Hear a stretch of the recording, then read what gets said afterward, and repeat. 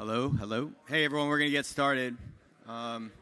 Literally, we have probably hundreds of people getting on YouTube right now, so if you could all have a seat, we're gonna start in 2 minutes.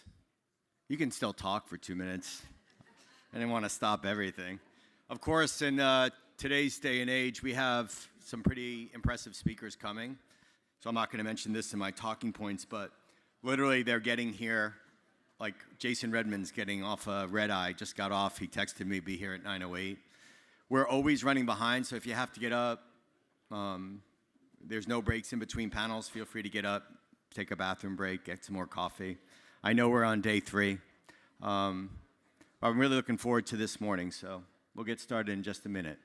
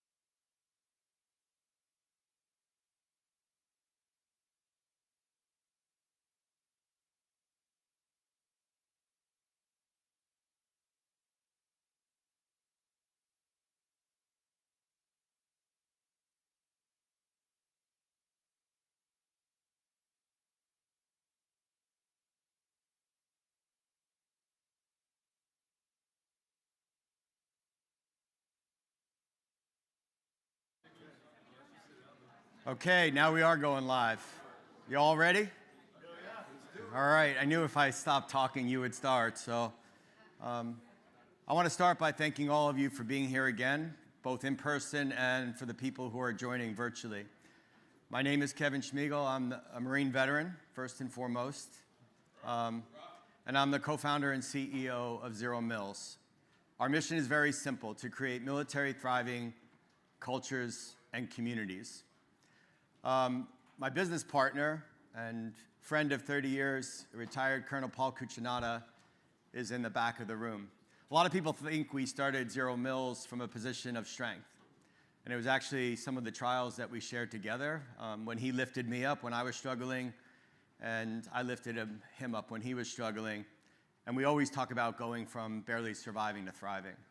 I think all too often in our community, we focus on the challenges and not the opportunities. We focus on the trials and not the triumphs, right? And there's an opportunity for all of you to think that way too. Like I know, I say this all the time when I have an opportunity to talk to county VSOs, that you're on the front lines and you're taking all this on board. So when we talk today, I want you to think about yourselves too, and not just the veterans and the families that stand before you. So I want to thank Paul publicly for starting this company with me 4 years ago and allowing us and our team and all of you to make change together, because I think we did this at a critical time where phrases like military friendly aren't good enough, and we need to start talking about our community in a much more powerful way to get our veterans to think how they want to be seen and heard too. This is going to be an action-packed day, and we're focused on actions. The actions that we're going to take going forward. This is not about talk. And this is what I want you to take away from this. We are always in transition, not just when we take off the uniform, but throughout our lives. And this is all about empowering service members, veterans, and military spouses to make better, more informed decisions about the opportunities that are available to them. And you're on the front lines of that every day. And you need to take that away from this and say, okay, what are the resources and tools that are available to me, to you, in your role? Because they're not limited to the things that you think that are out there. And when you see the people that are on stage, they're a resource for you. Because many of them are veterans just like you, or military spouses just like you. And they want to help empower you to empower our veterans. I want to thank a couple people. I usually forget to do this. First and foremost, Monica Shea, who's probably out in front. You may have met her.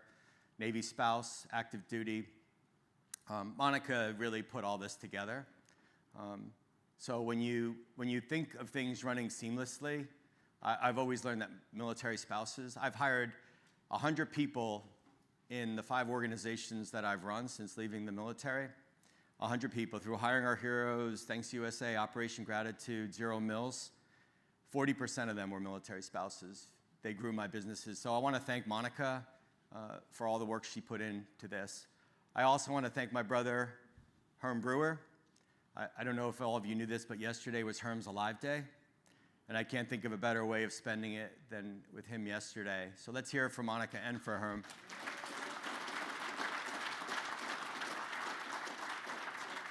At the end of the day, it's all about people.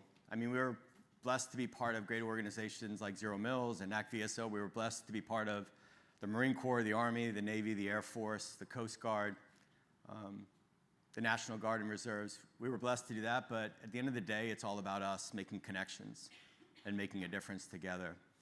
I also want to thank the organization that did make it possible.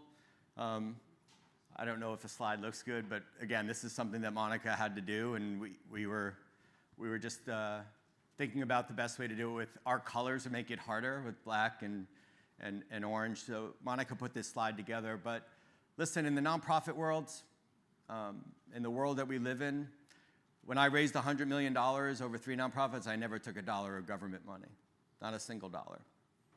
So the private sector has a big role to play in allowing nonprofits to make change. And in the same vein, we're a service-disabled, veteran-owned social impact company, a small business that's trying to make change by getting every nonprofit to work together, and it's because of companies like this that make it possible. Listen, this isn't your typical conference. This isn't your typical convening. It's not a symposium. It isn't. It's called the Change Forum for a reason, and you're part of change. And the people that are listening are part of change too. Everything that you do today, everything that you hear, you should take on board. And if you don't like what you hear, you should say it, and you should make sure it's captured. It's not the words we share from podiums or from panels. It's the actions that we take after this. This is just the beginning. This is a start point. And I'm telling you, NACVSO and ZeroMils are going to be doing this day in and day out together. I think we recognize that you are on the front lines. And in recognizing that you are the recipients of an ill-prepared, ill-informed service member and spouse, that you're constantly trying to catch them up to what they should have learned in transitions. We need to empower you to equip and empower veterans who have had that type of transition, and make them realize that they earned the title Marine, Soldier, Sailor, Airman, and they have to earn the title Veteran. And that's a hard thing to say sometimes when you have someone sitting across from you that's struggling as a result of a bad transition. This is not about disparaging the Transition Assistance Program. It's talking about how do we make better solutions. So we're going to start with 2 incredible speakers. I want to call up, if he's out there, Herb Thompson. Where is he? There he is, Herb Thompson. So we intentionally, oh, here's a QR code while Herb's walking up. If you want to look at the speakers and their bios, it's up here. But when we came up with the title for the panel, and you've heard me say it before, we say it's not transition, it's transformation. And we intentionally used our titles, the titles that we earn. Herb Thompson, Green Beret. Jason Redmond, who's literally just got off a plane 30 minutes ago and will be walking in like Jason does in these events. Navy SEAL, and Kevin Schmiegel, Marine. Because those are the titles we're proud of, but we earn the title Veteran too. So that's what it's all about. Let's welcome Herb to the stage. I'm going to sit a little farther away because I don't want... We got to leave room for the Navy SEAL. That's right. He might do a swim in. He's going to dive in. He's coming through the rough right now. So I thought it was really interesting in preparing for this. It was really fascinating to me because when you do prep of panels, right, typically you're talking about all these big ideas and these big themes. Every single panelist talked about their own transition. And I thought it was really interesting. And I want you to all think about your own transition too. What you liked, what you didn't like, what worked, what didn't work. And that's what I want to start with, Herb. Like, think about your own transition. What was it like for you? What do you wish you could tell yourself then, what you know now? And I think that's really fundamental to what we're trying to get across. It is, and I'm still undergoing transition. I was telling Kevin earlier, I forgot that last week or 2 weeks ago was my 7th year being retired. I forgot my anniversary of retirement, which I used to celebrate and be like, yeah, that was the day. And it went by, right? Life keeps going. But transition was, I didn't know what I didn't know, but I knew I didn't know a lot. And I had to rely on my resources. One thing I did have was motivation. I was not going to be a statistic. I was going to be successful, whatever you deem that to be, and I relied on my resources. So this kid who joined the Army at the age of 17, poor family on welfare, now sits in front of you, worked at 2 corporations, Fortune 500, Cornell MBA, and a lot more. And it's not a kudos to me, it's because there's so many people that help me and the resources that you all are able to point to veterans and to help them out, and that's why I'm here. That's awesome. I think a really important point to think about this idea that we're always in transition. And I think there's a strength in that. I think when someone comes who's struggling, like to say, no, remember, you stepped on those yellow footprints, you were in transition then, you were 17 or 18, you did this remarkable thing. I had 7 jobs since I left the Marine Corps, which is equal to the number of duty stations that I had as a Marine. And every 3 years I get an itch. Don't tell Paul I said that because we're in year 4. But I think it's important to realize that we're always transforming ourselves. So listen, we talk about these 5 pillars all the time. Some of you probably remember seeing them. In transition, it's not just about employment, right? You said you work for 2 Fortune 500 companies, you got your MBA. We're always transforming education, employment, entrepreneurship for some folks. We're going to talk about that. Everyone sticks with that first bucket. Everyone talks about a job. Yeah. You think about your life, you're supposed to spend 8 hours a day working, 8 hours a day sleeping, and 8 hours a day thriving. And you could thrive in work too if you find the right employers that are doing the right things. There are 4 other things you need to thrive in life: purpose, connection, health, and the kit bag, always seeking self-improvement. And I could go on and on and on, but now that Jason's here, I can pivot to him. That was a very not dramatic entrance. I thought it was going to be more dramatic. So Jason gets no time to breathe. Thank you for coming. I got to share the stage with Jason last year at your conference. Jason, we're going to go to 2 questions to you because we just talked about these 5 pillars. You're aware of them. First, talk a little bit about your own transition. What was missing? What do you wish you could tell yourself then, what you know now? And your transition was probably a little bit different from a lot of other folks. And then I want you to pivot to whether or not it was that time when you were transitioning, that was a struggle, or maybe between then and now, when we think about the 5 things you need to thrive, were you struggling at any point, and how did you get back to thriving? What did you re-find in your life that you were missing? Well, good morning. I would say that the initial transition that I had, my transition probably wasn't as abrupt as many of us in the military. I mean, because I was wounded and no longer became operational in 2000.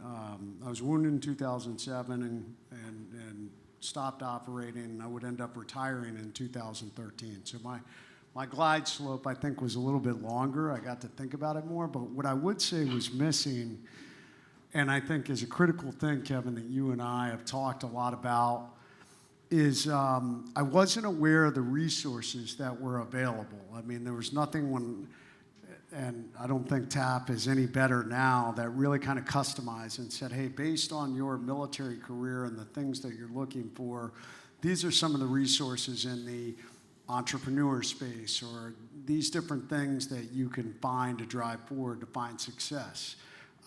Those were all things that I started to find much later. I know all of us have been out there. You come across some organization that's doing great things, You're like, gosh, I wish I had known about this 5 years ago, you know? So that was probably one of the biggest things that I saw. And the secondary component of that, I would say it was,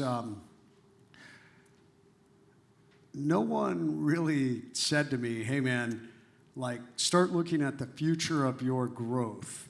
I think many of us were so focused on getting out and just like, I gotta find a job, you know? And there wasn't this set plan. I ended up going down, like many of us, I ended up running a nonprofit. And I ended up kind of creating some of my own companies. But I wish I'd been much more structured. It's one of the biggest things that now I talk to younger service members who's getting out. I'm like, where do you want to go? Where do you see yourself? What does your American dream look like? And there's a personal success component, and then there's a financial success component. And those can be two totally separate things, but understanding that as we're getting out really allows you to lay out the structure. And I didn't have that.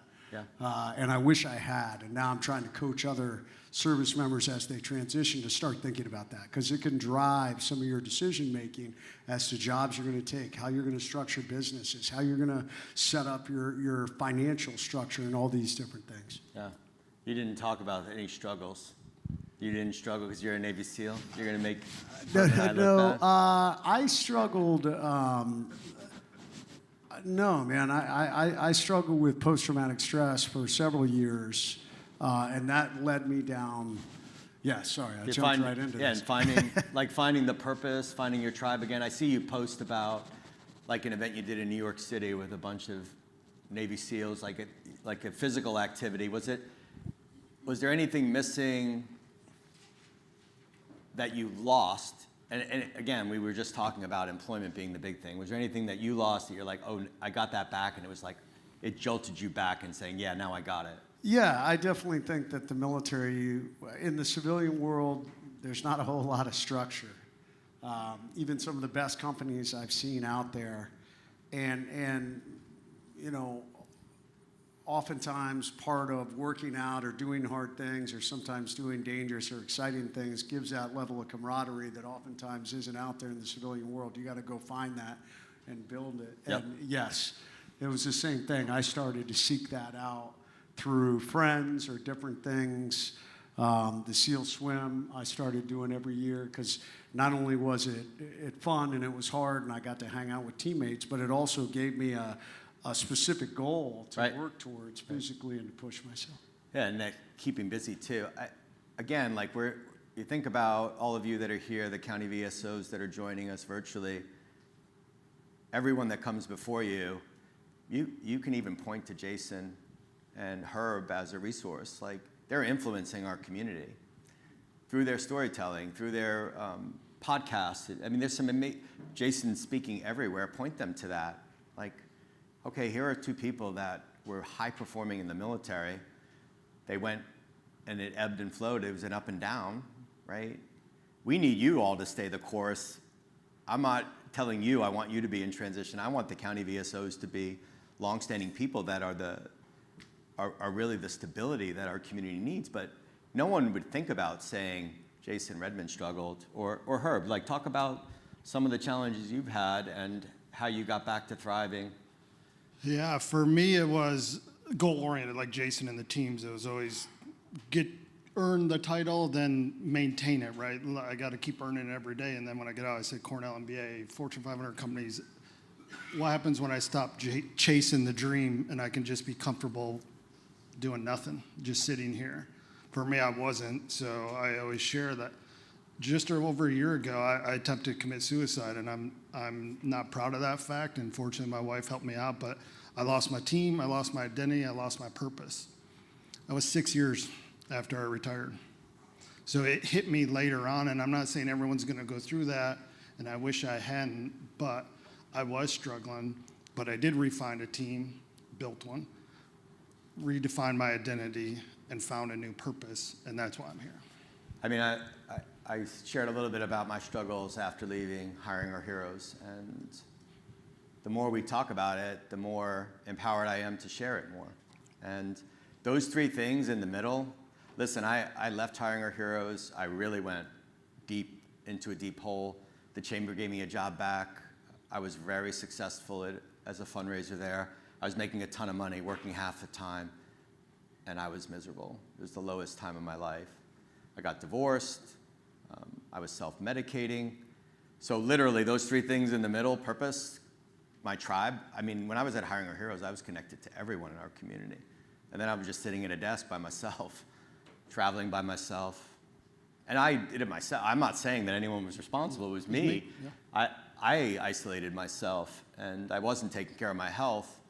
And man, when I found those three things again, whew, it was a long recovery. I got the right treatment, and thanks to good friends and family, we get back there. And our tribe, like, you're all part of a tribe. You see it every day. It's important for people to hear it, and we have to do a better job of telling it. And I think there's a lot missing in big organizations, big government, big nonprofits, big initiatives that have big names. But at the end of the day, you're on the front lines with this every day, and it's important to point to people like us and say, hey, these folks struggle too. We all struggle. The human side of it. We're Yeah. all humans. At the end of the day, we're veterans, but we're humans, and we all go through crap. Yeah, and Jason, I never forget the first time I heard you speak, because we all have different ways of saying it, the metaphors. We say from barely surviving to thriving, but I heard you say, victim to victor. And I'd love for you to talk about that metaphor, what it means to you, why you came up with that, and how it's received. I think it's important for this group, the county VSOs, to hear it, because that's just something you're putting in your toolkit, right? Yeah, I think there's a narrative out there in society today that I'm seeing in the younger generation, and I see it in the veteran community at times also. Hey, because of trauma that you've been through, or fill in the blank, a demographic, that you're a victim and you can't get ahead because of this or that.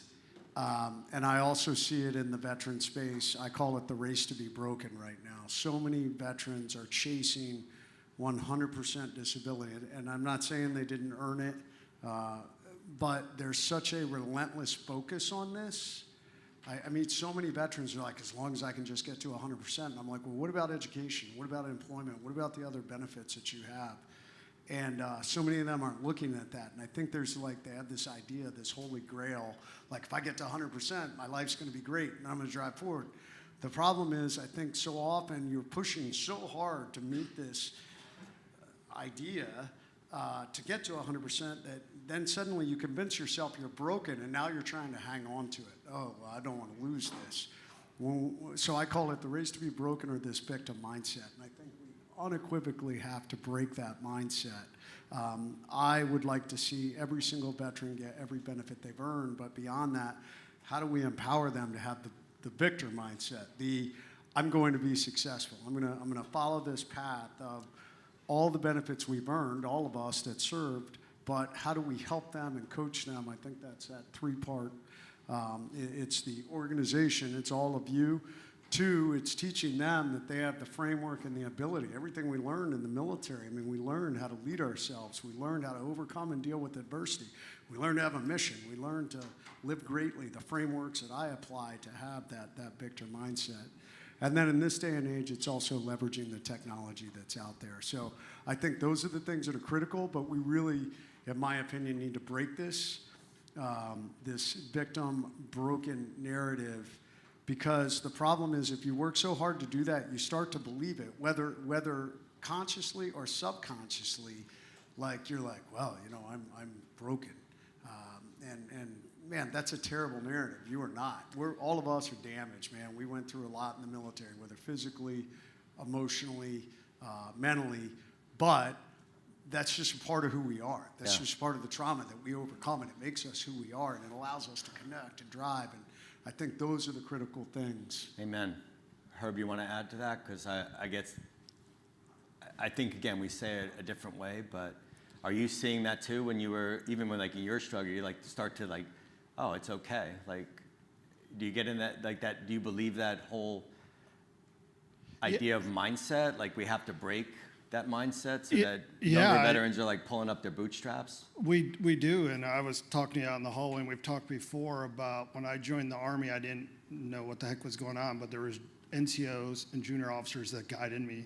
And even if I was having a bad day, they helped me with a little motivation, maybe positively, maybe negatively, but they helped me, right? They give me a little boot. That's how I see you all. Like, you're engaging with our veterans all across our country, and they're humans, and they go through human stuff.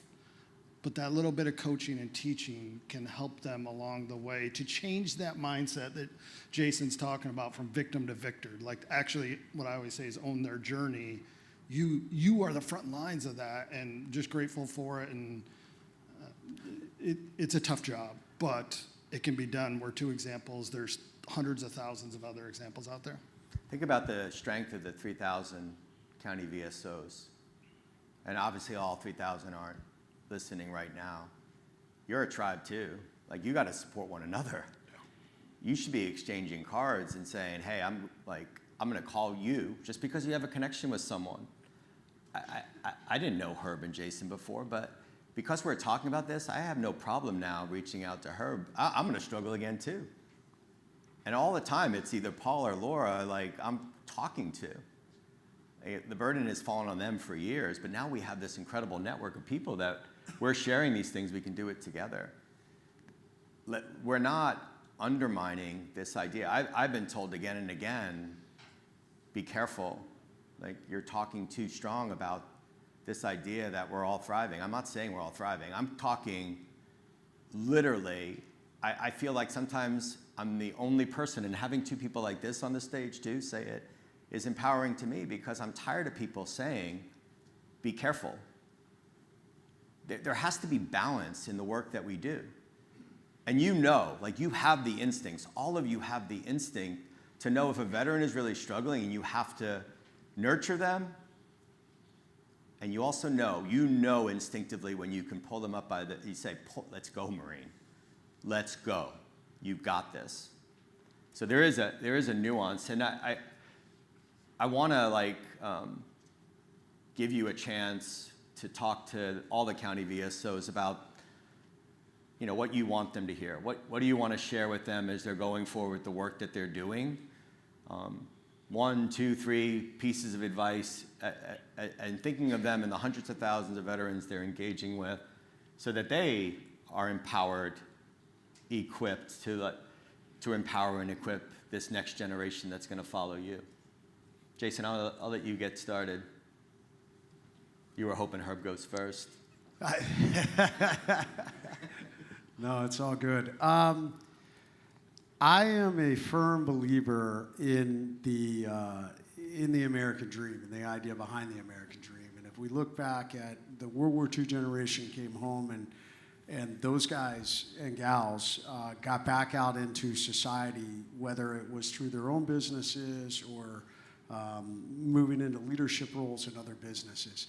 And I think we need to reinvigorate that idea as veterans. I mean, who better than us, who fought for the American dream, who literally put our lives on pause for years to come forward and accomplish it? And I think as VSOs, that would be my encouragement to you. How do we help our veterans accomplish the American dream? And be realistic about that process, but also, man, you guys are the frontline coaches and mentors for our veterans. Like, to be able to say, hey, let's move you down this path, or let's look at these options, and these are the tools and the resources so that you can go forward and accomplish your dream. The military path is over, you're now on the civilian path. And that civilian path has, once again, going back to that, personal success, and what does that look like for you, and professional success, and what does that look like for you, and how do we help you do that? I think that's our country is kind of crazy divided right now, and I think our veterans are the key to this. We have been all over the world. We have seen some of the best and worst society has to offer. So let's get back out and figure out how to be successful in business, how to lead, how to have realistic expectations, and hopefully how to seize the opportunities that are out there and find that success. it depends directly on you guys. Awesome. Herb. I'm going to say something that might get me in trouble, but I think it's a national security issue. And I mean that by how well we take care of our veterans now, which largely rests on the shoulders of you men and women, is how many people are going to be recruited and who are going to go in. And I understand that is a large rucksack and maybe a little bit dramatic, but it is if we look at our generations and what's coming forward. We want peace, but let's be real, there's going to be war. So we're dependent on you all to do that. What I ask, and it may not be said at all today, is take care of yourselves, because that's a lot of baggage to take on. When a veteran's coming in either good or bad, or a family, and you're trying to help them, and it's a human thing to feel for them as they're going through this. And we've all struggled through filling out 87 forms and trying to find the right person at the VA or at this university or this business to get it done. You're someone they can count on. But if you need help, reach out to your brothers and sisters to your left and right, your community, and be there for the veterans. Well, we're getting up on time, and I want you to think about some key takeaways in the roles that you're serving in. It's so funny because normally I would want to say a lot, but the messaging and exactly what you said is exactly what ZeroMils talks about day in and day out. There was an op-ed that we wrote in The Hill where we said that Veterans Day is not about serving veterans, it's about veterans serving America. And I think that is what we need as a country right now. I think there is a takeaway for all of you, and listen, my wife hates that I'm on social media every day. She hates that I'm doing a 250-day campaign about serving, right? And I think what I would ask you all to do is to follow Jason and Herb, and if anything, just to get that uplift yourself, to take care of yourself and one another, and to really think about that and take it on board. Because, listen, I read their shit every day. Ooh, I shouldn't say that. That's on. Can we bleep that out? But listen, I'm looking for people like you, and I think you all need that, and we all need that. And I want to thank you both for taking time out of your incredibly busy schedules. Does anyone? We'll take one question, and then we're going to pivot. We're already late, so yes, Jen. I just actually had one thing to say, Jason, and I think part of the race to be broken is affected by the Veterans Benefits and the Veterans Benefits Administration. And I want to be very clear, hear me, not big VA. This is part of it. It becomes an obsession that overtakes the ability to move forward. And they feel angry. It becomes something where they cannot stop. It's not something that I want to keep going. It's not a race at all, and that's the narrative, the race to be broken. So respectively, there's no race about it, and until we can really address the actual underlying problem, much like other things that we need to figure out the underlying problem, and it also leads to a bigger mental health issue with the suicide. People become more angry, more upset about the benefits. And so getting to 100% and worrying about those sorts of things becomes something they can't let go of. I see it all the time. And so this race to be broken, all of those kinds of things, I agree with you, but it's also something that is caused by, it's who's chasing who. And so until we sort of look elsewhere there too, we're going to continue to see this. So I think we need to look here, but we also need to be putting more pressure elsewhere. And I am not criticizing big VA. I am 100% criticizing the Veterans Benefits Administration. Until they look at it, I'm criticizing big VA. Did I say that out loud? Yes, I did. There's many wonderful things about big VA. The Veterans Benefits Administration is broken, and we need to start acknowledging that, and they need to. Great.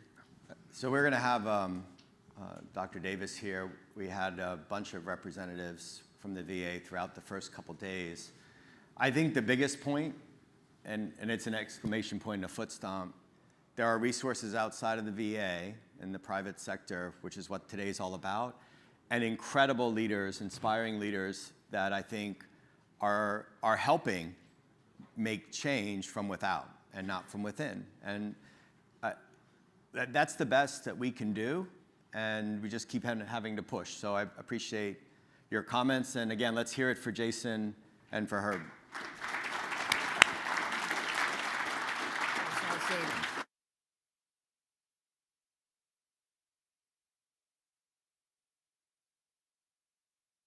We're gonna pivot to the next panel right away, surprisingly. And we have an incredible group. In fact, I'm gonna have to move over here. I'm gonna call up to stage Rob Holmes from Forge Now, the former Assistant Secretary for the Department of Labor Vets, Marine veteran and friend James Rodriguez, Meg O'Grady from National University, who I've known for a long time too, and Donnell Johns with Veterans Growing America. Let's welcome them to the stage.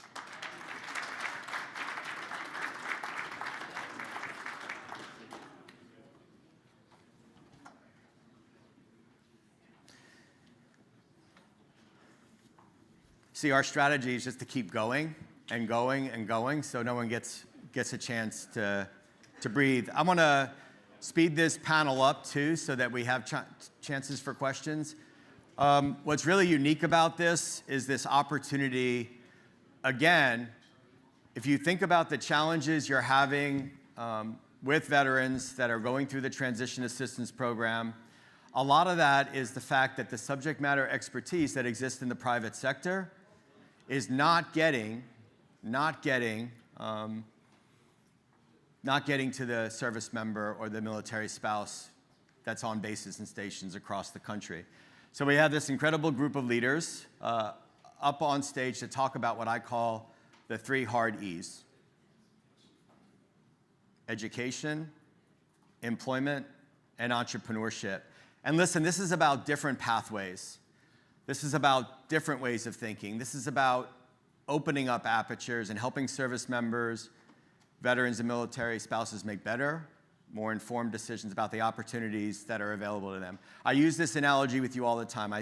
You are the trainers, so train the trainers, equip the equippers, empower the empowerers. So we're going to start with a more global view, right? We know that the Transition Assistance Program has 3 agencies that are a part of it. There is going to be a lot of change in this area. DOW, the VA, DOL. And this process, in part, was a challenge because of this interagency cooperation that had to occur. We literally have the Assistant Secretary from the former Assistant Secretary from the Department of Labor, who also worked at DOD. Meg was at DOL with James too. And I want James to, because now he's out of office, he can share whatever he wants, right?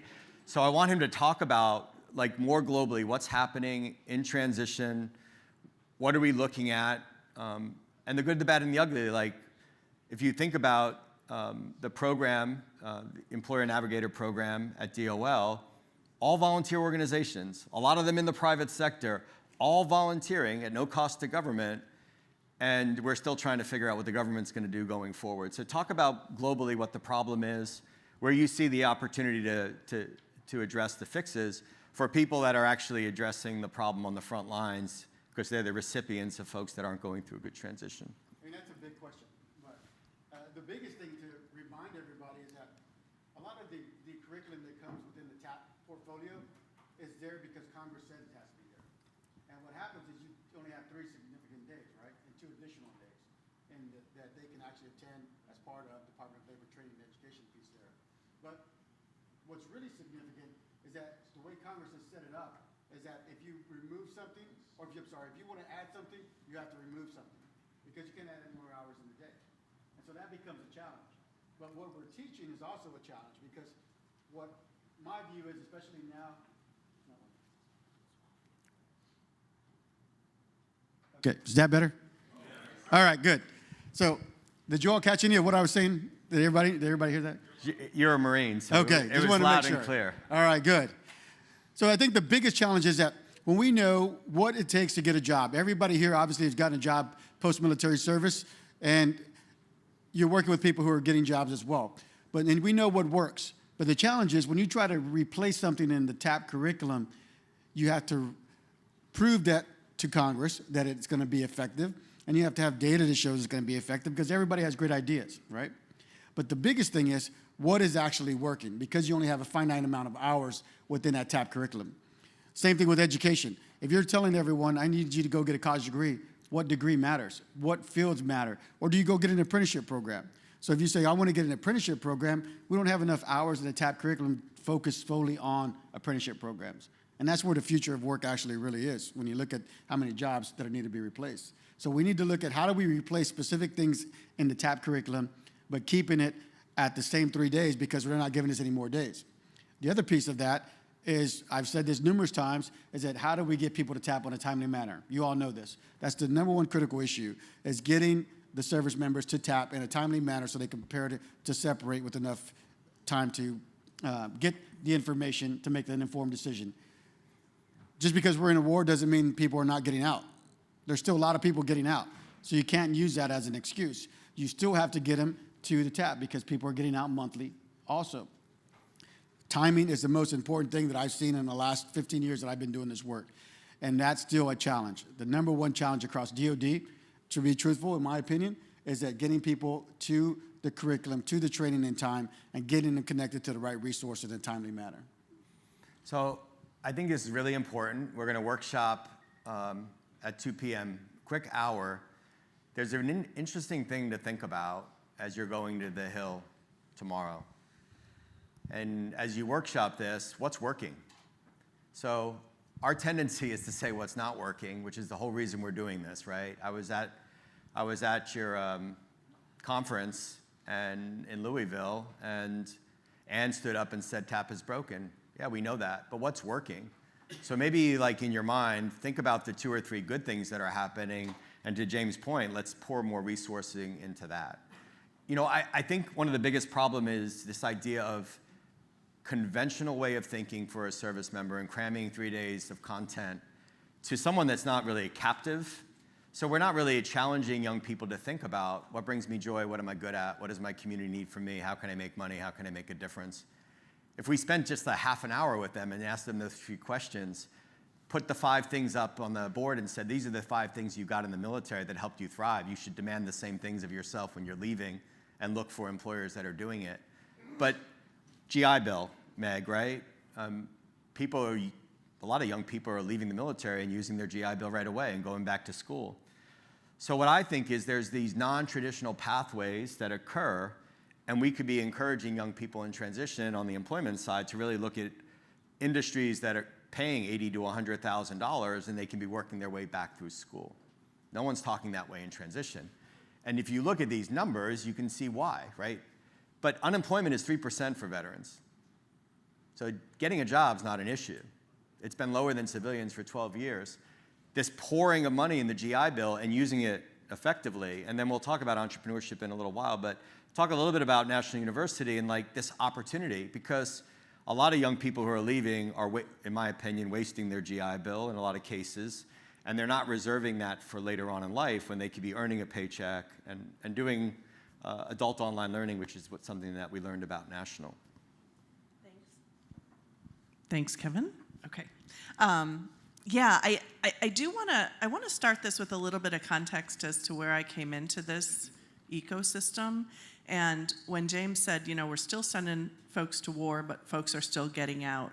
My first real touch on the transition system was when I worked at ACAP. Does anybody remember ACAP if you're an Army vet? I was a counselor for ACAP and then a manager in Germany in 2005 and 2006.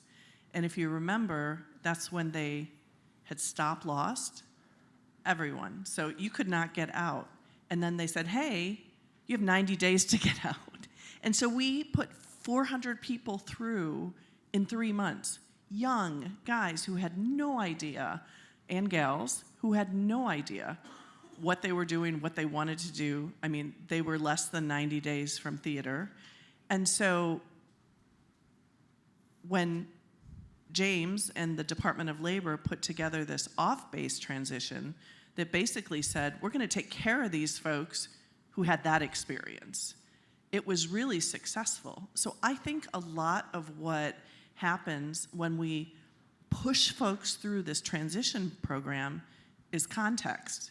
They're thinking about, where do I live? They're thinking about, you know, oh my gosh, I have to get health care for the first time. They're thinking about, what are the schools my kids have to go to? And when we put them in and just kind of shove them through this process, they're not ready to think and decide and learn about something that complex that they really don't have a lot of education about. So if you were if you're a service member who came right from high school, your employment literacy, your knowledge of what that looks like is like that. If you've been in the military for 30 years, that's all you know. And so there's so much to learn. So when we talk about education, National University is one of the largest nonprofit private universities in the country. We're based out of San Diego, which is real punishment, let me tell you. But we do have about 80% of our courses, certificates are available online. Out of our 50,000 degree-seeking students and 80,000 more professional education students, 30% of those are military affiliated. So it's in our DNA. And so we want to figure out what can we do to help those folks not just get a degree. We want them to be able to help make a difference. And 100% of our students are working adults. So if they're working, can we get them into a job while they're going to school that will help them get into the right place once they complete whatever that completion is? So I'm going to give a little kudos to the VA because I know that sometimes it's really difficult, especially given what you all have to work with every day and kind of swimming through the bureaucracy. The VA offered a grant in 2024 to 13 different nonprofit organizations, and it was the very first grant that included military spouses. So it was for transitioned veterans and their spouses. We were able to take that grant in the San Diego community at National with several other partners, and we had committed to placing 80 veterans and their spouses. We have great connections with employers, we have great connections with school districts, and so that was going to be what we could do, 80. In the first 9 months, with a dedicated career counselor, just one, and partnerships and some kind of accelerator events, we were able to place 407 veterans and their spouses into family-sustaining jobs, the highest salary of which was $250,000. Now, is that scalable? I don't think so, but we're going to try and figure out what the magic was there because we were surprised that we were able to be that successful. But I think a lot of it was we took time with those veterans and their spouses to talk about what is it that you're looking to do? How do you want to make a difference? What is your purpose here? And we could recognize those things and match them up with partnerships that we already had. Yeah, so I think it's really important to think about what the goal is. I'm going to take a step back. So you're sitting at your desk, and you have all the resources you have right now. So Rolodex, right? And your way of thinking, or some sort of toolkit. This is write down Meg's name, think about National University, and think about the conversations you're having with veterans. If you're at the state level, think about James Rodriguez coming to your state conference and talking about his experiences at DOL. These are resources. So National University is a resource. If you have someone sitting before you, we call it the kit bag, constantly seeking self-improvement. If you're not happy in the job that you're in, you obviously need education, training, or certification to go down a different path. We're not saying leave your job. We're saying seek something different in your life that's going to help you thrive, brings you joy, what you're really good at, and how you can make money or make a difference in this world. That is a resource. So we're building your Rolodex up with these people that are on stage. It's important to recognize. And I'm going to pivot to the employment piece and Rob Holmes at Forge Now, because he'll give you a very specific example of an incredible organization that he's built addressing a very, very specific skills gap that exists in America that in my mind is going to reach a cliff here very shortly in the skilled trades. And what Rob's built at Forge Now is something that you can talk to veterans about, and literally, if you think about what he's going to go through and the jobs that they would have, they literally have purpose. They're connected to the community, and they're like a vibrant part of that community. And they're not thinking this way, saying, oh, wow, there's a massive need there, and I can do this. So, Rob, I heard you talk the other day for 5 minutes about Forge Now. Give us the three-minute overview so we have more time for questions at the end. Did I talk too long the other day?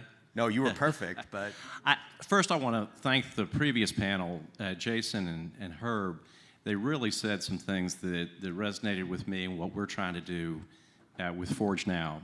Specifically, producing victors, not victims, and people that want purpose and they want to find their next mission.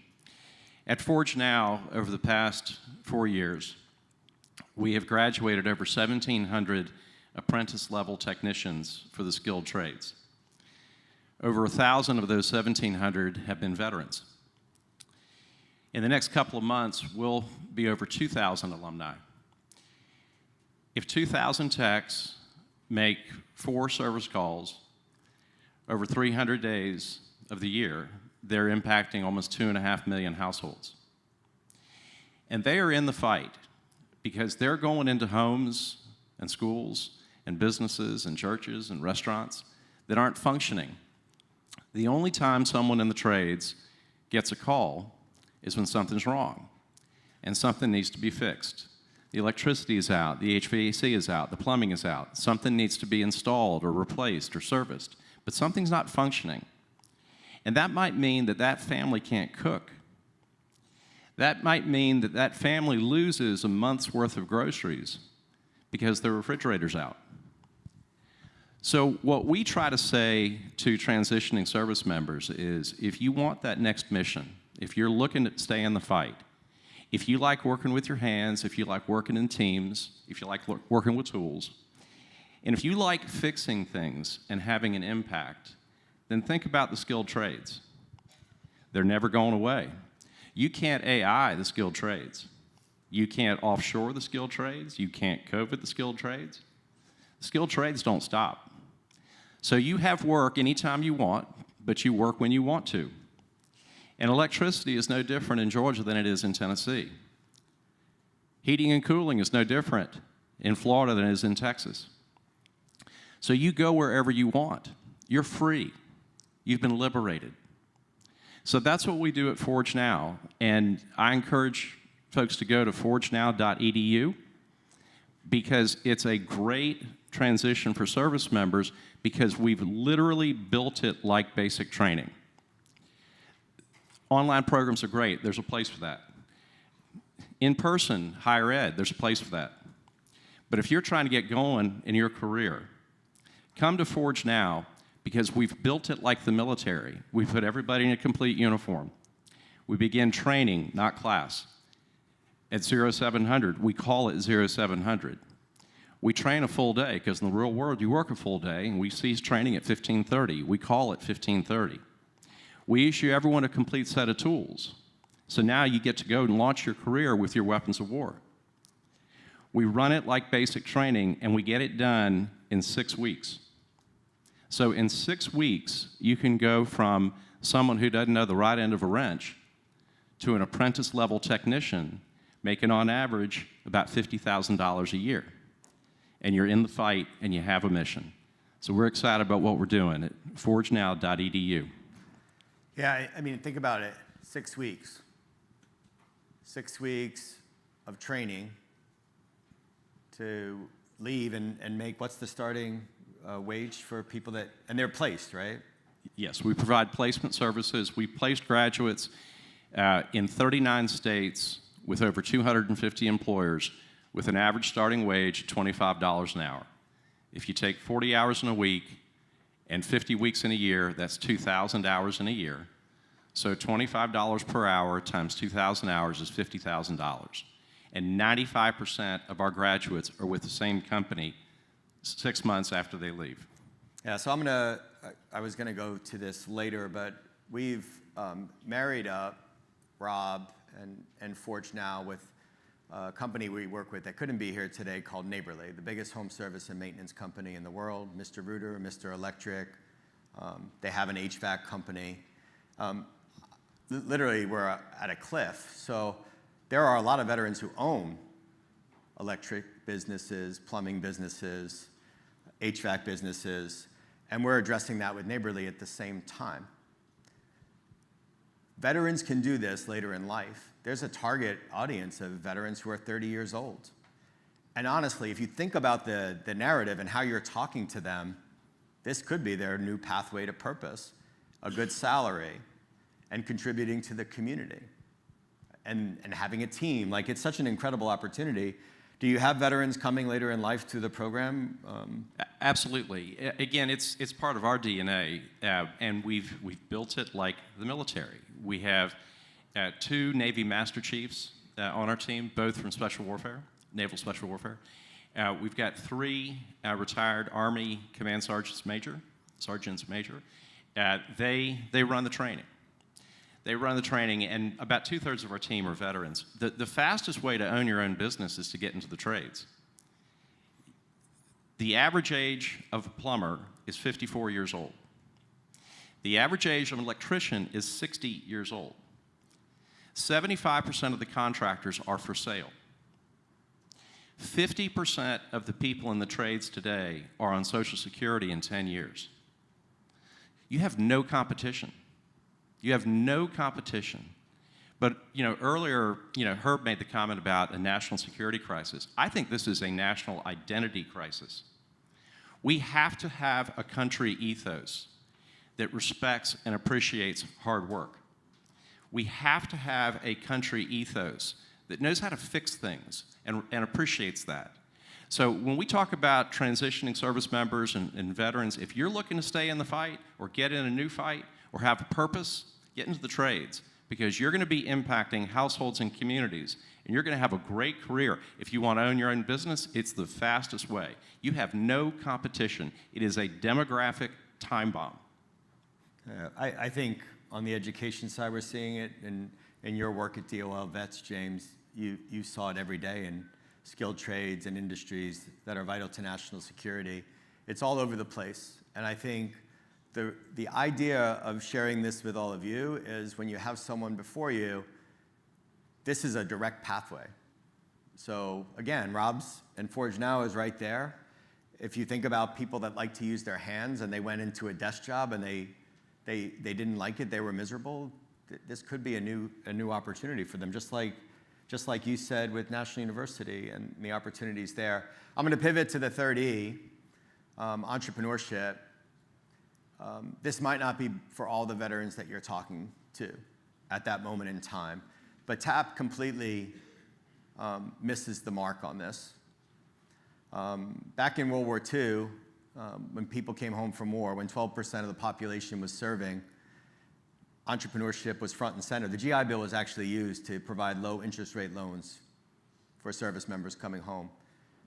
It wasn't about entitling them to go get a 4-year degree. It was about rebuilding America. And from 1951 to 1971, it was the most economically successful era in America. The economic boom was a veteran entrepreneur boom. 50% of all veterans coming home from World War II went on to own a business. They're the ones that are aging out that want to give their businesses to a younger veteran.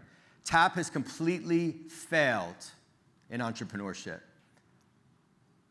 I was 42 years old. I was always meant to be an entrepreneur, and if someone had talked to me that way, I would have thought differently. And we're not saying that all the veterans that are talking to you, but Donnell's here to talk about this too. 4.3% of post-9/11 veterans have gone on to own a business. It's the first time in our nation's history since the end of World War II where veterans under-index on small business ownership. We are more likely to be successful as small business owners. We account for $1 trillion in our economy. We generate a $180 billion payroll. We employ 3.3 million people. Small business owners, veteran small business owners are a pathway, and you have people in front of you that are able to do this. It could be a pathway to getting their education and then owning a small business after a successful career. It could be getting a skilled trade, but we have to at least talk to people about that opportunity in an economy that needs more small business owners. So Donnell, I want you to talk a little bit about Veterans Growing in America and what you're seeing with veterans and the work that you do. So first of all, thank you, and I'm proud to be sitting next to all of these esteemed panelists. It is my honor to be up here and be sitting next to you. So my name is Donnell Johns. I'm the founder of Veterans Growing America. We're an organization that spotlights veteran and military spouse entrepreneurs. And the one thing that I saw when I left the military and I went through the TAPS program was there was nothing there for me. I sat through learning how to write a resume, and I knew I wasn't getting a job. And I did get a job, but it was a job that somebody wanted me to apply for, so I applied for it, but I knew that wasn't my path. And I felt a little stuck and lost while I was in TAP. I was like I was wasting my time. There was nothing there for me. And I was like, where's the organizations that help you with entrepreneurship?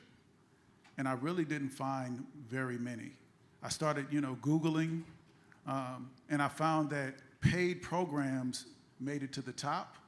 However, the free resources that were out there didn't. And so I started to go to different organizations, and I found out about the SBA, which I didn't know about at the time.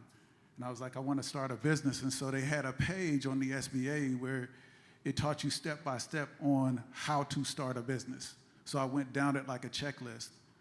And then I started looking for veteran-owned businesses out there, and I really didn't see that many as far as mentorship. And then I found out about the Veterans Institute for Procurement.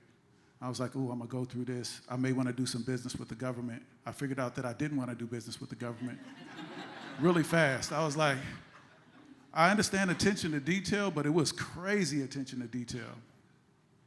And then I started going to other organizations, and I figured out, wow, nobody's telling the right story about our community, so why aren't they really supporting our community the way that they should when it comes to entrepreneurship? And I found out that FedEx was started by a veteran. I was like, oh, this is amazing. Then I found out about Nike was started by a veteran. Then I found out that GoDaddy was started by a veteran. I was like, okay, I feel a little bit positive about this. And then I started learning that veterans did start businesses, but they never talked about them. And one of the things that I started doing was telling their stories. So I used to grab my phone, and I used to give them 1 minute to talk about their business before, this was back in 2019, before anyone was really doing podcasts and that type of stuff. And I would post it on LinkedIn just to give our veterans a voice. And through that, I started Veterans Growing America. And so Veterans Growing America is a company that spotlights and showcases entrepreneurship. We have a store in Woodbridge where we use our platform to showcase veterans, military spouses, and dependents because we believe the entire family serves.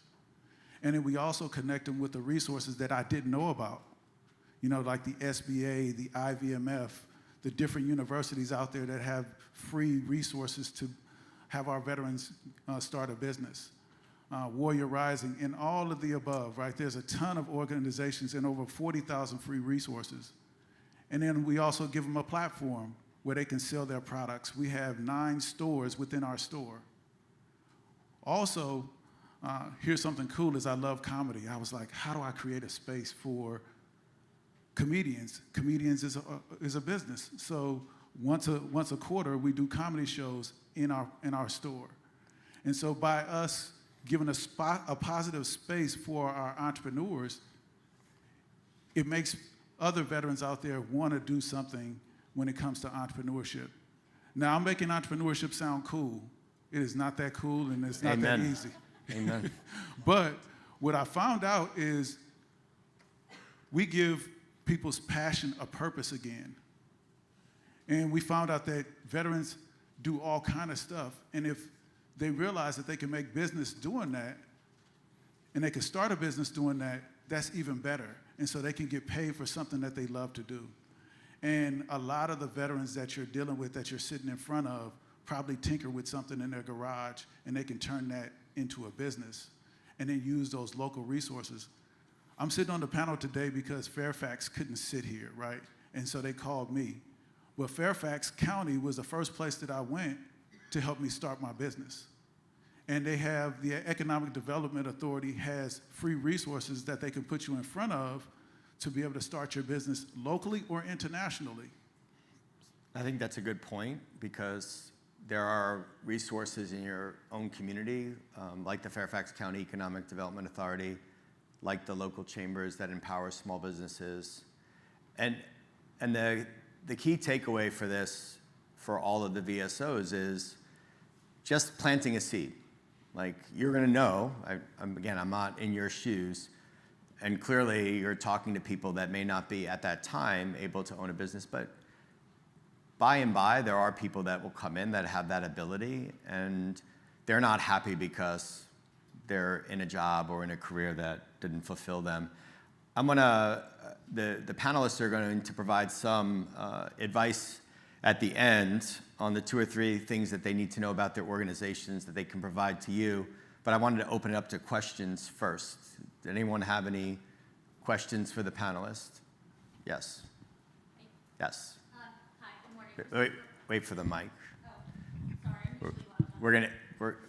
So the YouTubers can hear it too. Hi, Kristen Ferrullo. I'm actually a former educator and a parent of 2 kids that have been through a CTE program.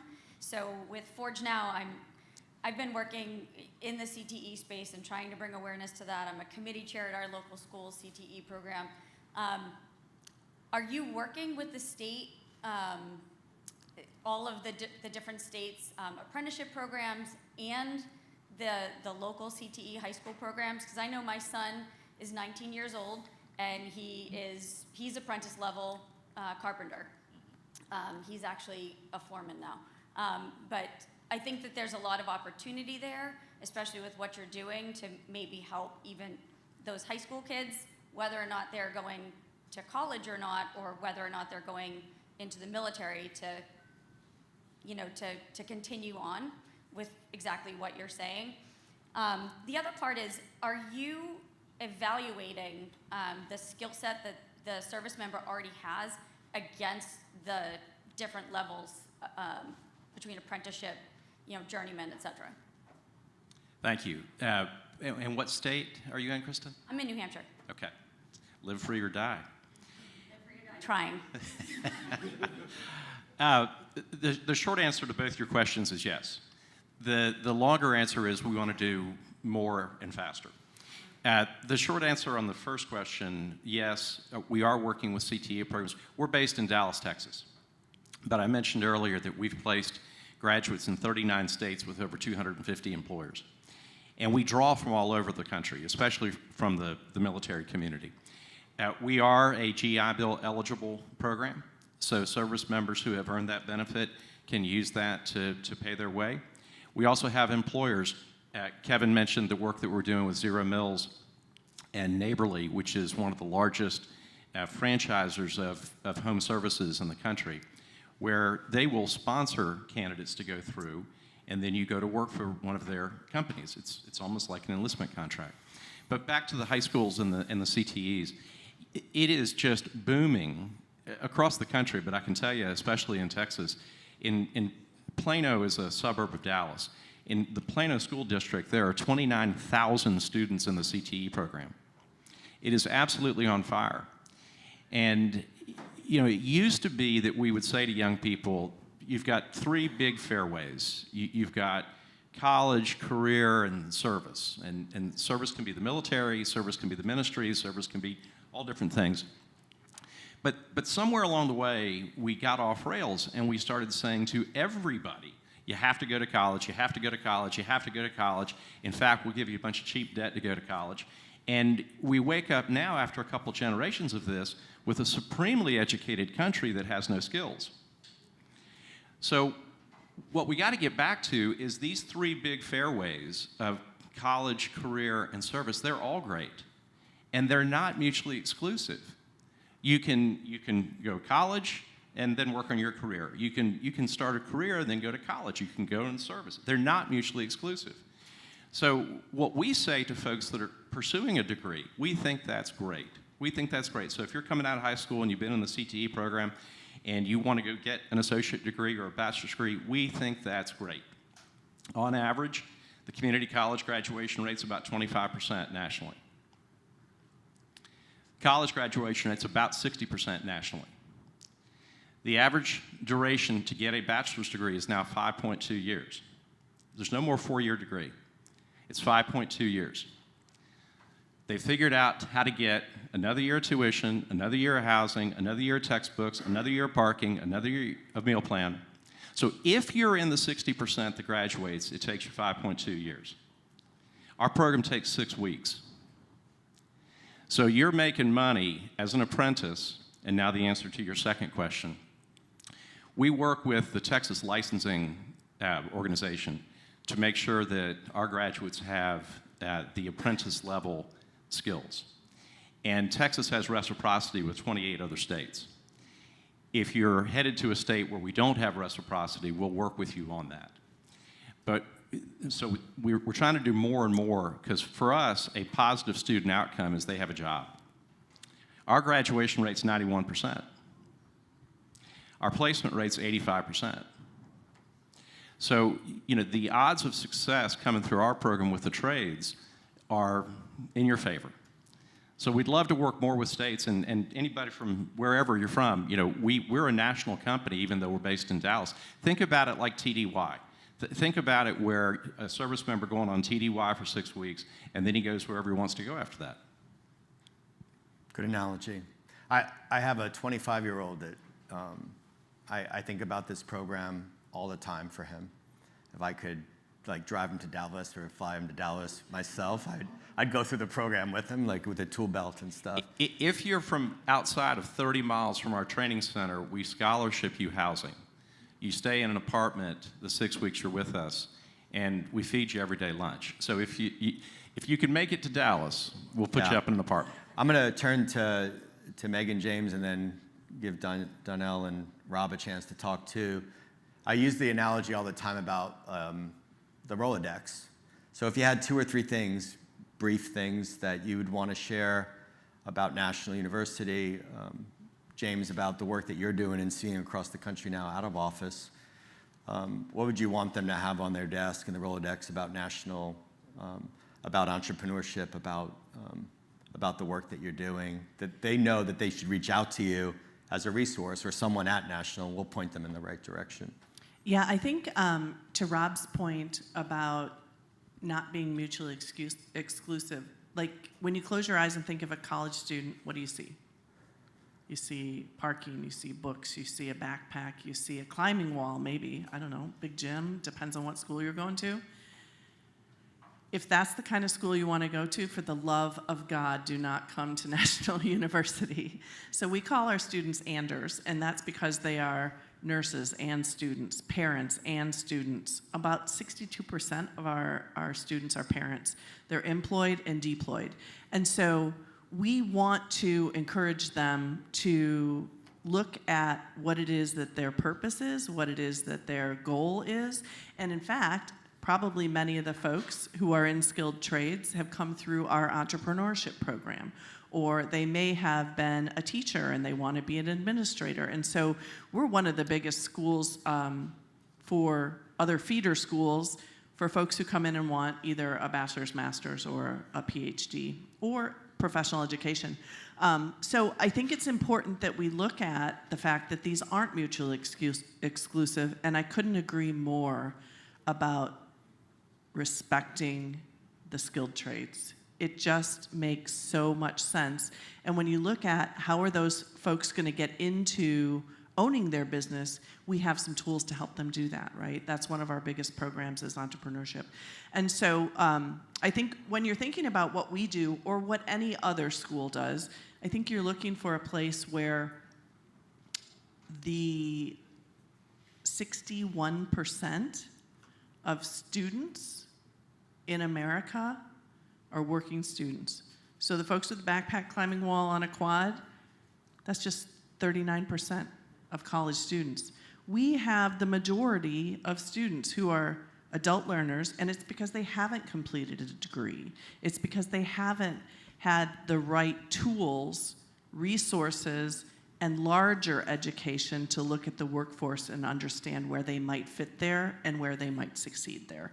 So I think the thing that I would say is encourage the folks who are sitting before you to really look and understand what other folks are doing before they make those decisions. I know we say network, network, network, and people think of networking with a tie and a suit and a cocktail, right? That's not what networking is. Networking is finding someone who looks like who you want to look like and saying, hey, you want to go grab a soda or coffee? Can you tell me a little bit more about what your life looks like and how did you get here and what did you do? So if you have that network yourselves, because I know all of you are very, very well networked in your communities, introduce those folks to somebody that you think might resonate with them and let them know what it is to network. So many people think network is a corporate thing. It's not at all. It's building your community. Yeah, great. I actually am going to give James the last word so we can get back on schedule. No, this is all down to me. I'm always behind schedule, and I want to give everyone a break to stretch their legs. So I can see people need some coffee. So James, I'm going to give you last words. Donnell and Rob are going to be here, and I think you got the idea on the skilled trade side and the entrepreneurship side. So they're a resource, and you can grab them separately if you want to learn more.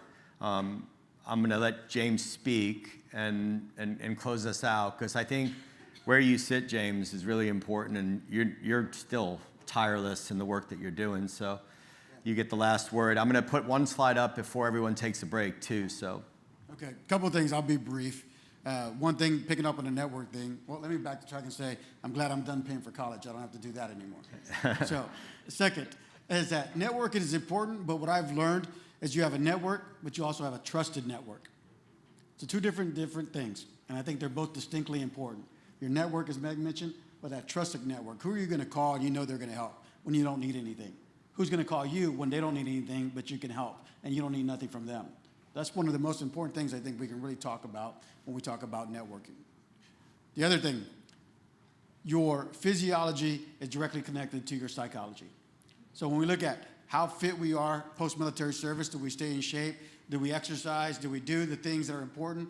That helps us make better decisions, right? It helps us be in a better place mentally, physically, to make those hard decisions when it comes down to it. So we have to remind ourselves, just because you take the uniform on doesn't mean you stop exercising.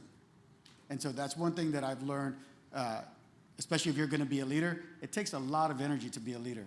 It takes a lot of decision-making progress or process, and being able to be physically fit to make those accurate decisions is inherently important. The third thing I'll say is, when you talk about Congress and you talk about the future of legislation and the GI Bill, if it was up to me in a perfect world, I would say you could use your GI Bill to go through an entrepreneurship program. I would say you could use your GI Bill to be a franchisee also. So that way, you can really put people, to Rob's point, in the front seat of your own future, right? You can be in the driver's seat of your own future. And we know that those things are needed in the future, so why not let you use your GI Bill for that as well? Not saying take it away from anybody else for any other thing like education or apprenticeship programs, but add to it. Give us more opportunities. We know most often most of the veterans don't use their GI Bill in the first place. Yeah. So now if we give it another option, why wouldn't we let them use that to take control of their own career? Yeah, I mean, they're using it at Forge Now. They can use it through programs that Donnell addressed. They can obviously use it at National University.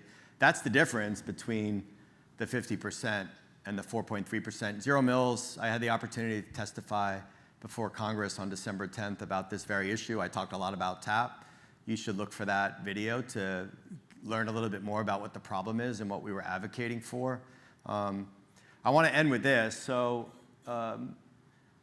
ZeroMils brought an incredible Army veteran that everyone on this stage knows named Tommy Jones. He actually built the veteran recruiting strategy at Verizon, the enterprise strategy. He went to Walmart. And when Walmart restructured, and Tommy grew up in my hometown in Toms River, when they told him he had to move to Bentonville, he said, no thanks. Their loss was ZeroMils' gain. So we have Tommy Jones, retired Army First Sergeant, Bronze Star recipient 3 times, just an incredible individual.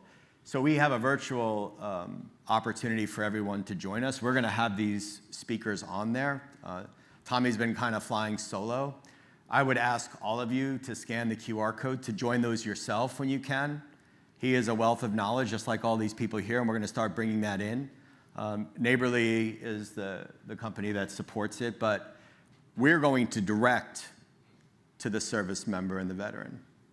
And with our Military Thriving brand, we're going to get them to start following what Tommy's doing. Like, we're going to market with this because this is a way of addressing the shortfalls. So use it as the empowerers, the equippers. Like, use it as an opportunity to learn more. It's an hour session. And listen, every single person who's a speaker, the network, connect with them on LinkedIn. Right? Like right now, write this down. I'm going to get the speakers. I'm going to get the bios. I'm going to connect with them on LinkedIn and use them as a resource. So this is all about the tools and resources you need to do your jobs better as the frontline veteran helping veterans and empowering veterans. All right, I want to say thank you to our speakers. They'll be around for a while, so you can ask them questions. We are going to take a 10-minute break because we're back on schedule. We like to be behind schedule. So please be back in your seats by 10:25. That's my 7-minute break. Get a cup of coffee, recharge. And the next panel is going to be about empowerment, which I think is equally important. Thank you.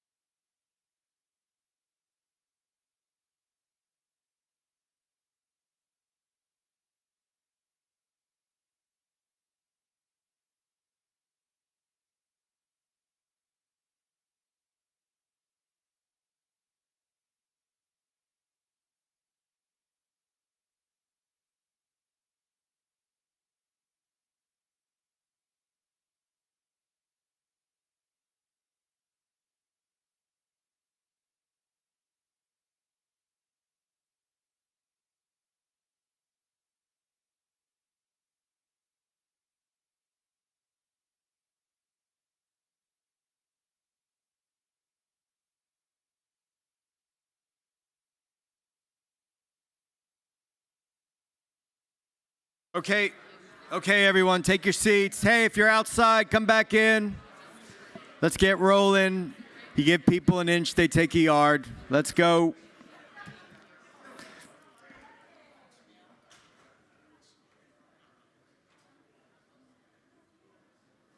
Hello, hello. And you don't have to listen to me this time. Put the boys on the end. Okay, good. Yeah.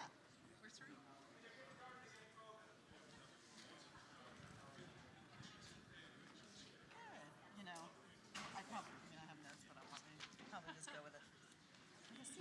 Go ahead. Yeah. I think we all have a mic.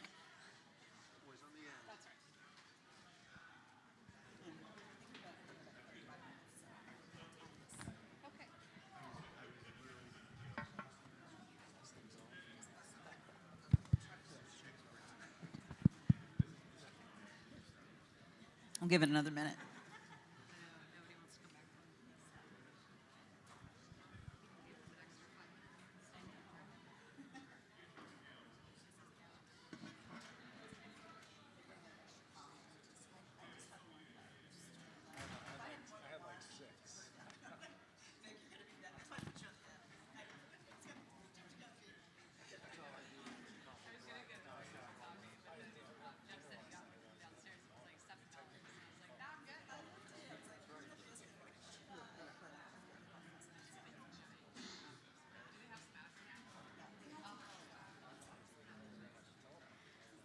All right, we're going to get started here, so we'll get the other people to come on in.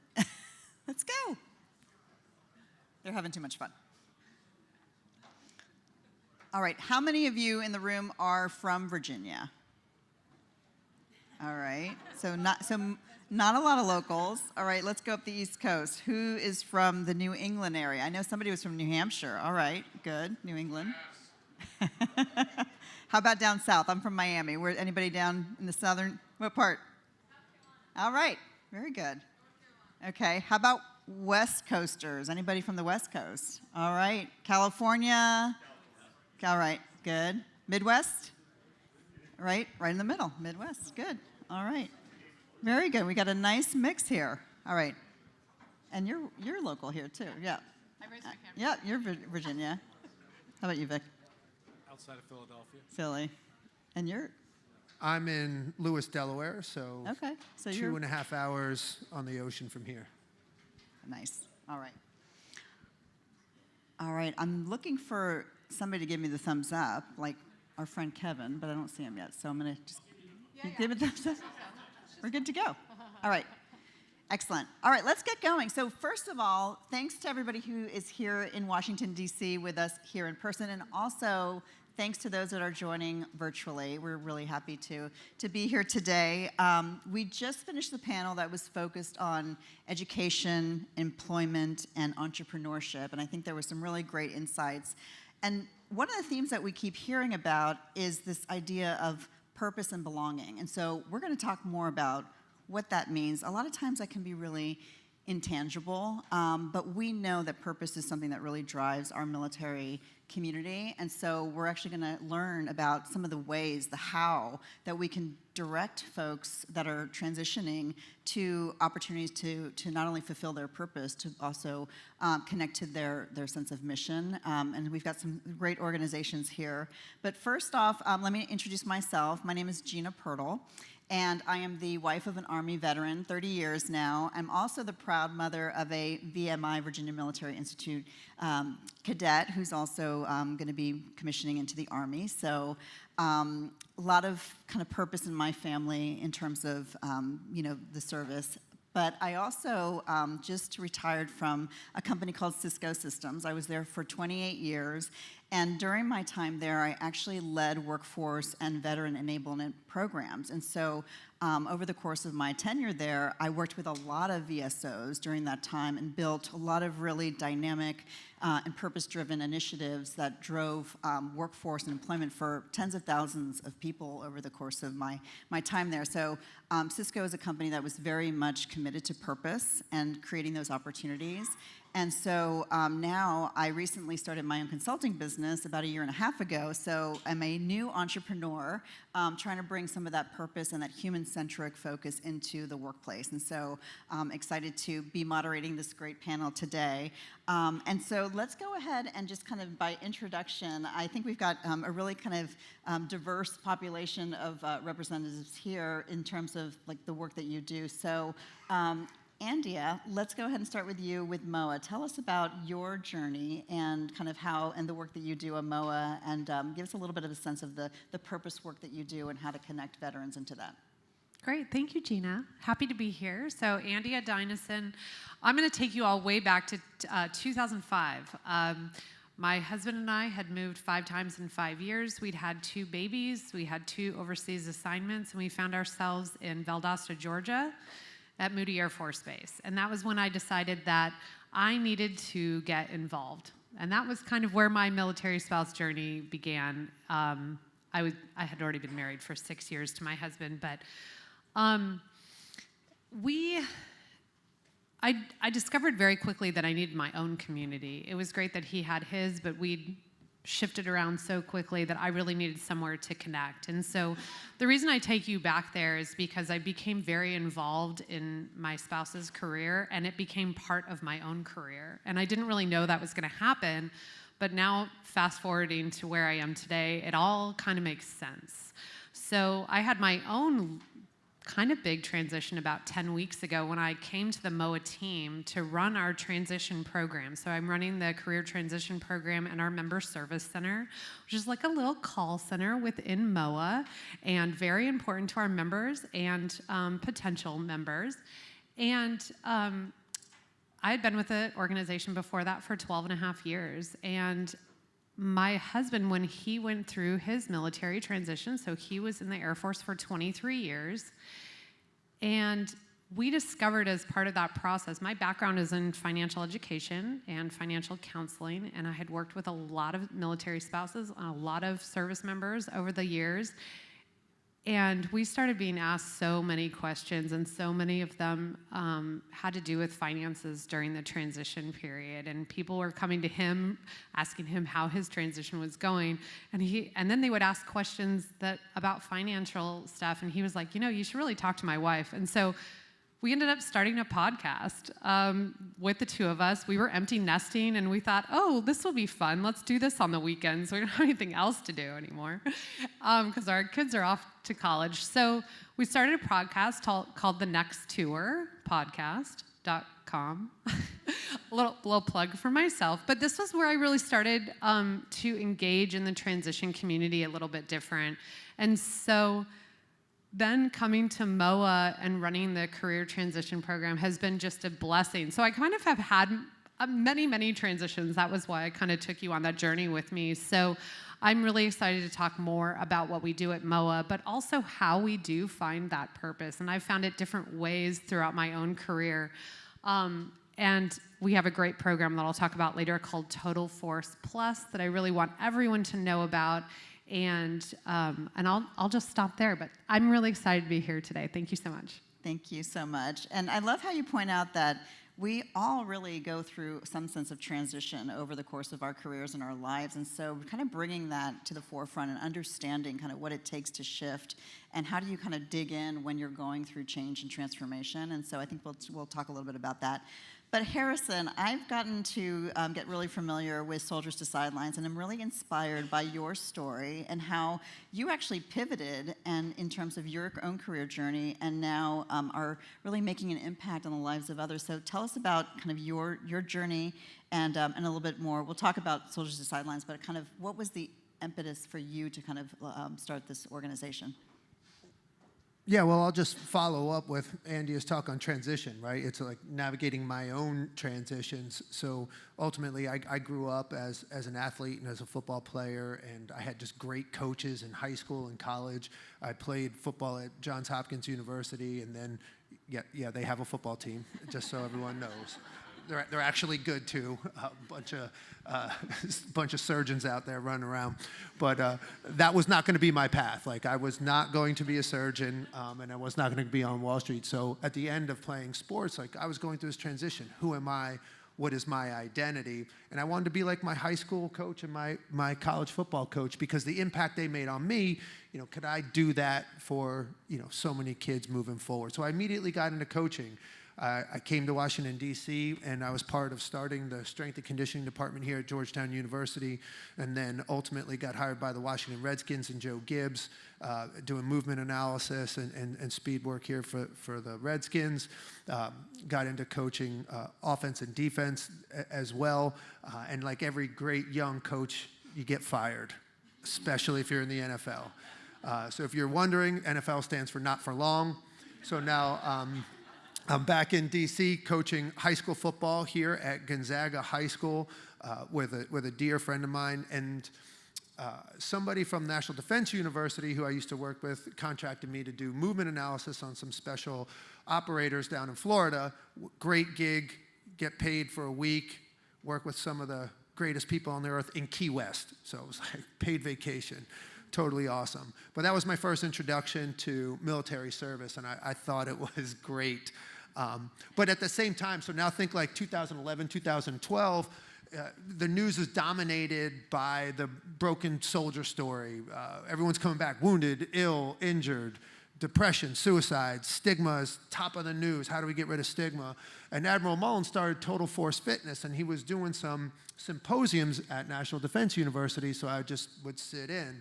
And then I thought to myself, well, I have a unique skill set, and I could abolish stigma and mental health. I think everyone's looking for purpose.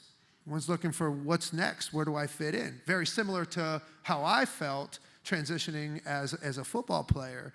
And I was thinking about, hey, all these folks that I met while I was doing these trainings, they're incredible leaders that our kids could really benefit from their leadership experience. Why is everybody lost?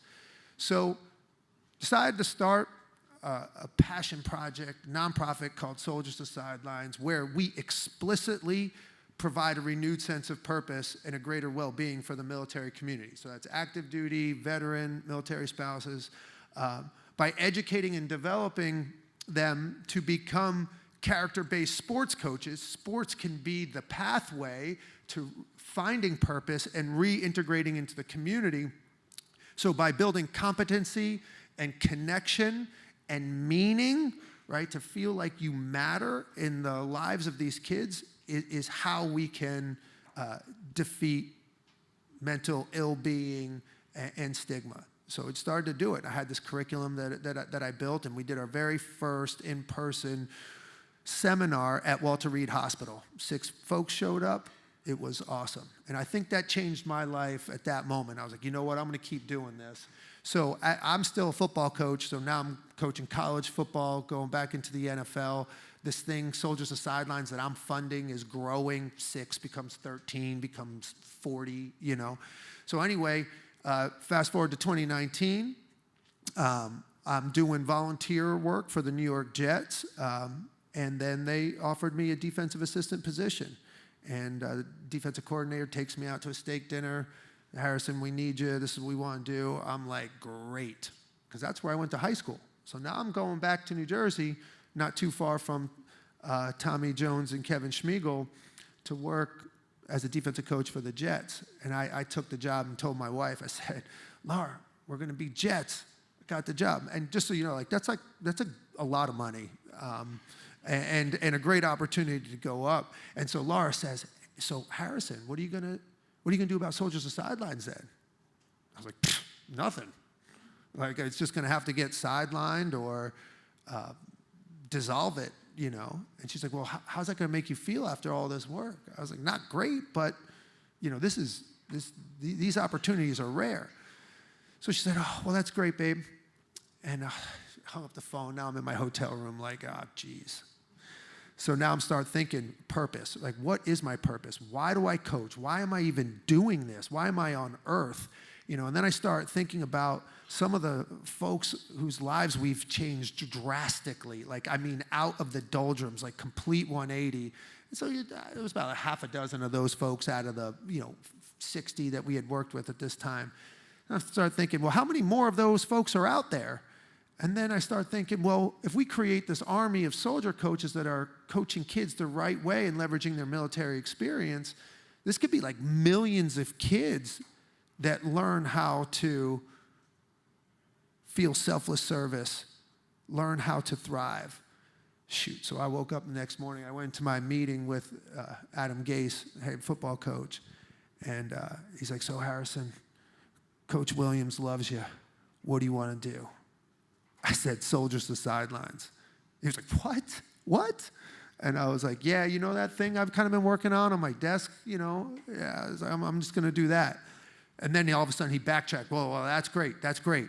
You know, how can we help? You know, so that was the end of my NFL career, and then I had to figure out a way to fund Soldiers to Sidelines and my new job that paid $0. So here we are. But now we've grown, so here we are. We're at over 3,700 certified soldier coaches, over 8 different sports, influencing over 180,000 kids per annum, on our way to tens of thousands of soldier coaches, impacting millions of kids a year, all centered around purpose. So I'm excited to talk about this subject.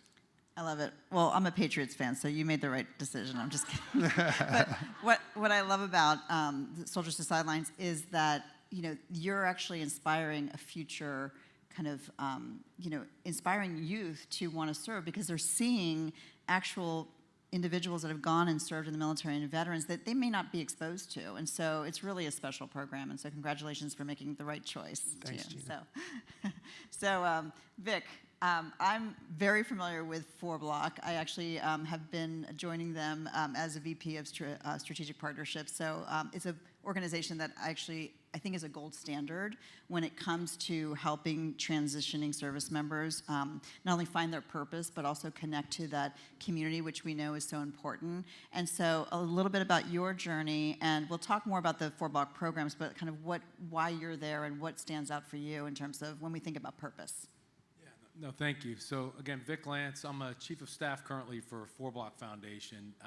My story, former Marine officer, I got out of the service in 2010. I was fortunate my last duty station was University of Michigan, so I kind of knew that was going to be my transition tour. I got my MBA while I was there, and was able to kind of spend those 3 years while the Marine instructor at the University of Michigan to think about what I wanted to do next. And I ended up taking a gamble, betting on myself, starting my own business in the insurance industry.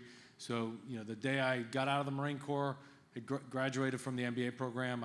You know, within a week or so, I had started this business, and was fortunate to have success. Grew it over 12 years to a successful sale and exit, and that was almost 4 years ago now. So that the success I had bought me some time, a little bit longer runway to think about what I wanted to do next. I was at another point of transition, and around the time I started my business, Mike Abrams, the founder of 4Block, was starting this nonprofit out of New York City, and I felt behind financially at that stage of my life, 30 years old, compared to other 30-year-olds who had gone straight into business. I had spent 7 years, you know, serving in the Marine Corps, doing combat tours and all that.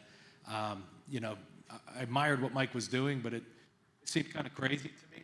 Like, he's looking to start this nonprofit. How do you even do that? That's got to be difficult to grow that into a successful nonprofit.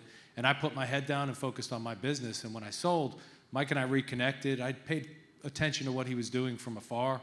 And I was just blown away with the impact that he had had over that same period of time. And in the self-reflection that I went through, I wanted to do something focused on helping people.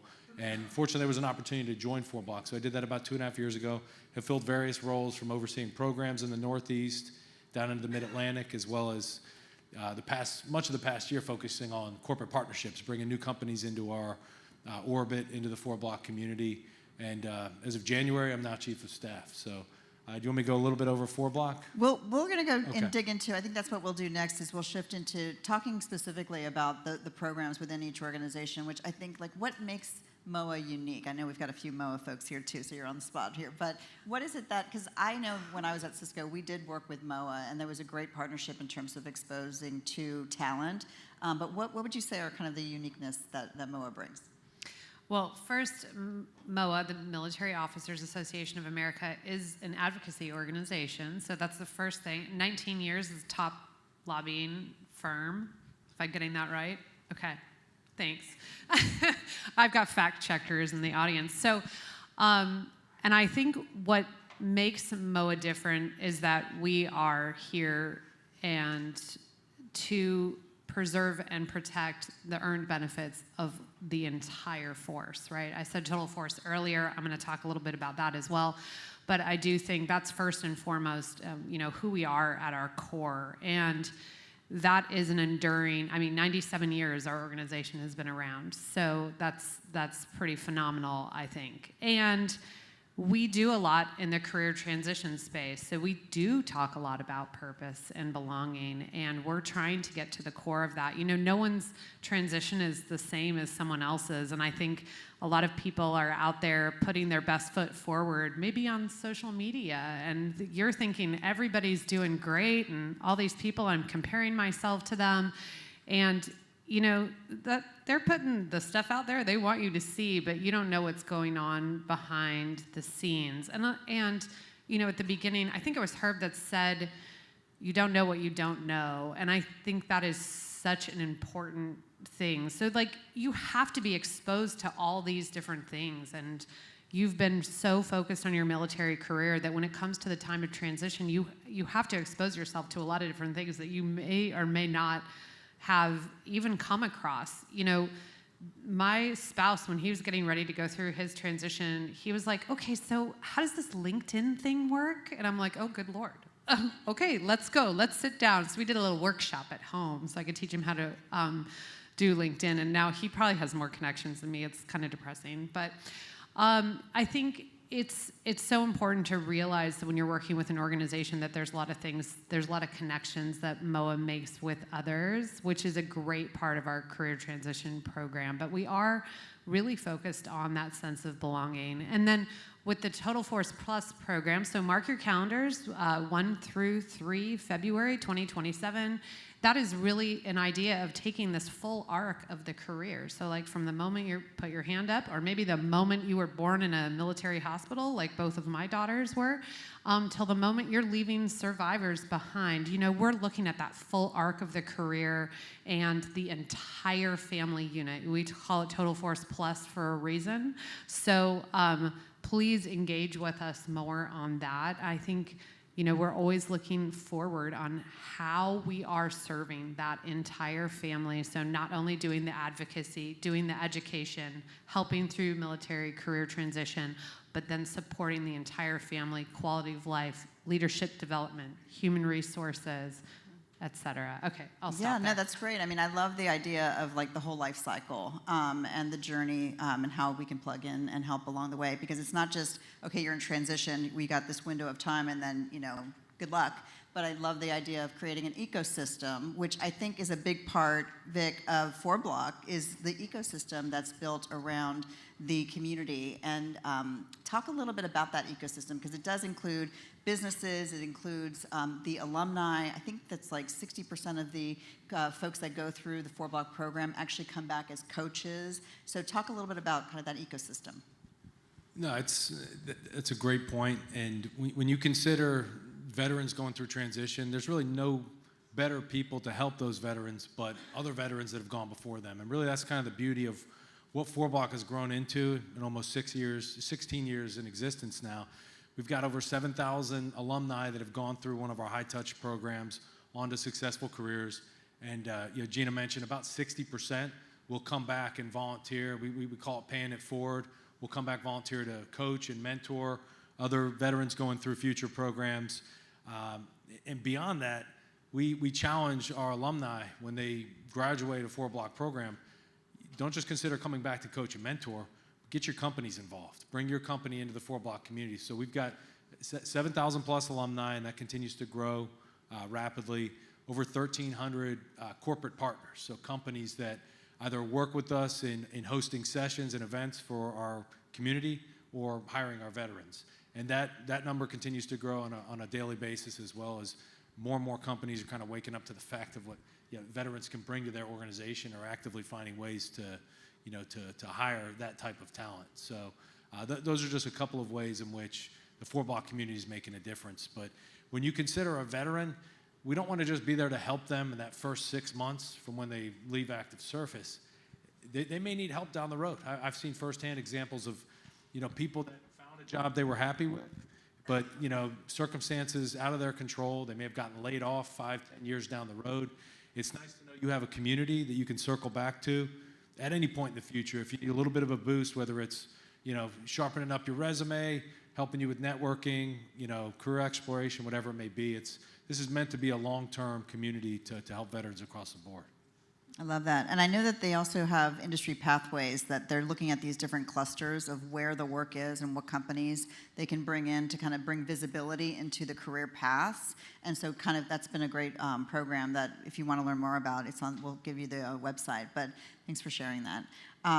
So I think, Harrison, what really strikes me about the work that you do is, and you talked about your own pivot. Tell us a story about maybe one that sticks out, or maybe it's a collective of like somebody that you've worked with, a veteran, that maybe was on a path, and then kind of your organization was able to help them pivot and maybe imagine something that they didn't really have as a plan, and how the organization really helps and supports them. Yeah, well, fortunately, we have a lot of stories that do that, and they span an entire spectrum of where people are in their life and what they want to do. So I think, like, first and foremost, what makes Soldiers of Sidelines unique is that we just lean into the strengths of all of our service members and veterans, right? What they're good at. They are military thriving. And so there are lots of folks out there who need clinical help for sure, and that's very important. But, what are the assets and lessons learned from leadership experience that can be paid forward? So we cultivate that in each and every single one of our soldier coaches, but they have to discover it for themselves. And in doing this, like, I think of one guy in particular who showed up to one of our seminars at Georgetown University when we were still doing things in person. And he sat in the front row, had like this little scar on his eye, big, heavy-set dude, didn't say a word. So think about this. 12 hours a day, 2 days in a row, not saying a word. And he sat right there in the front and just like stared me down. So we're going through all this football instruction. I'm like, well, I got the first person that's going to kill me. Well, anyway, we get to the coach's social at the end of the event, and he comes beelining over to me. I'm like, here it is. It's the end of Soldiers of Sidelines and me. And he gives me this huge bear hug, and says, hey, I just want you to know, you just saved my life, and I now know exactly where I want to go in my life. I hadn't left my house in 2 years. This was my last-ditch effort. And he goes, I just want to thank you. I'm not going to tell you the story just now, but I'll reach out later. And then he left. So I'm sitting there like holding this margarita, just shocked, And ultimately, he was getting divorced, really, really depressed, learned at the seminar that he wanted to get into coaching and realized that he could do it. He was going to move away from his hometown in Florida to Ohio, kind of where he was from. And we helped him do that, got him a high school football coaching job, all the while training him up so that he could do this successfully, right? So this was like this long kind of process, but he wanted to go through all of our continuing education programming, and he did. Well, what's unique about Soldiers of Sidelines is the way we reduce stigma is all of our curriculum is founded on the principles of cognitive behavioral therapy and positive psychology. It's just wrapped in coaching. So you don't know that you're improving your own well-being through these exercises. It's meant to lean into your sense of thriving so that you can better serve your community. And that's what he leaned into. So all of a sudden, he starts to feel a lot better about himself. Fast forward, he's been coaching high school football. His family then, who he's divorcing from, moves to Ohio to join him. He remarries his wife. His kids are in the house. Now he's coaching his daughters, and he's an integral part of the community and thriving. And then I actually even subcontracted him to help us out with some graphic design work for a little while. So like that was one of the guys that I was thinking about when I made that decision to turn down the Jets job.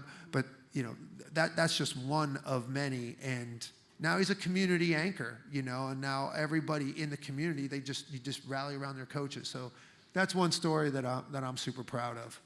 That's a great one. Thanks for sharing that. So Andy, tell us about how VSOs could engage with MOA. What does that look like? I mean, obviously we can point them to your resources, but then like for the people here that are looking for real tangible ways to engage, what would you say? Well, I'm going to go back to Total Force Plus, and the reason is because it is going to be our flagship event where we're bringing everyone in to have these conversations. So I don't know about you, but sitting in a room like this and learning and hearing all of these folks, like I didn't know about your program till yesterday, and now I'm like, oh my gosh, how can I fit that into what I'm doing, right?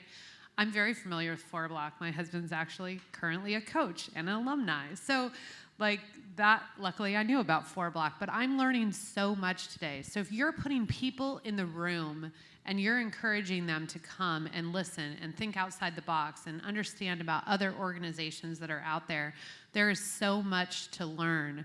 I've been honored to be part of organizations throughout my career, like the Military Family Advisory Network, which has been such an integral part of me as a military spouse and my journey and my professional journey, but reaching out and understanding how all of these different things work together. So coming to a 3-day event, or encouraging those that you're working with to find that time and look at those different pathways and engage in different ways and hear these things that you may not be exposed to in any other capacity, I think is life-changing. And I don't say that lightly. I think over the course of the day, I'm going to learn things that are going to stick with me for years to come. And I find that at every event that I go to. And I always want to like bring other people with me to hear all of these things because it's so important, and because you don't know what you don't know until you've heard it, until you're sitting in a class and it becomes life-changing. I can't tell you how many times I got goosebumps. I'm such a girl. I got so many goosebumps when you were telling that story, because it's an amazing story, but if you're not exposed to these different things, you don't know that they're happening. So be in the room. Get exposed to these things. Let your folks know how to reach out to us. I could go on and on about the great webinars that we do as part of our foundation, which are fantastic and open to everyone, caregivers, survivors, military spouses, all ranks. Those are great. They're little pieces of information that we want to share with people and that we think are really great and full of awesome information. But until you're in the room and you can have those conversations, like those are the things that are really like, those are your leaps forward, right? That's where you really get that time to engage. I totally agree. I couldn't agree more. And, you talk about the upcoming event. I think about these change forums. I know that Military Thriving Action Coalition, which I'm part of, along with the infamous Tommy Jones, which I think we all know and love, and a number of other folks here that are part of this of ZeroMils, coalition to bring forward the best ideas and the best resources and connections, and creating that sense of community is so powerful. So, of course, I have to give a plug for the Change Forum in Georgetown, which is actually where we met, Harrison, last year. But these are the types of things that we have to continue to do. And I think also keeping each connected to each other. I thought that was a really powerful statement earlier, is that you all have your own community and really hold each other up and accountable and share those resources, because in the end, we're always better together. So with that, I think we're closing out a little bit of time. So I just want to kind of close out with each of you is, what's one thing that you want these individuals here who have a heavy job? We realize that. We know the burden that sometimes it takes, but we also know the passion that's behind it. What do you want them to walk away with? And we'll start with you, Vic, after today. It's a great question. I'm sure it's a bit overwhelming when you consider the amount of resources that are out there, nonprofits that exist, but I think the biggest challenge for each of you is to understand which ones are proven and are actually going to be able to support your veterans, whatever their objectives are. And when it comes to 4 Block, one of the gentlemen on the earlier panel, fantastic information he shared about the trades, and I agree. That's one of the, I don't want to call it a shortcomings, but we've had people in the 4 Block community that have mentioned, hey, we should do something about the trades. There's other great organizations that are doing that. 4 Block's really about someone, military spouse, veteran, transitioning service member, even student veterans that are looking to get into a professional career, corporate America type opportunity. That's really where our community is going to be able to serve you best. We've got a variety of different programs focused on career transition skills, things like, self-reflection, thinking about what type of career could be purposeful to them, helping them work through those things, career exploration, resume prep, target a resume based on the opportunities you're looking to get or land a career in. We've got mentors and others that can support with mock interviews. And really, networking is next level. I mentioned the amount of companies that are in our orbit. If you have someone that wants to do some career exploration, doesn't fully know what they want to do, check out our website. They can sign up for, standalone virtual events or sign up for one of our upcoming 10-week-long in-person or virtual semesters. But, seeing the forest through the trees, I think, is the biggest challenge for you all. And we're here to help at 4 Block in any way we can. I love that. And in addition to career exploration, I just want to add that 4 Block also has upskilling now. So through IBM Skills Build and a partnership with Career Circle, now 4 Block participants can actually get AI skills, technical skills, all for free. So that's a great resource that definitely encourage you all to check out. So Harrison, how about you? What do you want folks to walk away with today? I think it's the understanding that passion and purpose are different things. And if you're an employer or if you're a transitioning service member or veteran and you're looking for purpose, you can find purpose really in any job. And as an employer, you can do things to instill a sense of purpose. And if you want to talk about that, I'm happy to discuss with you how to do that effectively. But there's this misconception that you will find your purpose if you make your passion your work. And I advise against that. From a guy who's super passionate about football and coaching, when you coach in the NFL and it becomes your primary source of income, it's not as passionate anymore because we know the NFL stands for not for long. Like, I was going to get fired. That creates anxiety. There's pressure there. Coaching high school football at Gonzaga High School was the most rewarding, purposeful time of my life. So I would say if you're an employer, you can lean into your veteran population to seek passion in the community. Encourage them and support them to do the things that they're passionate about, and then you'll be able to retain that employee longer. So, and in doing that, that's how you can instill a sense of purpose, right? So it is not our jobs as employers to be the ones to say, hey, I've got to make this your dream job. That's not necessarily it, but we can support everyone to help find that in the community, and you'll have an employee for longer if you do that. So passion and purpose, not the same thing. Yeah, I like that. And one thing if you're working with companies, and Cisco, just from my experience there, employee resource groups, veteran ERGs, veteran BRGs, many, I think 90% of Fortune 500 companies have ERGs.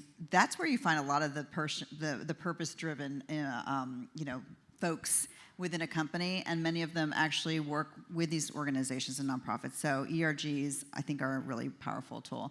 I'm going to actually ask you a different question, Andy, and I want to really focus on the military spouse, right? And so what can we do, what can the VSOs do to make sure that they're providing the support that the spouses need in their transition?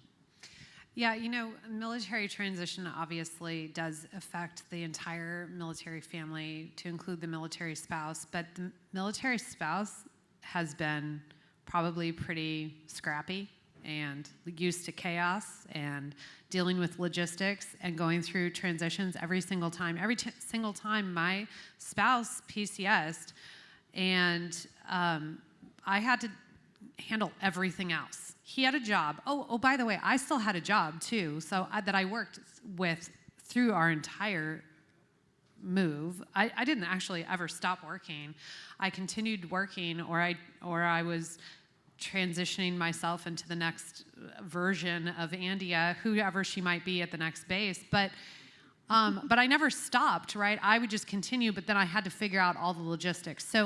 So what I would say is when you're working with military spouses and or working with veterans who have a spouse, think about that spouse, and his or her network is also really important. I know we like to use the network word in career transition, but we can also use that in any kind of transition that may exist out there. The network, the spouse network, is powerful. And so you can really tap into that, and it can also give you a whole different network if you're thinking about that. That was one of the things I really encouraged my spouse to do, is actually plug into my network when he was coming up on his transition, because it was a totally different world for him, and it got him plugged in to some really different areas. And so there's a lot to leverage out there, and just think of like the whole family unit. You know, how can you leverage all the different things? I now leverage my daughter's network, which is kind of fun. So now that she's like out in the real world.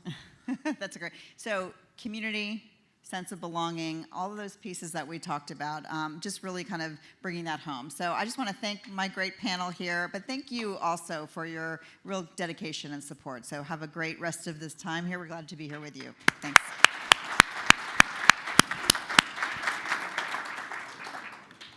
Okay, we're going to stay in place.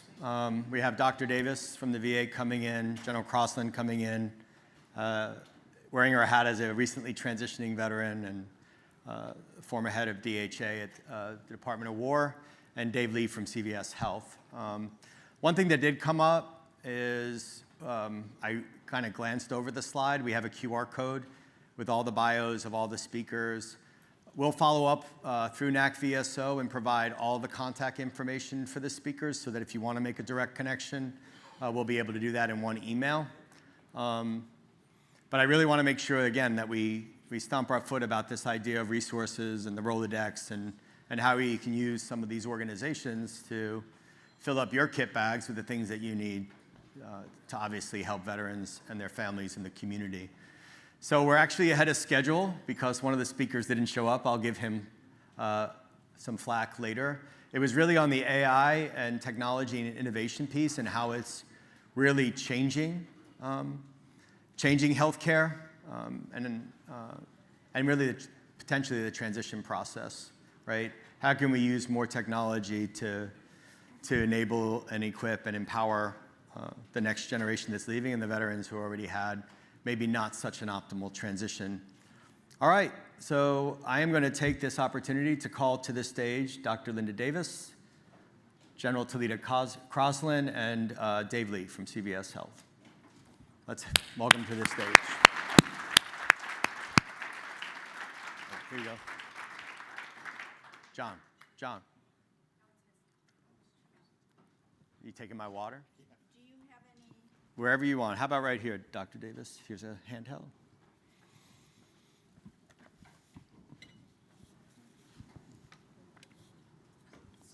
I was looking for my phone. My wife gives me flack about that all the time. It's like connected to, I have one of those pop sockets, and I'm walking around with it. I was like, where's my phone? Well, I think this was, those are my ZeroMils socks, Dr. Davis. Everything that I wear, my wife picks out, so it makes it a lot easier. Well, I was looking forward to this panel from the time that all three of these speakers agreed to do it. But one of the things that I said to all of you before is when I was doing these prep sessions, what really struck me was that a lot of the people that were on the calls talked about their own transition. And I think that's probably something that I want for you to talk about as you're getting to your topic. We'll kind of put it into flow. I think, Dave, since you went through the transition process twice, that was kind of funny. And then General Crossland's been through the transition recently. And then Dr. Davis and the VA and the team there is playing a much larger role. Obviously not just with what the VA provides in terms of healthcare and benefits, but also in terms of the user experience and what might happen in transition. So I'd like to start with priorities, especially when we're dealing with the highest level leaders in the private sector. And Dr. Davis has been in the public sector for ages. So She's been in and out. She's been in the private sector, and one of the topics we're going to talk about is that collaboration. But I figure we would start with your top 3 priorities. You probably have hundreds. And then how that ties to what Secretary Collins has been announcing publicly. If we could start there, that would be great. Thank you, Kevin.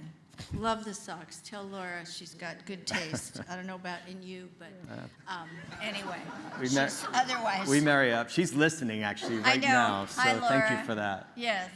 I noticed you didn't ask me about my transition, which happens in the Stone Age. So they just shoved us out the door during that time. Great to be here with everybody, and some of my heroes, Shiro's hero, so speaking for the VA and sometimes for myself, which usually should be aligned, priorities, and many relate to TAP and the experience there. So the Secretary has identified 3 key areas, and they're ones that you recognize that are perennial in some ways, unfortunately: suicide, homelessness, transition. And wrapped around that is the effort to ensure that we're getting veterans enrolled and using services, because we recognize that when they are, all of those the worst unintended consequences associated with the other 3 go down, reduced, eliminated. So I know we're going to be talking about technology later, and one of the things we're doing is we are leading through my office, which manages data, tools, technology. Right, Lee? Lee was the chief of staff under the first term with me of the president there in the VEO office. And what we've done is you're talking about corporate, we took all the best practices of industry in those key areas, added engagement, which is the community piece, which many of you are so good at, and created ways to listen to the voice of the veteran, their family, caregiver, survivor, and then to put that into our development of not only the development of things like apps and AI in our contact center, et cetera, but also to build those into the way we can continually get feedback for service recovery and program improvement and inform our areas together in those 3 major areas. We have been authorized now. The office is authorized. It's the leading office in all of government for customer experience. We're able to take our lessons learned and we export those to the other agencies through, including DOW friends, through OMB and with OMB.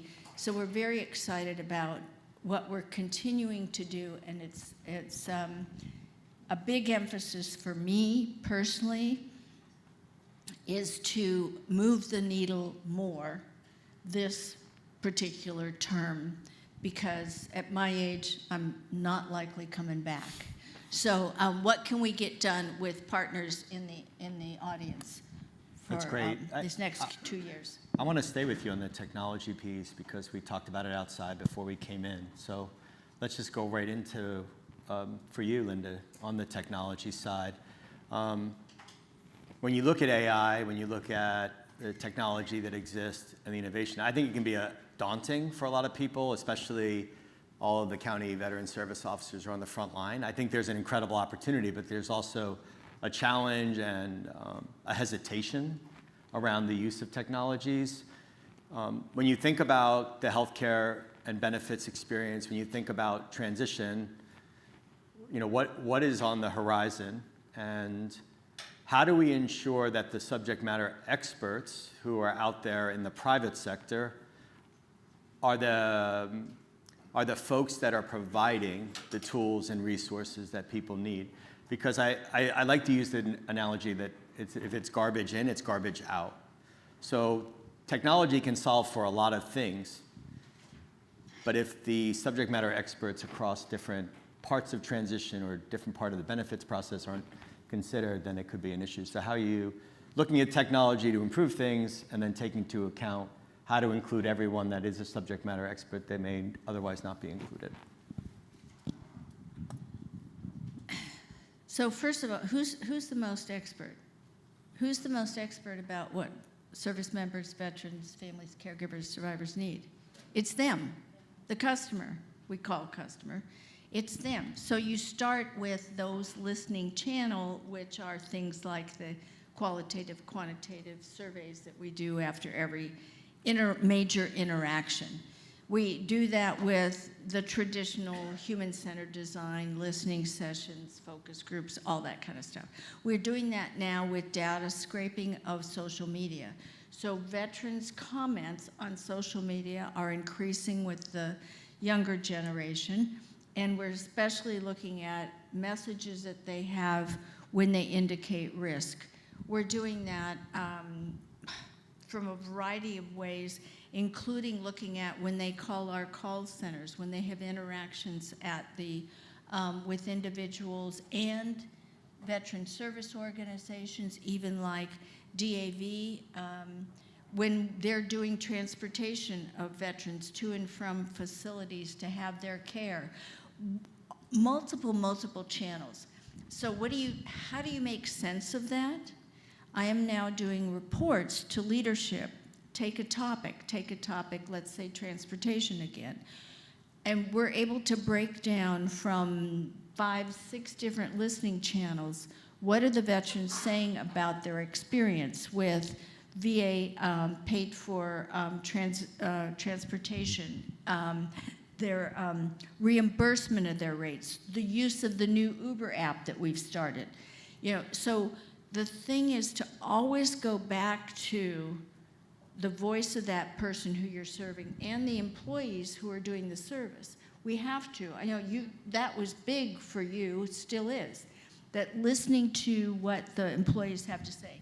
Beyond that, what you said, Kevin, listening to the community subject matter experts. You've been in the role of veteran, you've been in the role of agency work, you've been in the role of private sector, community organizing, all of that. How do we tap into you? One of the ways we do that is through our Veteran Community Resource Network. So that's where we have 900 different organizations, including groups like, you know, we're talking about here at NACVSO. And how do we capture what's important, what they're hearing? This is the tool, the vehicle to be able to do that. As you all know, if let's say you're running a contact center, you have agents. How do the agents know how to answer questions? They have knowledge management libraries.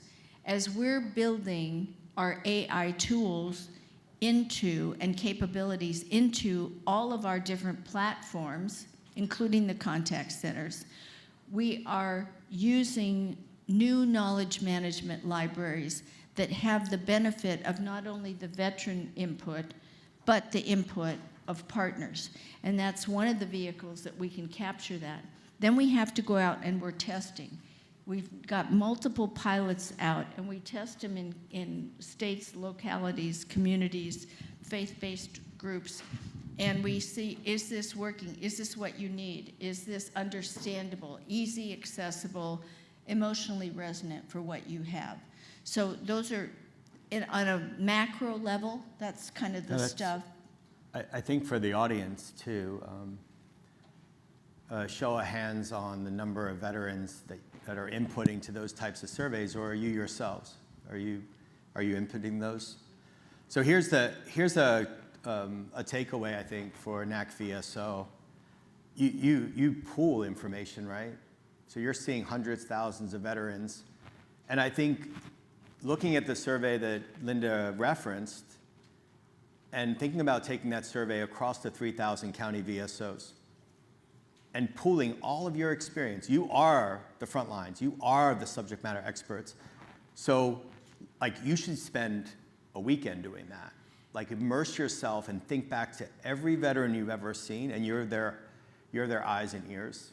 you're submitting that survey on behalf of thousands that won't. And that if you got a sample size of 3,000 of the county VSOs, I think that would be a great takeaway of capturing that subject matter expertise and moving forward. I didn't think of that No, beforehand. we can have separate conversations with them. We could, Yeah, we can bring them together even better. and have a, yeah, we can do that.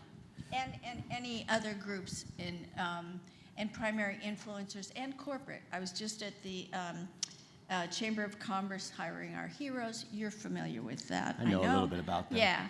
And they're working on issues like transition and employment, student veterans are there, et cetera.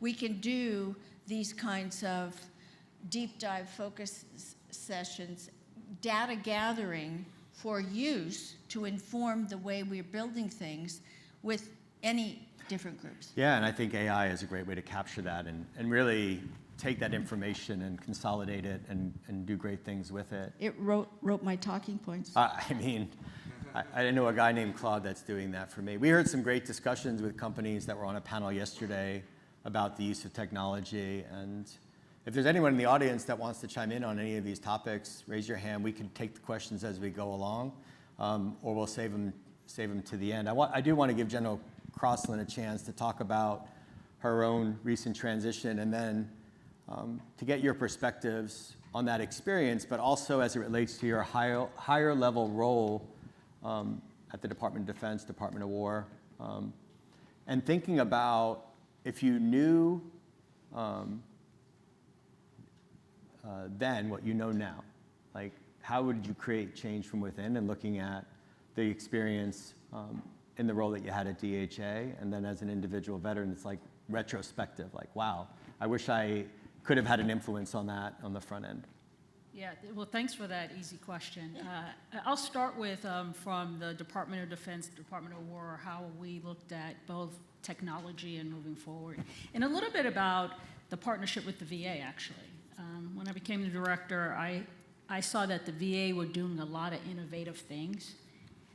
And I'm a pragmatist, and I told you all, never waste a good opportunity yesterday. And so I saw the VA as an opportunity to help accelerate the department in our innovation, and how do we go about bringing the right tools and technology that actually support a strategy. So I don't want to undervalue that. As you said, there are just enormous amounts of opportunity out there, but how do you have a strategy and then deliver something that makes a difference for the beneficiaries and help them? All right, and so that was part of our modernization strategy, and we did some partnerships, and we had innovation forums with the VA. And I shared it with all of you because sometimes there's this perception that we are very bureaucratic and there is no connectivity, and there was actually a fair amount that helped accelerate things. I'm a big fan of getting healthcare to leverage tools and technology. I was that way as a director, and I'm still that way as a retiree. And if you just think about what banking did for all of us to make something that important, that secure, so we can do that in healthcare. And so we had an initiative called the Digital Front Door. And what the Digital Front Door was using, we brought in commercial back to the SMEs. We didn't have the answers, and we didn't necessarily have the talent to actually build what we needed for the system to reach all our beneficiaries. And so we used acquisition tools, the right ones. It just said to the industry, we have a problem. And the problem is we want to be able to see all 9.5 beneficiaries and meet them where they're at. And we want to have a safe place that they can come through a front door and interact with their healthcare system. And my ultimate goal was to put tools in there so that they can help navigate their own care. And when necessary, we could all see the data and proactively engage them with care. And so as the director, that was a strong thrust. As a retiree, so now I have this, and I'll tell you all a quick story. One of my teammates who was really big on AI took his health records during his retirement. He vibe coded. So if you don't know what vibe code is, he wrote his own code, and it's basically his own garage, and he ran that algorithm on his medical records, and it gave him a sense of what was in his records, because he could read his records. It gave him a list of diagnoses, and then he was a doc too, and he went through his records. I did the same thing, and a year later, he was better at it. So when I was retiring, I got all of my records. All the retirees will get all their records. I had a phenomenal clinician who went through very detailed. I think I'm a decent clinician. I went through my own records. And then I gave him my entire record in Dropbox, so totally unofficial, right? And he ran an algorithm on it, and it gave me all of my diagnosis codes, and lo and behold, I may have missed something. Not because I'm not a good clinician and my doc wasn't, but there's a lot in 35 years, 10 months, and 13 days. And then I dropped that into ChatGPT and said, tell me what you think my ratings would be. And it's an algorithm. It's a rubric. You know, so I got the VA sitting next to me. If we could change it to VA compensation instead of calling it a disability, we would be more. Yeah, right. But so it gave me that. It gave me some insights. Now I'm transitioning, and I see so many opportunities, and we've all got to have a little bit of patience. So what went well? What went really well is I didn't make the 90-day where you could do your transition and your VA and your disability and all lines up with your retirement. But I was through the process within 90 days afterwards because I had a really good VSO that had my stuff teed up. The contractor reached out, and what I saw was all kind of opportunities to make that even more efficient for all of us. So if we can use AI and tools, so now when I'm engaging in my exam, that clinician already has a 90% solution, they can hammer in. So that's where I think the future can take us. And the data that we collect really can inform our behavior if we're brave. And what do I mean by that? If you can look at data, you can see that for this particular diagnosis code, 99.9% of the time, it equals this. Why don't we just cut to that and take everything out of the middle, right, and become more efficient? So I'm optimistic. It's a lot of opportunities out there. I think my transition went really well. I enjoyed our opportunity. The VA was a great teammate in helping us, and industry was integral in helping bring tools such as a digital front door to the DoD.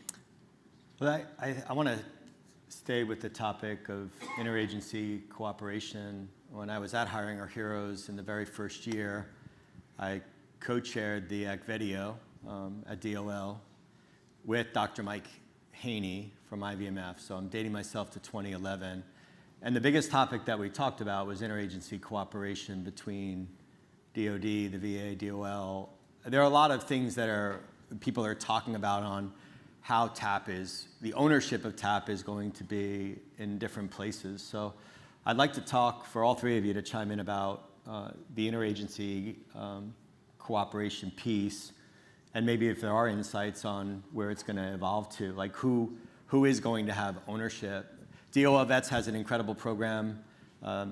James Rodriguez spoke earlier in his former role, the Employer Navigator program, which is entirely volunteer, and a lot of private sector organizations are offering those services as part of that at no cost to the government. So I'd love to hear more about your views on whether or not that cooperation is going well, what changes may be coming or you may recommend even, and then how can technology even improve that? I think that's another question that we have to ask ourselves. So I'm going to actually continue with you, General Krause, and then ask Linda to chime in. And then Dave, I would like you to talk about kind of your experience since you've been in and out of the space seeing this. Yeah, so first, my interaction inside of DoD, very little with DOL. As you can appreciate, that's within the personnel. So I was down in the medical, so I really don't have much to add to the DOL. What I would say is, particularly with the VA, is if we move away from ownership necessarily and see the veteran as the human being along a continuum, and we understand that we each have value along that continuum and the data that flows. So on the DoD side, if we would just start with this human being who just came in will transition someday, and we build TAP with that in mind, then it becomes less of a checkbox on the way out the door. And for the veteran, it certainly creates touch points throughout your career to help. At some point, we're all going to take off the uniform. And so if we already start planning that mindset, whether it's 3 years or 35 years, UnTAPped shouldn't just be the last 6 months of your time in uniform, would be something. And in it, that same data and those same touch points transition over to the VA and the Department of Labor. We call it getting upstream, right? Yeah. And I think we have an opportunity to do that in a cost-effective way. I love it. Right. Dr. Davis, do you want to comment on that upstream and where the VA is going to play a larger role, perhaps? Well, yes. We began to look at this for our most severe and seriously injured service members under the Dole-Shalala Commission in 2007, and looking at what DOL, DOD, and at the time, and VA, and how we could help that transition, which was still is extremely complex. And as we built on that and continue to build on that with things like understanding the journey maps, we did a journey map with OMB's oversight in 2018 that was on the transition process, especially related to the ability to seek and maintain employment. And it was with labor too, and DOL, and DOD and VA. And identifying those moments that matter, I totally agree, we have to start from a session. As having been in charge of Navy personnel with the sailors and Marines, you see that it's not just about recruiting, it's not just about retention for the service member and the family, but it is all the way to memorialization, because that's what is earned and deserved. So we need to build that into the way we design our systems. You heard from Deputy Secretary Lawrence already, and one of the things we are doing, he's our lead for transition, but my office is the one that enables VBA to have the technology and the listening channels to understand what needs to get done. So one of the things we're instituting is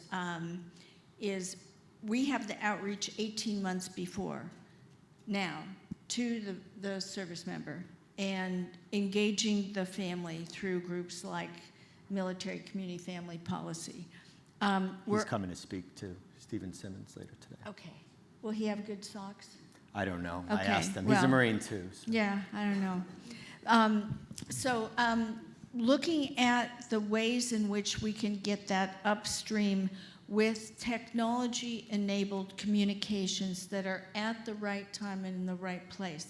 So the database that I referred to that we have with veterans enrolled and unenrolled, we can get that service member in there well in advance so we can identify when they're where they are physically going to reside. It may not be their permanent home of record, but we're able to then reach out to them and tell them what kind of information they need.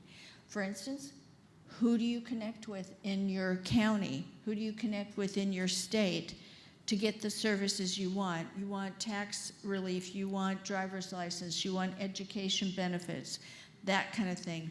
We're also developing tools that a veteran can manage their own record system, like you did with Genius with your health care, because we're doing these and handing them off to both sides of the river through things like the Joint Executive and Joint Health Council. So as we're developing apps, and I was looking at some yesterday, which I didn't even know we had. By the way, when we do one, they're not only just available for DOD, they're available for all citizens. They're available for non-veterans, and whether that's of course not if they're related to your personal benefits, but if they're related to health care and assistance that you can get, diagnosis, sleep deprivation, pain. But one of the things we're having, I'll just end with this, on AI, a challenge is that people have already figured out, and people, I mean people who have nefarious kinds of objectives, to use the AI to penetrate systems that we have to mask themselves as veterans, go in and try to challenge and get information, and then represent themselves as either the veteran or an attorney, etc. So together, working really carefully on how we enable the veteran to manage themselves, starting at the beginning with your records, but also making sure that it is safe and secure, and only those who have the authority to can access that. That'll make the transition a lot easier. Yeah. I'm going to actually kind of go out of flow here, Dave, and give you a chance to speak, because I think we should really focus on the public-private sector collaboration piece too. I think part of the challenge in the work that we do is there are chosen stakeholders. And a lot of times, even NACVSO, when you think about some of the bigger VSOs, their voice gets drowned out, even though they're the ones dealing with most of the cases. And the larger VSOs are actually counting their service officers as part of the numbers that are serving the community, which a lot of people don't know. Like, the same thing happens in the employment space, in transition. The same thing happens with big organizations, big nonprofits that work with very selective employer partners. And if that's the only chosen stakeholder, then, and there's only a one-door solution, those people, those voices are left out. And I'm a firm believer that the public-private sector needs to open apertures, open more doors, so that the service member and the veteran and the family is empowered to make their own decisions. The more we close out organizations from the process, the less likely it is that they're going to know all the options that are available to them. So, As long as they're validated. Can I just? yeah, sure, vetted and validated. Yeah, so one of the things we did, going back to the Dole-Shalala Commission times, was we created the National Resource Directory. So it was with the 3 agencies, and the point is to have validated resources, whether it's county, state, local, nonprofit, faith-based agency. It doesn't matter, but you need to know as a citizen, as a veteran, as a service member, family member, and a provider. I'm the case manager. I need to get you to these services, transportation, whatever it is. I need to know who is there in that zip code for this service, and that it's valid, that somebody is doing that. So thank goodness that DOW is continuing to do this. Dave, let's talk about the public-private piece and kind of the things that you've seen over your time at CVS Health, and how this notion that the private sector could play a larger role, and where the gaps may be. Sure, thanks, Kevin. So back to how you set this up, starting with my own transition. I transitioned twice out of the military. First in 1987, I was diagnosed with a kidney disease and placed on the temporary disability retirement list, told by my doc, you will never come back on active duty. And then Saddam Hussein rolled into Kuwait, and the Army decided I was healthy enough to take a bullet, and I found myself back in uniform. And then I retired in 2009 as a colonel. So in 87, there was no ACAP TAP.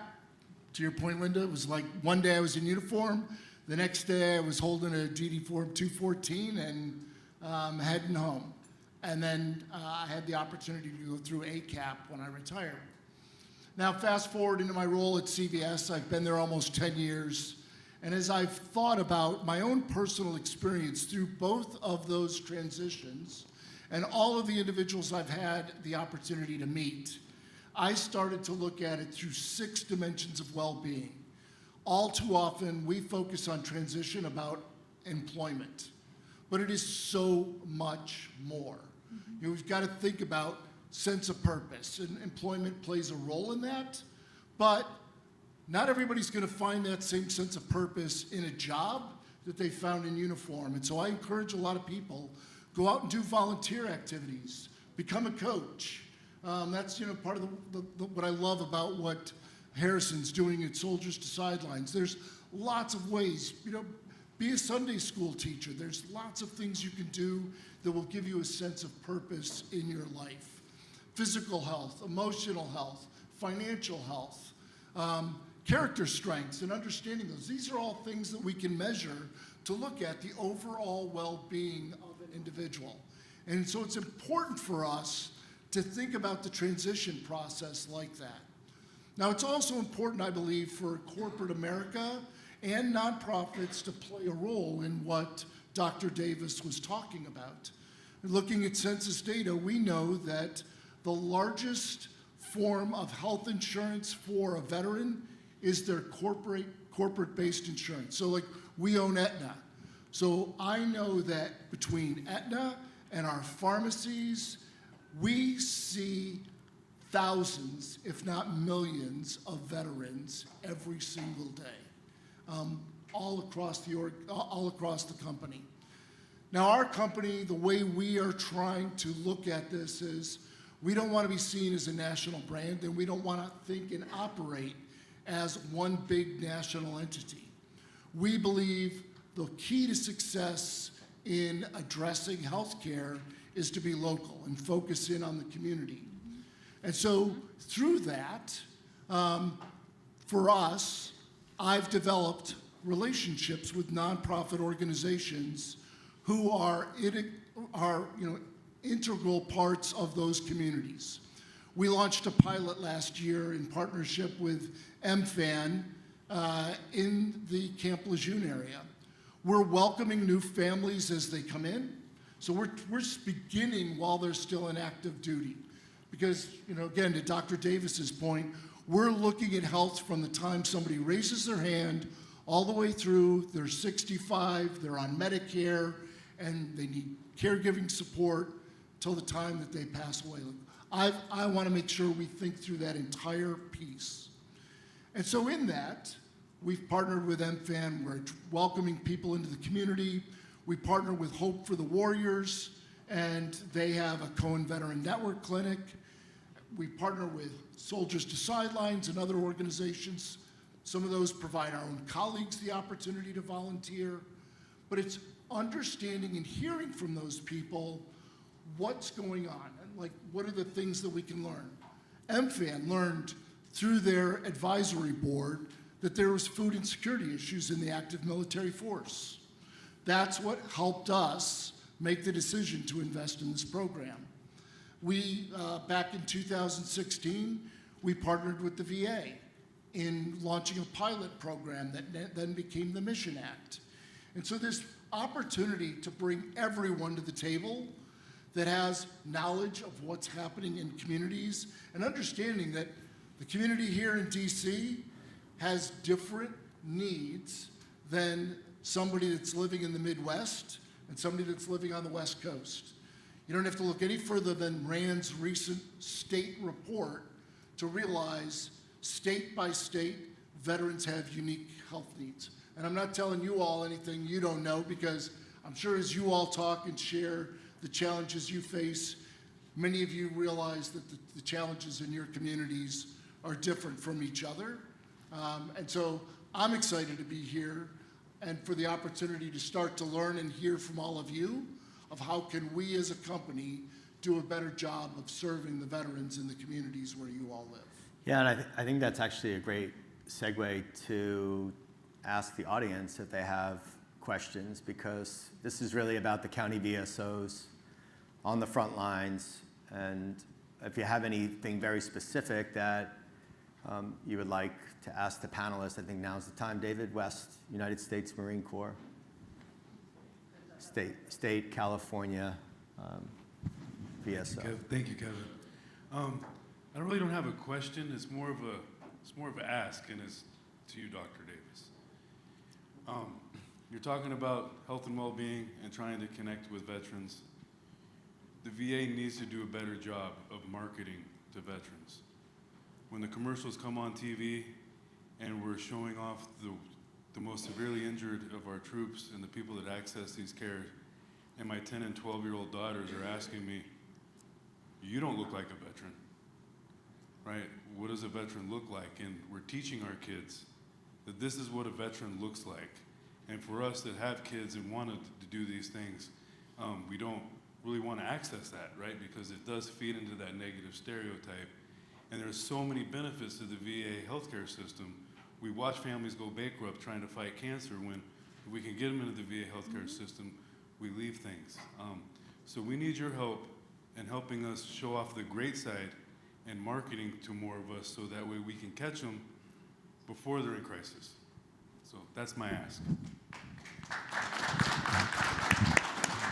I totally agree. It's and I am fortunate to have an incredible team and to have a significant amount of our communications under me.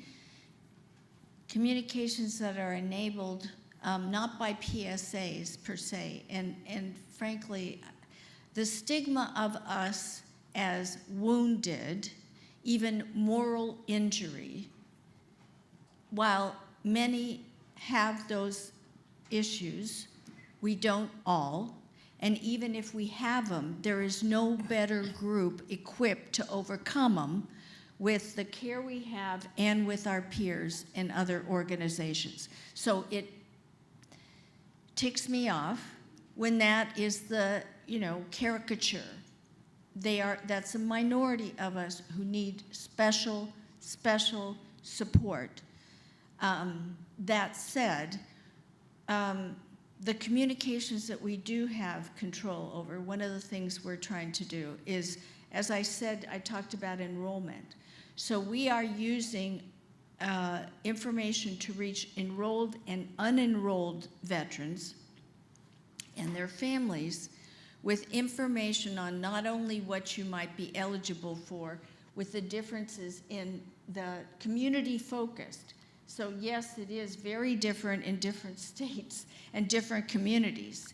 Everyone, you have to focus on what that is. You have to, I can go in and identify the age, the rank, the service they were in, et cetera, and to try to target communications with, we believe right now you might be interested or needing this. It may be a home loan. It might be some kind of a health care.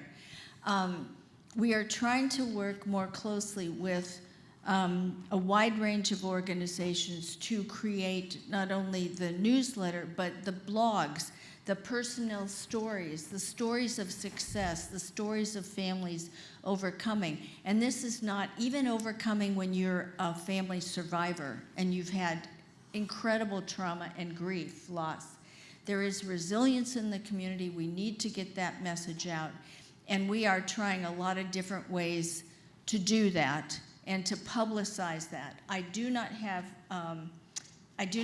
control over the PSAs that we do. And I will also tell you, those PSAs are not a lot from VA. Who else puts them out? Who puts them out as a fundraiser? What is the what's the stigma that they are branding? Nonprofits.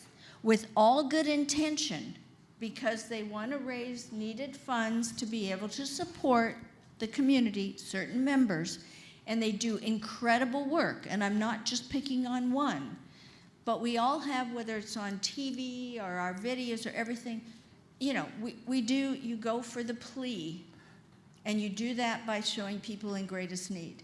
That's not who we are only. So thank you for your comments, and glad to follow up with you. I just want to add one thing. It's not just the VA's responsibility.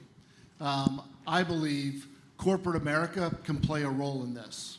We're defense, we're considered like a partial defense contractor because we provide services through TRICARE. We're federal, so through those federal services, we have an obligation to support veterans and connect in how we support the VA.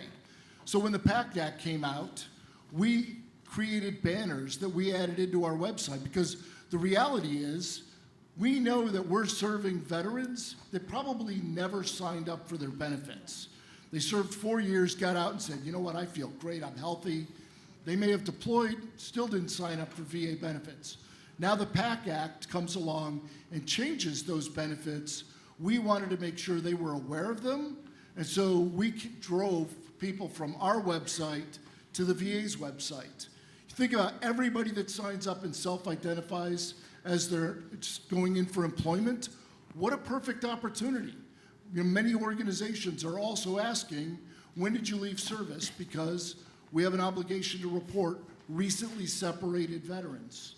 Gosh, can you imagine if we actually started to build systems where as soon as somebody said, I've transitioned in the last 12 months, automatically the HR system sent them a note and said, have you signed up for your VA benefits? Yeah. Great. General Crossland, I know you want to say, I could feel the energy in the room pick up, David, when you asked that question. Like this is the reason that man right there, Paul Cucinato, and I started ZeroMils, to change the broken veteran narrative. And that question is critically important. It is on us. Listen, I'm speaking as someone who was challenged, who did face the fight. Small business owners across America are not even included in this conversation, and we own the solution. We're on the front lines. Who's most vulnerable to all these things? It's people like me who are running a small business and decided not to run a nonprofit because I got tired of the same broken narrative. We started this company to change that. And you are all facing that every day. We talked about this at the beginning. General Crossland, how do you want our community to be seen and heard? You just came out of uniform. What do you want people to know about you, the challenges or the opportunities? Amen. So I've been looking at, you guys can't see, we got a screen here, and 2 years ago, you all started this campaign of barely We talked to this audience. surviving to thriving. And it was a great transition, and a lot of folks see me post-retirement, and it's kind of weird. They're surprised I'm doing okay. There was, this is unhealthy expectation that somehow we as veterans, when we leave what we've been doing, we're not equipped to thrive. I'm thriving. And I'm thriving because of a lot of support. So I was asked a question as I was transitioning. Someone said, what's the one thing that has surprised you the most about transitioning? And you know what I said? I actually said, it was my VA benefits. I had no idea. I didn't think about it when I was on active duty. Why would I? And as I was transitioning, I recognized that there is no kidding, and that gives you a foundation of not just security, but opportunity. And great, I think corporate America could show the wins when veterans work for you. How you can help veterans, and that's the positive story, to add a more balanced narrative such that when people see you, they don't go, oh my God, you're glowing. I thought you were curled up in a corner dying somewhere. And so, it's been a good transition because of the benefits and the opportunities, and we can always do better. Everyone should have, I think, the same story I have. Yeah, I'm going to take one more question because we're out of time. I'm going to ask Jim Zenner to ask a question. It seems he's the first one to raise his hand. Jason wanted to mention something too. He talked a little bit about the victim to victor. Herm, can I go a few minutes over? Yeah. Okay, great. Yeah, I'll make it real quick. So counties, we don't see people that are having a good day usually, and so there's a real chance to invest more in counties towards military thriving. I know some other organizations have like Vet Ready, things like that, but we need the support from private sector. We need the support from more intentional partnership with the VA to really get a hold of them. Don't be intimidated by the numbers. This is scalable no matter how big your county is. In LA County, we know we're seeing 40,000 plus self-identified vets through our various county departments. My office only sees about 10 to 12,000. That's despite having a 45 peer program out in the community, connecting to veterans, National Guard, and stuff like that.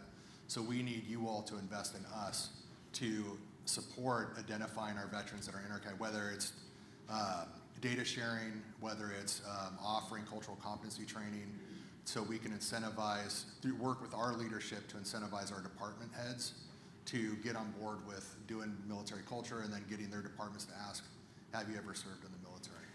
we had an incredible conversation with Jim in LA County with ZeroMils, and he brought together some incredible stakeholders to talk about LA County being military thriving. If you think about LA County, the challenge is a lot of people think that it's just made up of broken veterans. The ones that aren't captured in your systems are the ones that are thriving, and they can lift their brothers and sisters up. That's the point. Of course we struggle. Of course we're challenged.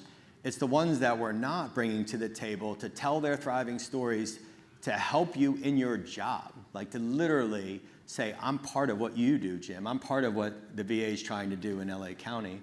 I think there's an incredible opportunity through this movement that we all have to take on. And it's hard for the county VSOs, because I know that the same percentage that Jim's talking about that you deal with on a day-to-day basis are the ones that are struggling, but we need to get the other veterans in the community, small business owners, entrepreneurs, successful people across the space to come and make a difference. Dr. Davis, did you want to close out? Did you have any observations? Jason, what did you want to add before Dr. Davis closes us out? It was actually a question. Okay, great. So this question is for all the panelists at the highest levels of DOW and the VA. And even today, there was a ton of conversation about the public-private partnership, the opportunities, leveraging AI, leveraging technology, getting upstream of all these things. The challenge becomes for small businesses. I am a service-disabled founder of a company specifically doing so many of those things. We've invested over $11 million into tech that actually addresses every single thing you guys talked about. Yet we meet tremendous resistance trying to meet with the right people because we are a small company. We are an unknown, although built on a foundation of experience.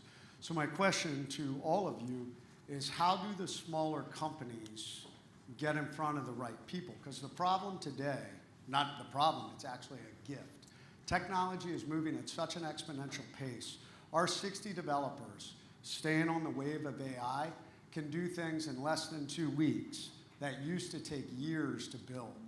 And it's here today, it's now. But with the older government procurement models, it's years to get into the system instead of the here and now to address problems that could potentially save veterans' lives, assist our veteran service officers to better connect with the veterans that are out there, assist both the VA and the DOW to manage that data across the entire life cycle.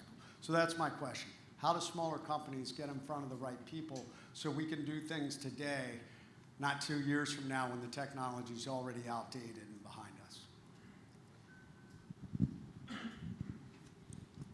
So I'll share with you how we approached it when I was a director. All the things you said are true. I admit it, we didn't have the speed, we didn't have the skills, we didn't have the tools, but we know what we wanted. And so we put out that AOA.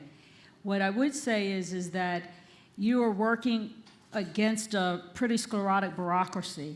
And what helped small businesses break through with us, we had 4 partners. Ultimately, we down select. There were no large integrators. These were all small businesses that actually ended up with us except for one.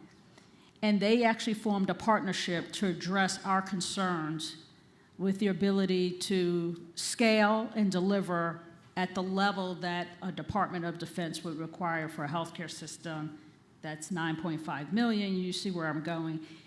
So yes, the answers, I believe, are particularly in technology. We have to open up to working with startups, to working with small businesses that can be agile and maintain and keep up, because we need that capability. But you also have to recognize what the requirement and how we look at it. And so those partnerships that they formed among themselves to bring a complete capability was very inviting and found the right space for us to work with them. So we have 2 ways that we work with small organizations. One, we have a supplier engagement team that certainly brings them in and looks at how can we contract with them, and it covers everything that we could possibly need, to include we look at IT functions and things like that to integrate into the company. But we also have within the organization, we make investments in small businesses where we see potential that aligns with our mission as a company, because we recognize that as a big healthcare company, Um, It takes a lot of time to make some changes, and we've seen it in the technology space. Small can make changes faster, and so we're watching what's happening by making investments in those smaller organizations, and then in some cases, we'll acquire those organizations to bring that technology into the company. So I was honored to be able to talk to you and to learn more about what you're doing, both as a VA official and as a former SDVOSB CEO. And it is a huge challenge. Acquisition is not my role. I can't talk about contracts. What I can do is, in the work that we do with communities, with nonprofits, with different organizations, is help identify ways in which a small business owner can get engaged with, not only to employ, but to support and build a solution in that community, in that state, get a pilot, and then scale to what's applicable in the services you deliver other places. And we need to be doing more of the RFIs. There's a risk, there's a cost to that, I understand it. The mentor protege program that we used to run at DoD was really effective. Things have changed a bit, but it's a perennial challenge, and what you do everything that's possible, and so do many others in this room. And so where we can, those of us inside the bureaucracy need to be ready, like Dave was talking about, he is, to listen. And General Crosland was reinforcing that, I think. All right, we're going to wrap this up. We're going to take a 10 to 15-minute break for people to, lunch is on us. So there's lunch outside. I think we have sandwiches and stuff. You'll come back in here with your sandwiches at 12:20-ish, if that's okay. That's 13 minutes. Maybe let's make it 12:25. Yeah, we're eating in here and listening to Dr. Sherman Gillum speak. I think Dr. Davis is going to stay for that. Thank you for everything. Don't miss Sherman.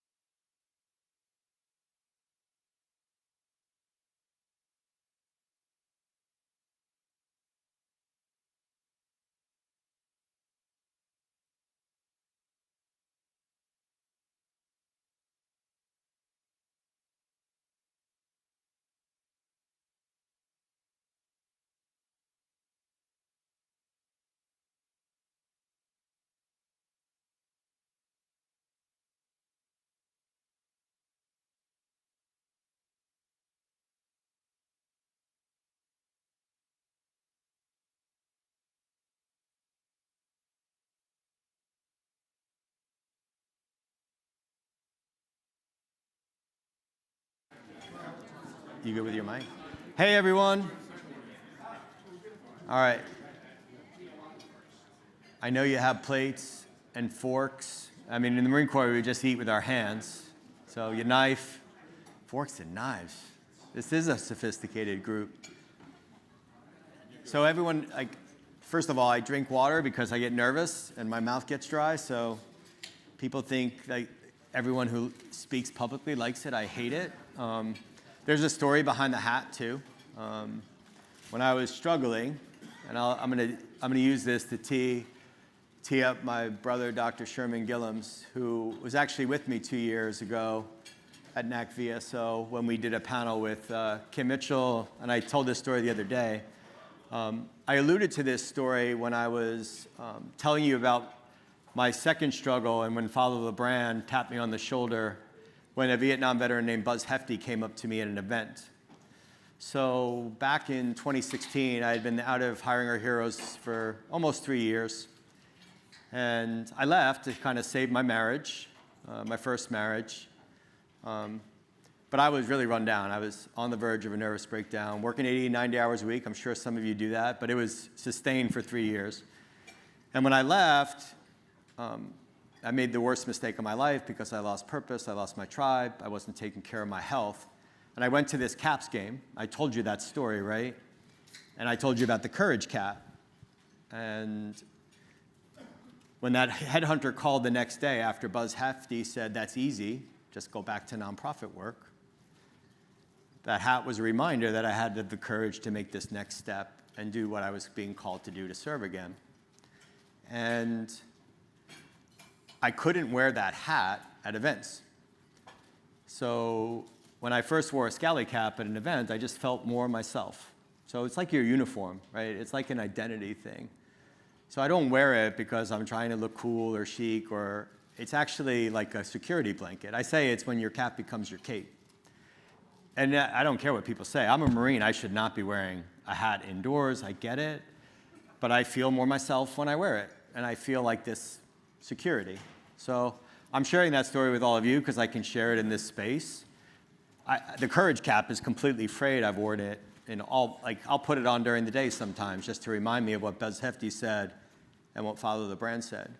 So I think this is really about this idea that I was barely surviving and I found a way to thriving again. And Sherman's been at Hiring Our Heroes events. He's seen me when I was at Operation Gratitude, probably was struggling with him.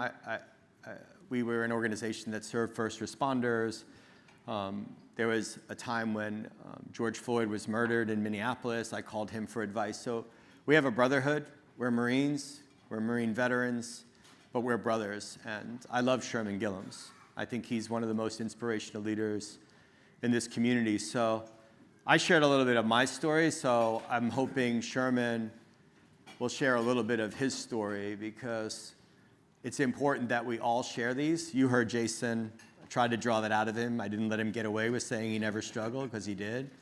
And you heard Herb tell you something that happened to him a year ago, which he hasn't really shared a lot publicly too. So we all have a responsibility, but it's not about sharing just the one half of the story because we can stop after barely surviving. We need to talk about how we get to the next chapter. So without further ado, I know I talk too much. Now it's all about you. So let's tell these people what's going on in your life. Sure. How many Marines in the room, just out of curiosity? All right, good representation there. So I was 16 years old when a story grabbed me. And let's see if you all can identify with this. There was a knight walking, or he was on a horse in a dark forest going through, and he encounters a dragon. The dragon and the knight, they clash, and there's lightning and fire and all this stuff. And he beats the dragon, he raises a sword, and he pulls it down, and what did we see? It was a lieutenant or something like that. It turned into that Mameluke sword. And we all remember the voice. The few, the proud, the Marines. I don't think I can get that guttural. I just got the chills. But you remember that commercial, right? And like many of you, I raised my right hand. I was 17 years old on my 17th birthday. And I didn't enlist because of a benefits package. I really didn't know about the GI Bill or anything like that. I was 17. I still had to go through high school. But I enlisted because a story reached me and reached into me and told me something about who I could be. And I chose to believe it. And then I became it, like many of you. And that is perhaps the most fundamental thing about human beings. We locate our identity inside stories. We are built by them, and because of that, we can also be destroyed by them. The only question that matters for the purpose of my being here today is which story is being told to the men and women who walk and roll into your offices every day. Because here's what is happening before veterans ever pass through your door. A counter-narrative has already begun quietly and persistently with the patient malevolence of something that doesn't need to hurry because it has plenty of time. And this counter-narrative doesn't announce itself. It doesn't say, I'm here to destroy you. It says something far more insidious. It says, look what happened to you. Look at what you lost. Look at what you can no longer do. And it begins slowly to measure a person's worth by the inventory of their damage, such that aim high and be all you can be becomes it's okay not to be okay. Or don't give up the ship. We're looking for a few good men and women becomes remember the 22 a day. And I want to be responsible and say something careful here because words matter. Suffering is real. Grief is real. And the weight of what these men and women have carried is real, and it deserves to be taken seriously. But there is a catastrophic difference between acknowledging suffering and making permanent residence of it. Between naming the wound and letting the wound become your name. Something I face with this wheelchair all the time. And this has happened in far too many cases. I've seen it, you've seen it, we've all seen it. When veterans sit across from you, you're not simply processing a claim. You're participating, whether you know it or not, in the authorship of a narrative where the story arc remains unclear and oftentimes unfinished. The question is whether the story's climax centers on surviving or something larger and more meaningful, thriving. Now, I face this question myself in a very real way. I'm going to get a little personal here. Over the last 2 years, I was forcibly separated from federal service with the change in the administration, and at the very same time, my 14-year marriage was ended by a betrayal I didn't see coming. Everything I'd used to orient myself, my identity, my relationships, my sense of purpose, collapsed in that very same window of time, all at once. No structure, no direction, just an abyss that led to nowhere, it seemed like. And I've never been suicidal, but I began to understand with the clarity I wish I didn't have how an exhausted mind arrives at that equation. The way the foundation shifts before a house knows it is falling.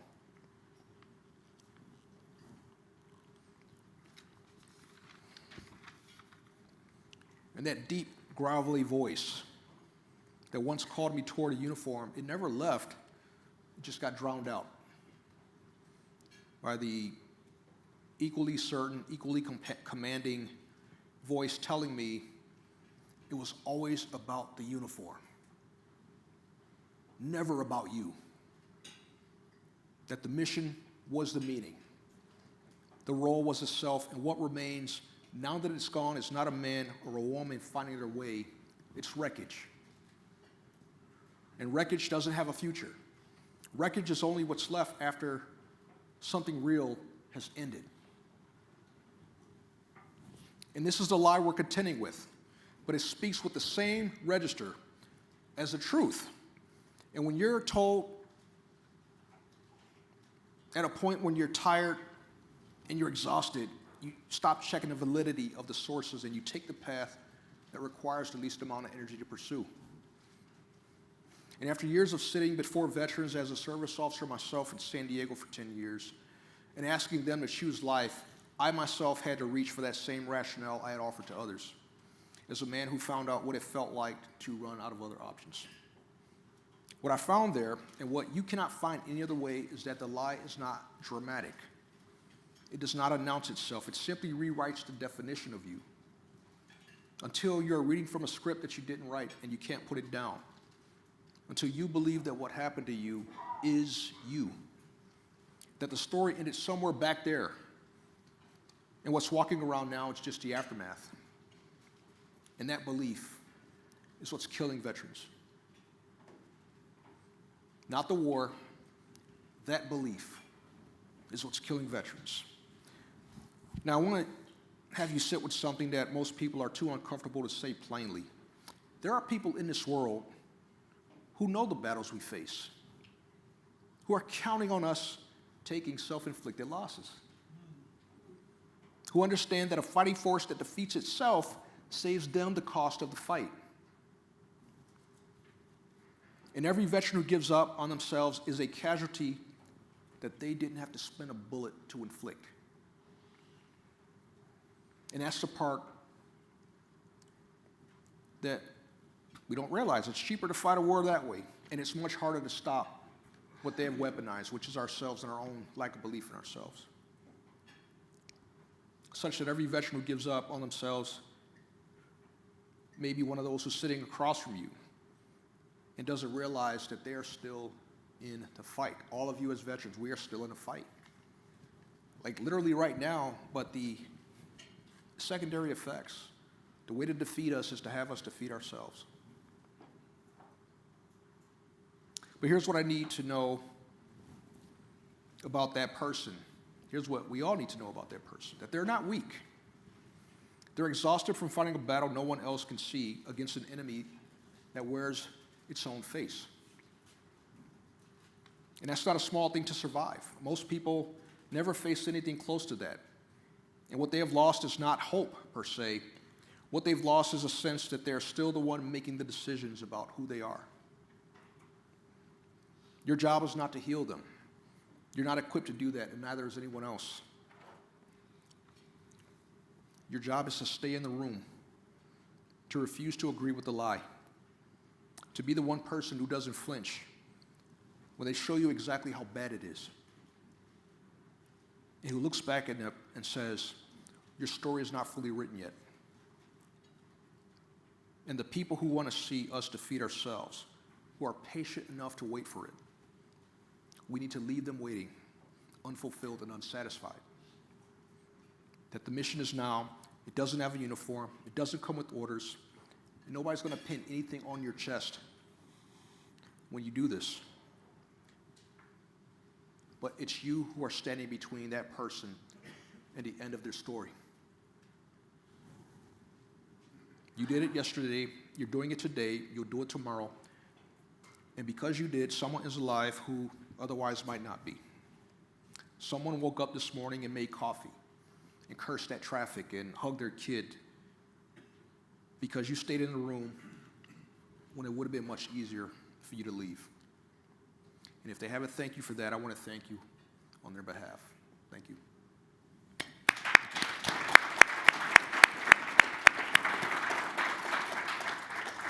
All right, I'm not often at a loss for words.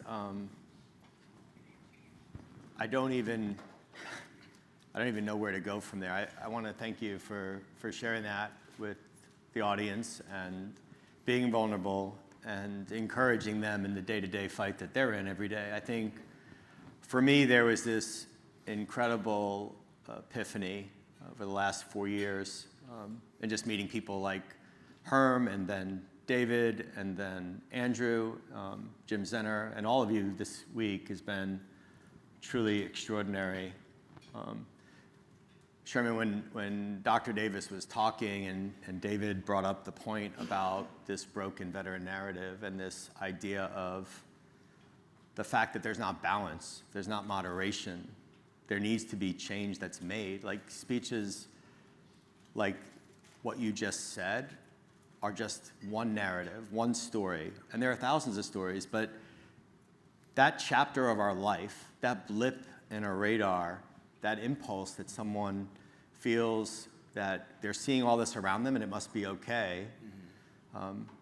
I don't want to go down the pigeonhole of suicide prevention and this idea that some big organization, whether it be the government, whether it be a big nonprofit, whether it be a corporation that makes this big announcement and has millions of dollars of resources. And I hesitate to say it out loud. I hesitate to say that part of the problem is we talk about it so much that the people who are listening think that it's okay. And listen, I lost Marines to suicide. I've lost a nephew to suicide who was a police officer. And I faced the fight myself. I've had those challenges. And I'm sharing that story. I don't really care what people say. When I started ZeroMils, Noah Courier said, hey, I don't think you should share that story. There's a stigma. And I didn't courageously share it. I didn't live up to that hat. I didn't live up to that calling to serve in that way and to share my story that I was struggling, like the deepest depths of despair. Because I see this opportunity to say, yeah, that was me. But it was just that one moment in time. And I think that's the reflection. Like you're seeing people before you and they're struggling. And I think we have to think collectively in this room, right in this moment, that younger people are not taught that failure is okay, that a setback is okay, that struggle is okay, and that leads to a stronger version of you, right? That stronger version of you that can do exactly what you did when you earned the title Marine. So it's not a question as much of it as in a statement, because I want to actually take questions from the audience as you answer this last question. So if you have a question or you have a story to tell, right? You have a story to tell yourself about someone you saw, something you think we need to do. Listen, when David stood up, I wanted to stand up and cheer and talk about what the problems are. Because validated organizations, vetted organizations, if it's only the big ones that are validating and vetting with the biggest organizations, the government, these stories will never be told, because the validated organizations and the vetted ones that have all the access are going to pick and choose the winners and losers too. You are in a position to tell Sherman's story too, Jason's story, sitting over there, Herb's story, your own story. But don't leave it at, that was the struggle, but I got through it. And this is what I did. I challenged the Department of Veterans Affairs when they bring their community network together to think about the Soldiers to Sidelines and Harrison Bernstein, Travis Manion Foundation and their character program, Team Rubicon, Team RWB. I challenged them to survey the soldiers, sailors, airmen, Marines who are now veterans who had the same struggles as us and what got them through it. We're surveying, trying to go upstream at a point of crisis to say, this is why it happened, when the answer lies with us, when we found purpose and hope, when we found connection again, and when we found health. Do you think the Harrison Bernsteins are stopping to say, I helped those coaches not take their lives? Do you think Mike Irwin, when he did Team RWB, was stopping to take a survey? He saw what was working. Do you think Ryan Mannion, when she lost her brother and started Travis Manion, and you have 17,000 mentors in high schools talking to young people, do you don't think those 17,000 mentors got purpose in doing that? And they were going to be on the list of the 22 a day? But who's surveying them downstream and saying what worked and what didn't work? Because we're so caught up in the problem. And that's what Sherman Gillums did today. So, Sherman, I want you to talk about the times in your life when you were thriving, the time when you were a Marine, the time where you went up and down, because it wasn't just that only time. Yeah. Tell them what you accomplished, like in the face of adversity. Well, obviously, I was injured at some point. I was in a car accident. And well, first of all, that depressed me a lot because nobody wants to be laying in a hospital when the country's at war. That hurt me more than anything. I'm in an ambulance being taken over to the SCI Center. And, and this wasn't too long after 9/11. I just had orders to 1st Marine Division. I was ready to go. And it wasn't even I don't even remember what happened. It was that freak of an accident. And suddenly I'm in bed looking up like, what is this? So there was a fair amount of that, but I think what was really crucial is I came in contact with people who were also paralyzed veterans or who understood the journey, and they gave me a preview of what the future could look like.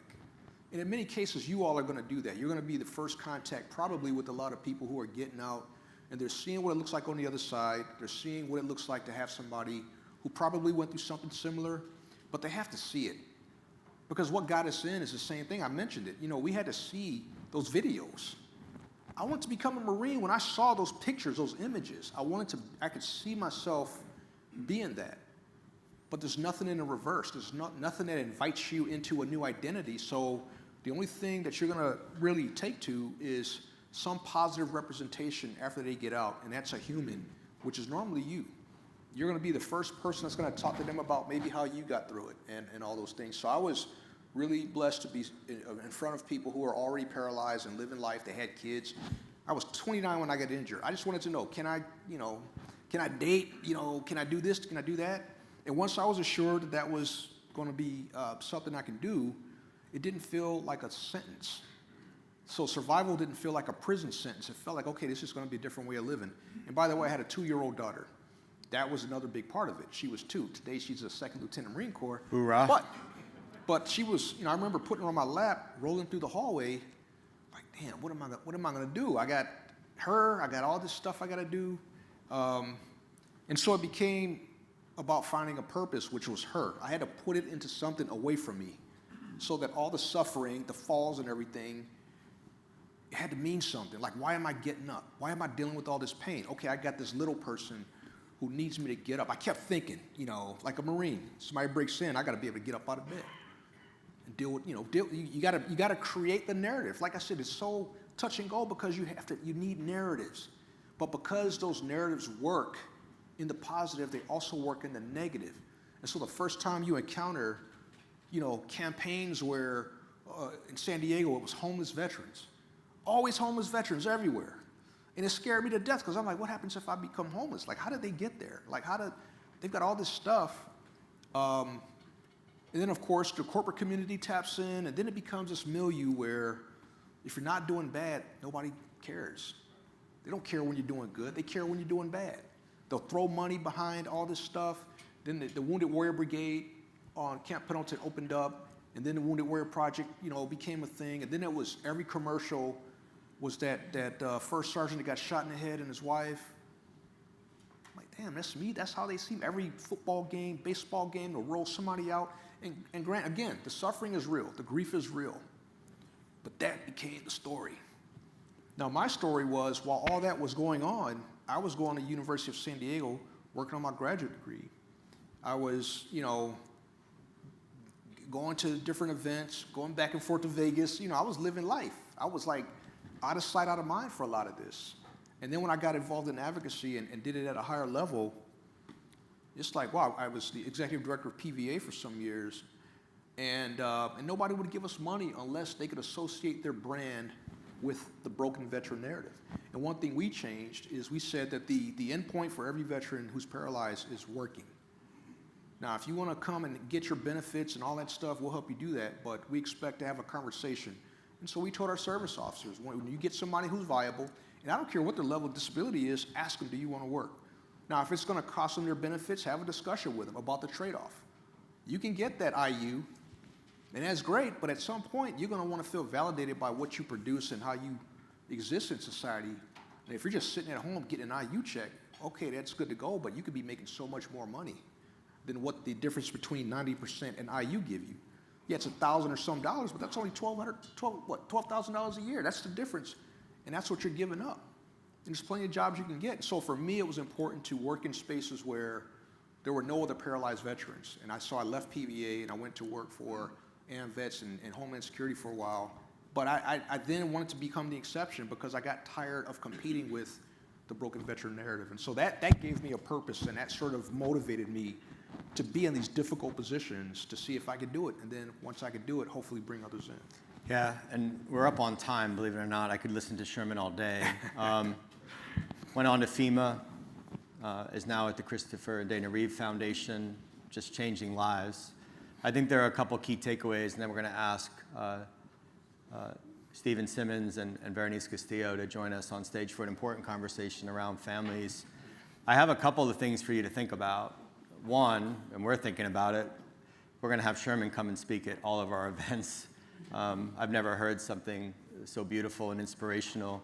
I'd ask you to consider that too. You know, even virtually, if you can host events. We're going to have Tommy Jones host Sherman on our virtual webinar, to the point I made earlier. This came up with Dr. Davis. It came up about the ads. At the end of the day, changing the broken veteran narrative is on us. And if you ask yourselves the same questions about struggle, some of you had the courage to come up and talk to me about your own struggles from time to time, and you're going to have it more than anyone because you're on the front lines and you're hearing these things and you're taking them on board and you're not sleeping at night. That was part of hiring our heroes. I wasn't sleeping at night because I wanted to help more veterans find jobs. That's not sustainable. So I think taking Sherman's example, Jason's example, Herb's example, my own example, think about how this was shaped. Two simple opposing views. Sherman could have talked about the first half and we could have clapped him off the stage. Or he could have talked about the second half. It's how we want to be seen and heard. The story that we tell. I'm not discounting the challenges. I'm just saying let's find the balance. Let's change the narrative together. Let's thrive together. Let's lift up our brothers and sisters who aren't, and you are on the front lines. So you have to carry this forward. You probably have 100 questions on your mind about how can I do this better. We'll help you answer them. Sherman, Jason, Herb, ZeroMils, and each other. You have each other, too, to figure this out. And that's got to be part of your toolkit. We've got to do it together. So let's hear it for Dr. Sherman Gillums, my brother. All right, we're going to stay in place, and we're going to call Stephen up and Berenice up. So just stay where you are, and then we'll take a break before David Shearman speaks about the National Veteran Strategy. So we have one more break, and then we'll workshop. We're only halfway done. Only kidding.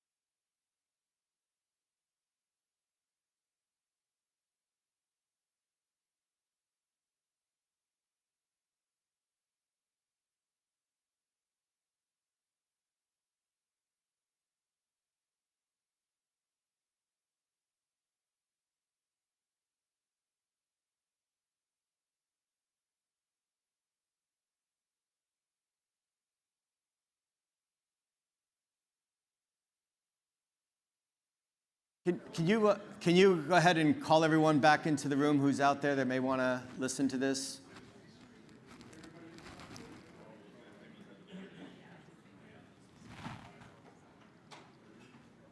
Okay, herein lies the challenge of being on the third day in the twilight hour after lunch. And I think I learned something when I was at Hiring Our Heroes in the early days. We used to say veterans and military spouses.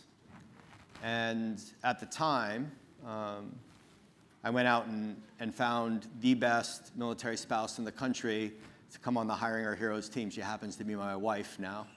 Her name is Laura Schmiegel. And I got tired of getting on stages and saying, and military spouses as a veteran. And I think this is a huge problem, even in your own roles, right? It's county veteran service officers. It's not county veterans and their family service officers. It's not about the spouse and their careers, and we need to do better.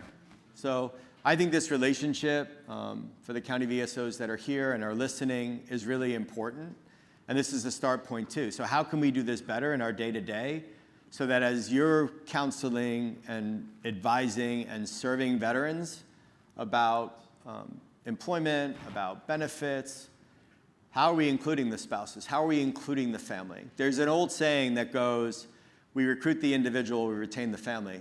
That couldn't be farther from the truth. In today's day and age, in this all-volunteer force, we recruit the family too. Many young people who serve our country come from families who serve, like my son, like Paul's son. So we need to take this on board because the future of the all-volunteer force depends on it. And you have to play a larger role in getting the veteran to include the family, the spouse, in the decisions that they're making. So that's really the framework for the panel. George Washington once said, at least this is attributed to him, the willingness with which young people are likely to serve in future wars shall be directly proportional to how they perceive previous generations were treated and appreciated by their nation. That applies to families too. And we should add that to the sentence. We should add that to George Washington's quote. It's an important thing that you have to take on board, and I hope that from this panel that NACVSO takes this on board.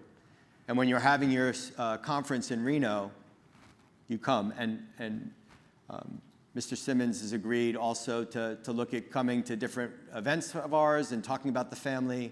Berenice is always accessible as well. So that'll be a follow-up item for ZeroMils, but I want to really spend the rest of the time focusing on, one, sir, your priorities.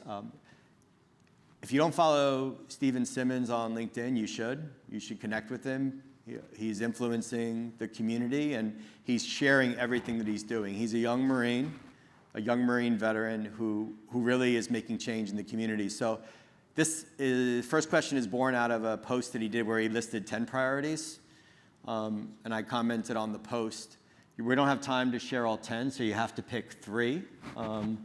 And I'd love for you to share those with the audience because I think your job is daunting, given everything I just said. And the change that you're trying to make, what are you prioritizing first and foremost for military families? Well, Kevin, thank you. And I think with that introduction, I mean, I've got a good follow-up here. I can just get off the stage and you can take this and run with it. So I'm not talking anymore. I appreciate it though, Kevin. Yeah, so LinkedIn posts in general, and I don't know if that was like some strategic, brilliant thought as much as a late night rant almost of just things that keep me up at night. And so I talk about like when we think about how we support the military family and by extension the veteran family, it's tricky because that's that hidden dimension. Everybody looks at the military member, they see the transitioning military member that turns veteran. And they see these decisions they make, and sometimes they make really good sense, sometimes they don't. But what you usually don't see is like underneath that surface, how the family is influencing. And there's a lot, oftentimes, 99% of the time, in fact, I would argue, it's usually the family that's influencing those decisions. And so when you see a veteran where they decide to transition to live, it's the family usually driving that. Where they work, it's the family driving that. What their priorities are. It's the family driving that. So it's very, very important that we really think about what the family does, how we support the family, but also how we get get that support delivered to the family, make sure they're part of that transition experience, because if their family is successful, the veteran's going to be successful. If the family is successful, the military service member is going to be successful. So, Kevin's spot on. I think, behind every warfighter, there's a spouse who is driving that warfighter forward and probably keeping them out of trouble. And, I think most of our military leadership, usually, if you look carefully, there's a spouse who's, probably saying, what are you doing about this to fix it? So, you asked about the priorities. I think, I'll say kind of what's on my mind right now, just some things that, recurring themes. The first one is data. We've got to be so focused on the data, the data that we're ingesting, both as a department, as individual organizations, but then what do we do with that data? Because I think, we like to get a little talking point and say, hey, this is driving it, but there's first, second, third order effects, but then there's also causative factors that drive that trend that's happening. And I think what I'd say is we hear a lot about these programs, and kind of like keep the conversation going about the responsive programs, whether it's counseling, mental health support, all these different things that we do for veterans. It becomes a self-fulfilling prophecy if we only resource those programs that support veterans in crisis. What we need to be looking at is resourcing the programs that allow them to thrive and succeed ahead of time. So, I think the data is, I'm very obsessed with collecting the data, but then protecting that data and actually doing something with it, because what that does is that drives us towards, resourcing and influencing those items and areas that are critical to enable veteran success. One of those, other big three priorities, military spouse employment. We've got to crack the code on getting our military spouses employed in the workforce, and not just solving the unemployment crisis that our military spouses faces, but the underemployment crisis. And here's the reason we do that: financial readiness. It is 2026. Military families have to have two incomes, just like the average American household.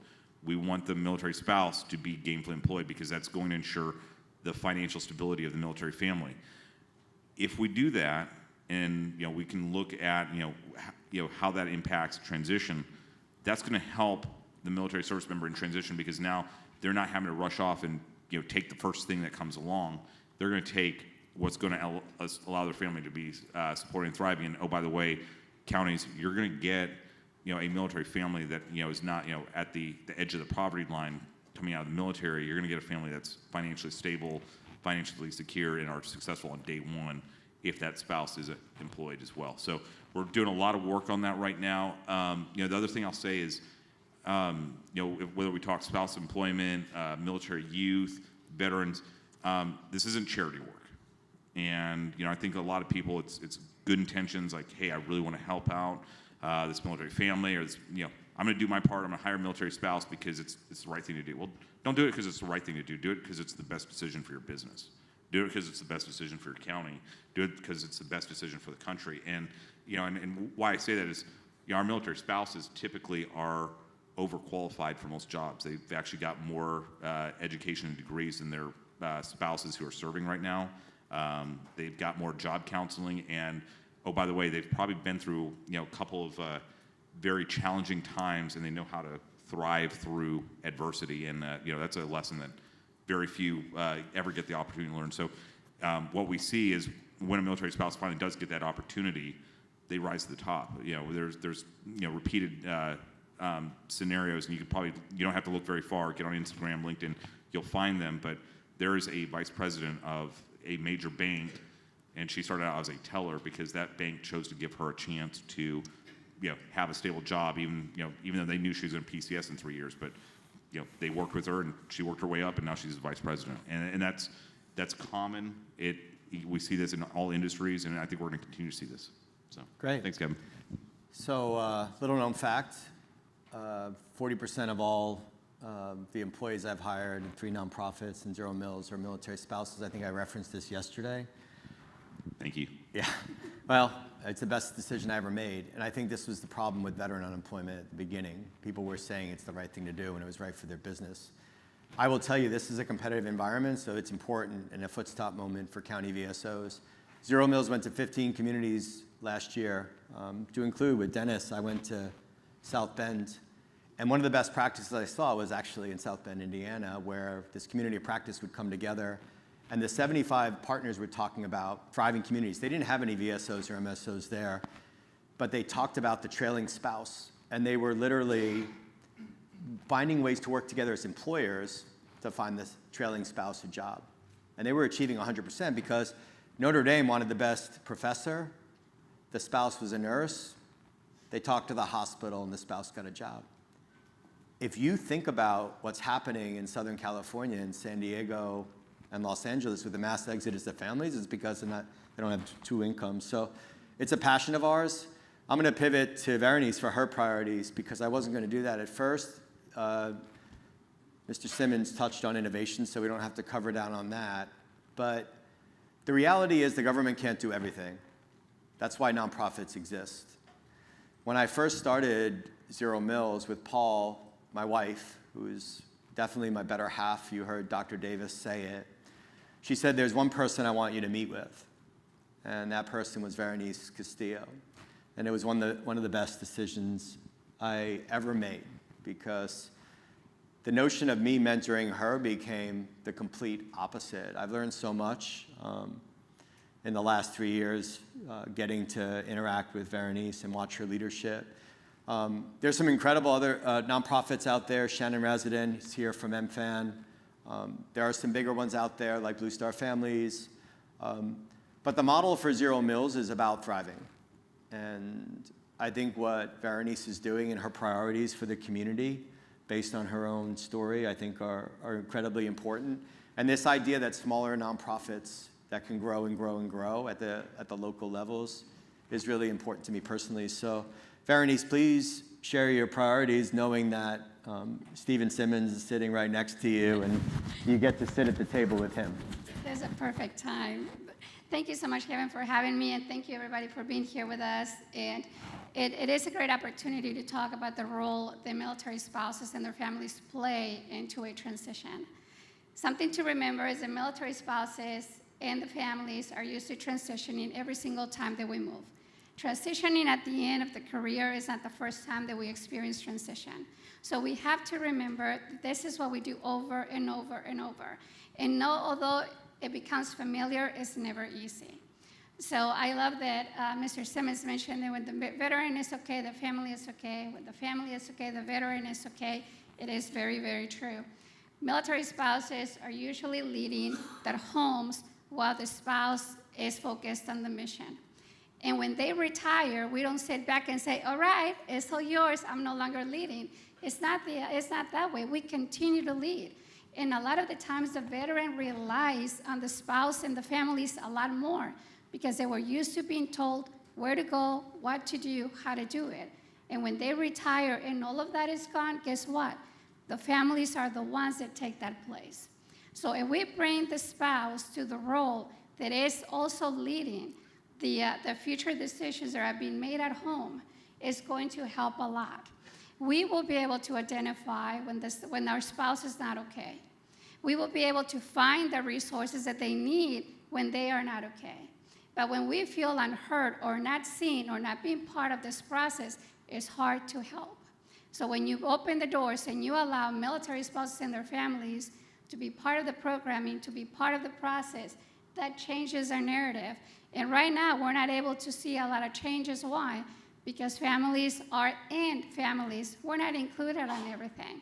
And also because we are used to seeing the transition in a certain way that only affects the veteran, but it affects the entire family. I am the spouse of a veteran, and although I'm very involved in the community, when he retired, it was a complete shock. I didn't know how to help him because now I was like, okay, so you're my husband, and you have served for 27 years. Now you're at home. What do I do with you?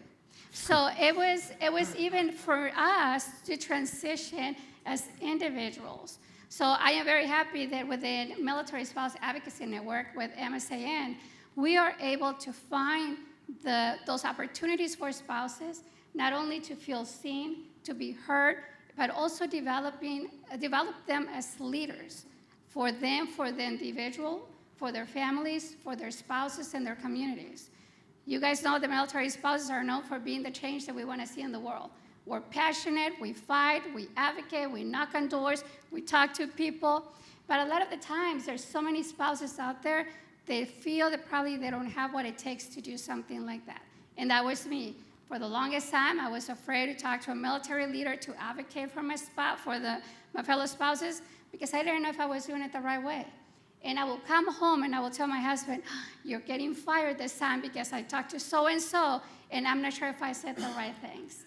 But this is why we gotta make sure that we are prepared to do that. And that's what we do with our programming. We provide a community, we provide mentorship, we equip military spouses with mental health allyship certifications. We provide leadership training to become those leaders in their community. And that's how you actually build meaningful partnerships and relationships that bring real impact. And we love that we work with Mr. Simmons and with other nonprofits and with other agencies, because together is the only way that we're gonna be able to make a difference. But you need to provide a seat to military families and spouses to be able to change their narrative. If not, it's gonna be hard to do. I think I'm not even gonna ask the question, but I wanted to ask you to take this on board. I started with, we can do better.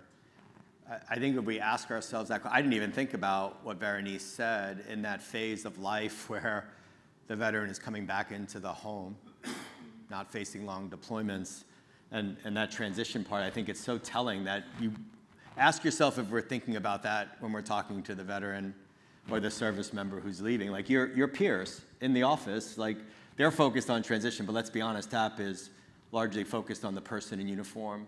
How can we do better? Yeah. You were going to say something else, but I'm not diverting you. Go ahead. Well, and I'll just steal like 2 seconds here. You know, I think we talk transition stability. One acute thing I'm very aware of, and we're kind of taking a look at right now, is actually how do we support the military family and spouses in that transition period? Because we actually see there's military spouses that come out of military service with PTSD, and a lot of that actually it's at that transition point, and it's actually tied to when the spouse comes home, and now there's a gender role reversal, because, well, hey, what do you mean? I'm home now. I'm going to do this, and well, I've been doing this for the last 20 years. I'm going to keep doing this. So it's a real interesting dynamic, but it kind of points to another area that we're very focused on is relationships in general, strengthening relationships, and a lot of our help resources. What we see is the number one reason military members and transitioning veterans call in for help. It's usually not hey, I need help transitioning, finding a house. It's I need help with the relationships we're struggling, and so I think building the fundamentals of that relationship, and I think that community that's they're moving into, that's important because it helps stabilize that relationship, but also supporting that relationship and strengthening that relationship, because the most challenging point in that relationship is when there's that transition. And hey, what do you mean? You're here in this house, 8 to 5. You go out, but then you're here 365 days a year. That's a very different lifestyle for most military families. So, sorry, Kevin, I really derailed there. No, you didn't. And I think that's kind of the point of these conversations, so you feel like you can share with what you see are the problems. One of the things that we were talking about with Dr. Davis and the former head of DHA, Talita Crossland, General Crossland, was this idea of improving interagency cooperation. I think there's probably a lot of questions here about whether or not the VA is going to play a larger role in transition. How does that affect families? Can you give us any insights into that, or do you see any barriers for the spouses, as service members become veterans on the interagency side? Yeah, well, I think interagency cooperation, I despise hearing about it because there shouldn't be an issue with it, if that makes sense. There should be zero daylight between us and VA. There should be zero daylight between us and the IRS. There should be zero daylight between us and Department of Labor or Small Business Administration. And that's where I think it's a lot of personality. But I think if you look at how government programs have developed over years, it's usually silos. There's an issue. somebody flags it, Congress says we have to do something, rightly so, they go in, they write a bill and say, do this, and now a silo appears, out of thin air. And that's great. Like that gets created, but it doesn't always collaborate with the other agencies there. So, I think it's a personality thing, but I think it's one of those everybody needs to check the ego at the door, make sure they're talking to each other, and I think that's where, you talk interagency collaboration, but it's working with the MSOs, VSOs, the state agencies, the local governments, everything at all levels, because we all have a part to play. I think if you think of a big jar, you put some big rocks in that, DOW, VA, maybe then you put some, medium-sized rocks in there, and that's like some of the bigger national organizations, VFW or something like that. But then there's all these small MSOs, VSOs, there's the counties, and I would argue, you have to have a good ground game with this as well to help navigate all these different things. So, I think where it comes in is it's a really easy talking point. Like I can go get on stage tomorrow with, Dr. Davis, and we can both, tell everybody, hey, we're working together, we're working in sync. But it goes beyond that. It's making sure electronic systems talk to each other. It's making sure the contracts talk to each other. Like, why do we have 3 different contracts within the DOW alone for the same thing? Maybe it's time to flatten those and get, at minimum, at least make sure those things talk to each other. So I think there's a little bit more precision that we're working towards right now, and I think that's important. But I also point out, don't have an ego in this. I'll freely admit, I think there's probably a smaller private org or a local government that can probably provide more direct, executional support to a family or a veteran than we ever are going to be able to. So, our job really at the DOW level is produce a good policy that's very easy for everybody to execute within. So actually, I wasn't going to talk about this. I'm going to go to Veronice in a second, but for the audience again, Dr. Davis mentioned this survey, and I said a key takeaway or a key action, right? Not a takeaway. An action item is to take all 3,000 county veteran service officers to take the survey from the mind of every veteran that they've ever served. That's powerful. That's capturing tens of thousands, hundreds of thousands of people, and you're the front lines. So here's another takeaway and an offer, because I was thinking about this in the panel, is here's a resource that can teach you more about how to serve families better. So here's a takeaway for you, and I would venture to say this is not happening. How can the county VSOs talk about the pain points for families that they're discovering because they weren't focused on that, with a bunch of questions or a bunch of issues that you can bring to the Department of War? Because we can't do a roundtable with 3,000 of you. This is our opportunity to start this conversation. But imagine if you took your whole body and said, okay, we're going to just spend a day thinking about families. Maybe we do that at conference.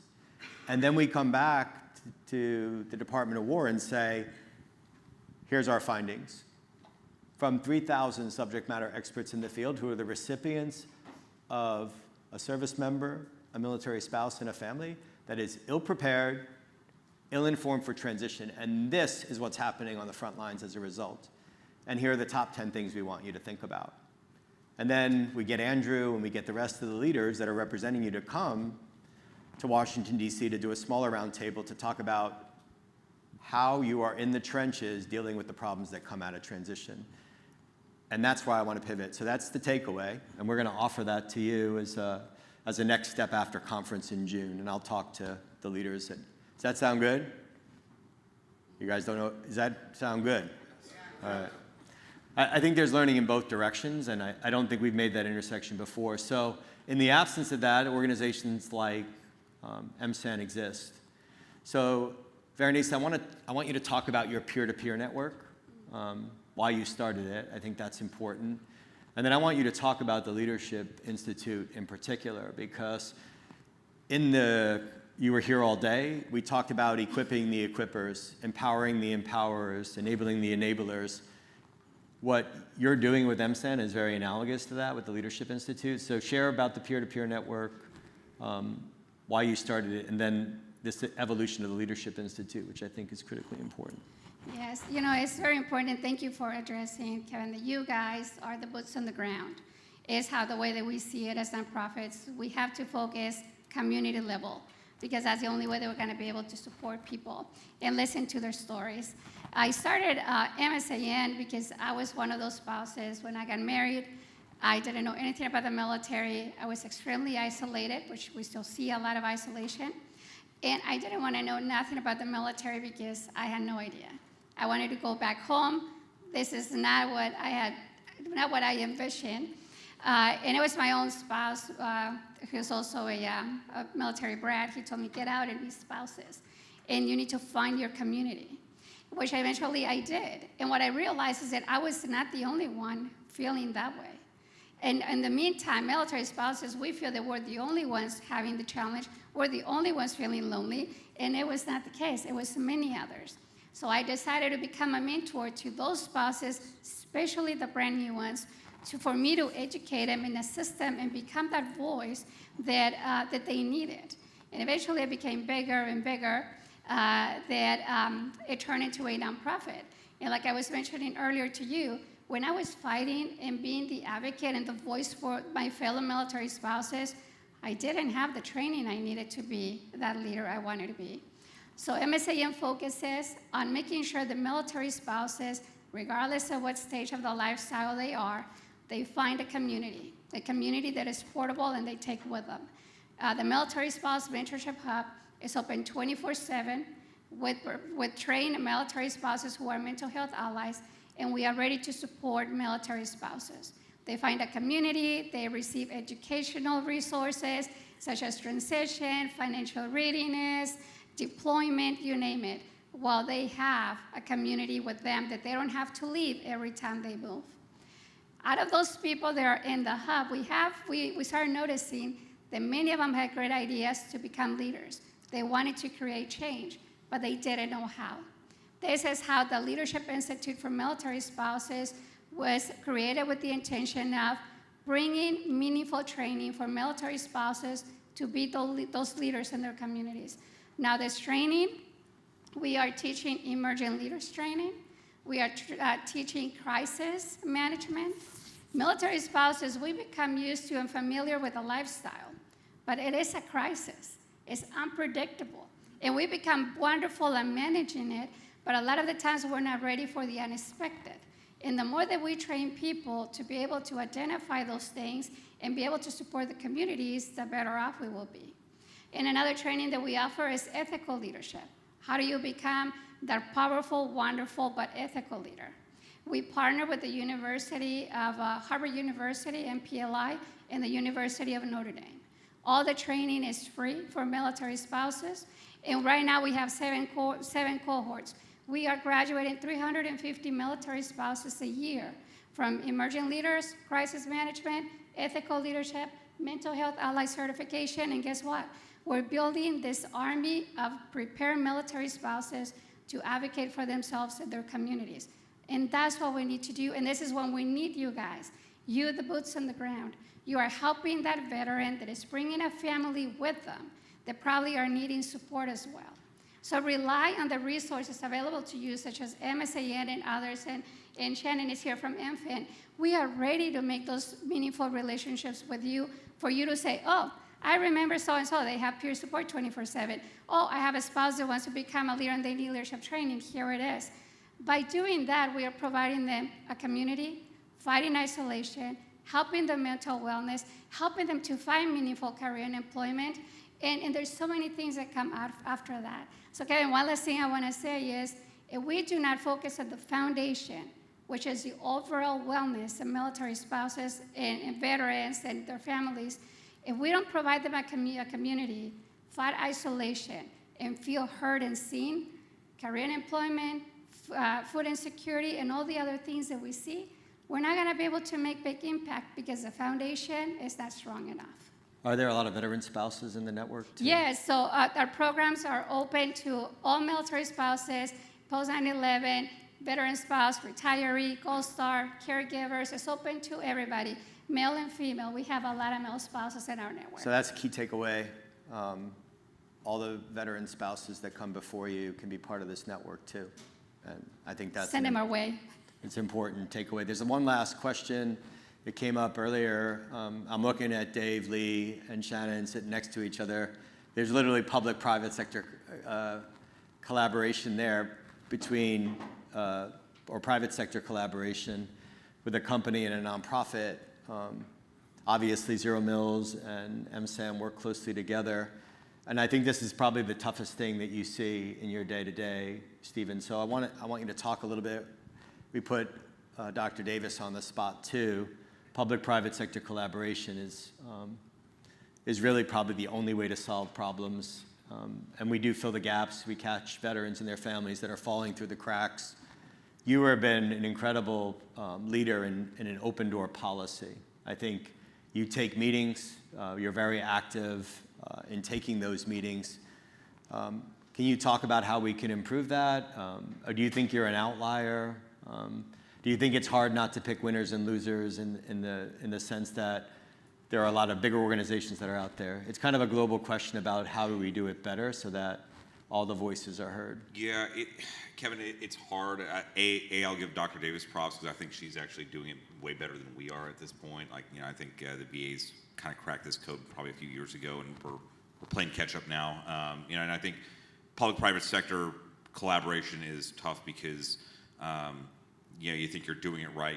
You're collaborating with one part of the private sector, but you missed another. And I'll say, like, I think the challenge for us is I forget what the stat is. I think there's like 40,000 veteran organizations at this point out there in the country, and I think that's a very different look and feel from 1980s, where you really had VFW and American Legion. I don't know if that was true. I don't know if there's any VFW or Legionnaires in the room, but and they're fantastic. But like you talk about engagement, that gets a lot trickier when you're talking 40,000 organizations, and some have a very big national presence, and they do a lot here in DC, so it's really easy for them to come over to the Pentagon and see us anytime. But I want to highlight, I think there's the private sector groups, and I think small orgs that they don't even have a DC presence. They're out in a community just working their tail off to support veterans, military service members, their families, and things like that. And I think it's important to note we're in a very different spot than 1980s as well. Only about 30% of military personnel and their families live on installations at this point. Most of them actually live out in town, out in their communities, and they're living further and further away from installations as well.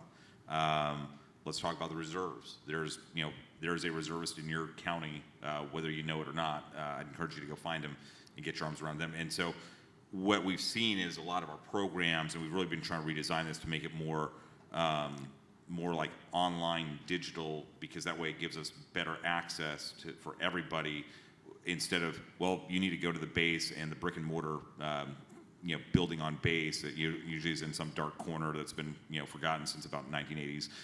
We don't want you necessarily going there. We want you coming online, because I think that's going to give better access, but also enable better access for the public-private sector. Things I'll say, like, we need to get better at access. Just access in general. I think, and I think this is really kind of a base to base thing. Like, I think there's probably some base commanders that are very open and, hey, come on board. Funny enough, the American Legion is doing this base quality of life assessment thing, and it's like, they're doing their own inspection program, and some base commander let them on to inspect them, which, I was like, that's a pretty bold move there, base commander, but pretty cool that they opened it up. I don't know that every base commander would. I hope they do. Just I say that not trying to make them do something, but we should be transparent enough to let organizations on. So I would encourage everybody. I'm going to do it on my end, but I'd encourage y'all to do it on your end. Build those relationships with that local base installation commander. Find that local National Guard station, or that reserve unit that's out alone and unafraid, and really start to work and build a relationship with them. And it may not be easy at first. Like, I think there's some commanders that are going to be all about it. Like, yeah, come on board, love to help. And there's going to be others like, who are you and why are you inspecting my program? And who are you going to tell? But I think building those relationships at that community level, and I'll say, like, very aware that I think success for military families in general, it's a lot of the relationships they have in the community. It's how they build that.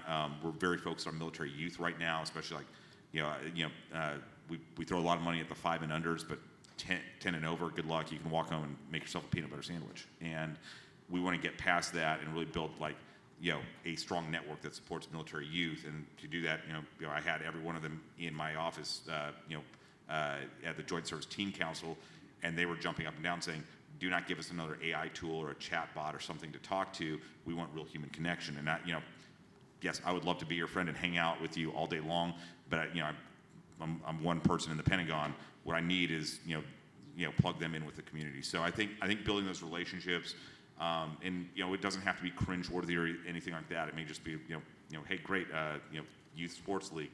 Military kids are invited. Please come out. Getting an advertisement out. Working with that base commander, making sure, and it's going to be different. Needs of a reserve unit out in Lubbock, Texas, is going to look very different than a big installation in Middle Tennessee like Fort Campbell. Like very different needs of the who's stationed at those two locations. So I think building those relationships, but I think communication, and Kevin, if that's one thing I've tried to really do is show everybody, hey, very open, transparent communication. I will meet with everyone, although my calendar is regretting it. Your team loves you saying that. Oh, they do. Yeah. They probably don't. I don't know if you talk to them. You said it for the record, so yes. everyone's listening. So my team's probably cringing right now, but I'll meet with everyone. But what I encourage you to do is, don't just come see me. Go see that base commander. Go meet that local unit. Find that unit commander that's got a deployment coming up. And I think getting it back to operations, the readiness piece. We're not in GWAT anymore. I don't know if anybody figured that out yet or not, but I think we've all collectively gotten very lazy over the last 25 years because deployments are very predictable. Everything's very predictable. If you look at GWAT, you knew when a unit was going to deploy a year out, if not further. So hey, that unit's going to deploy. Maybe in 6 months we should start caring about their family readiness. Well, we're not in that anymore. We're really more in a pre-2001 scenario where we may get surprised and you wake up in the next morning and we're at war. Guess what? We need to get the families there, and that means the community support around them needs to be more in that constant, steady state of readiness. And I think you're not going to know, we're not going to know either. But I think what you're going to be able to do is have those open lines of communication. I think just flattening those across everything, whether it's government sector, private sector. We've actually been engaging a lot with private companies, that have military interest, and a lot of them serve military customers in their own way.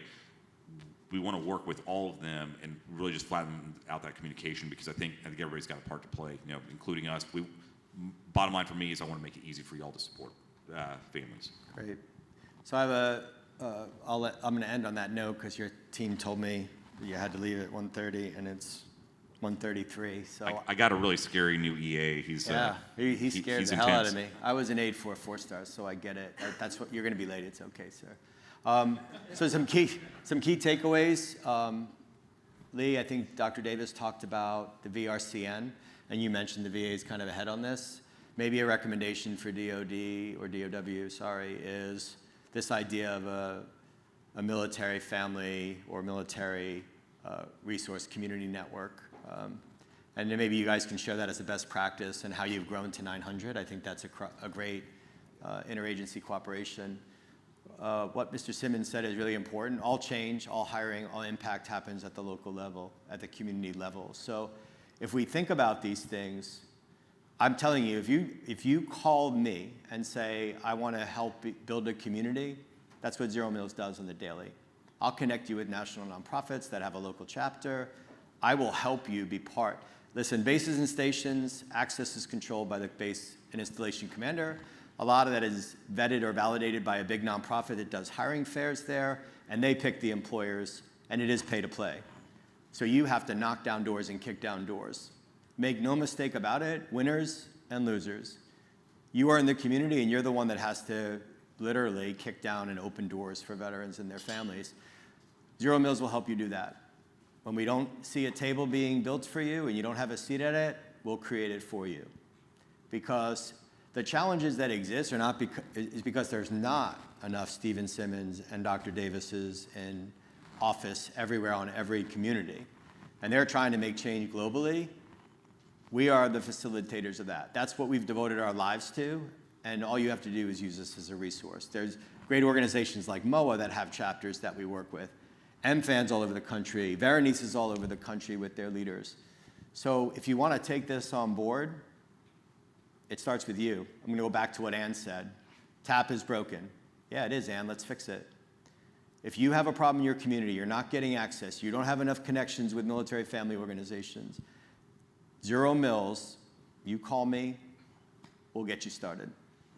I want to ask you to join me in thanking Mr. Simmons and Veronice for joining us and making sure that we take into account the family too. Thank you.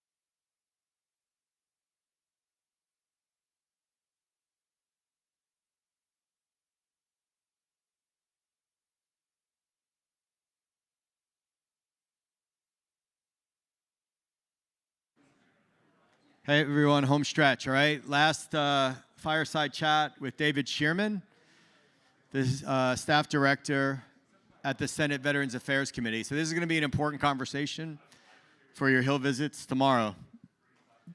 Hey, Paul. Yeah, 2 or 3 minutes. Come on up.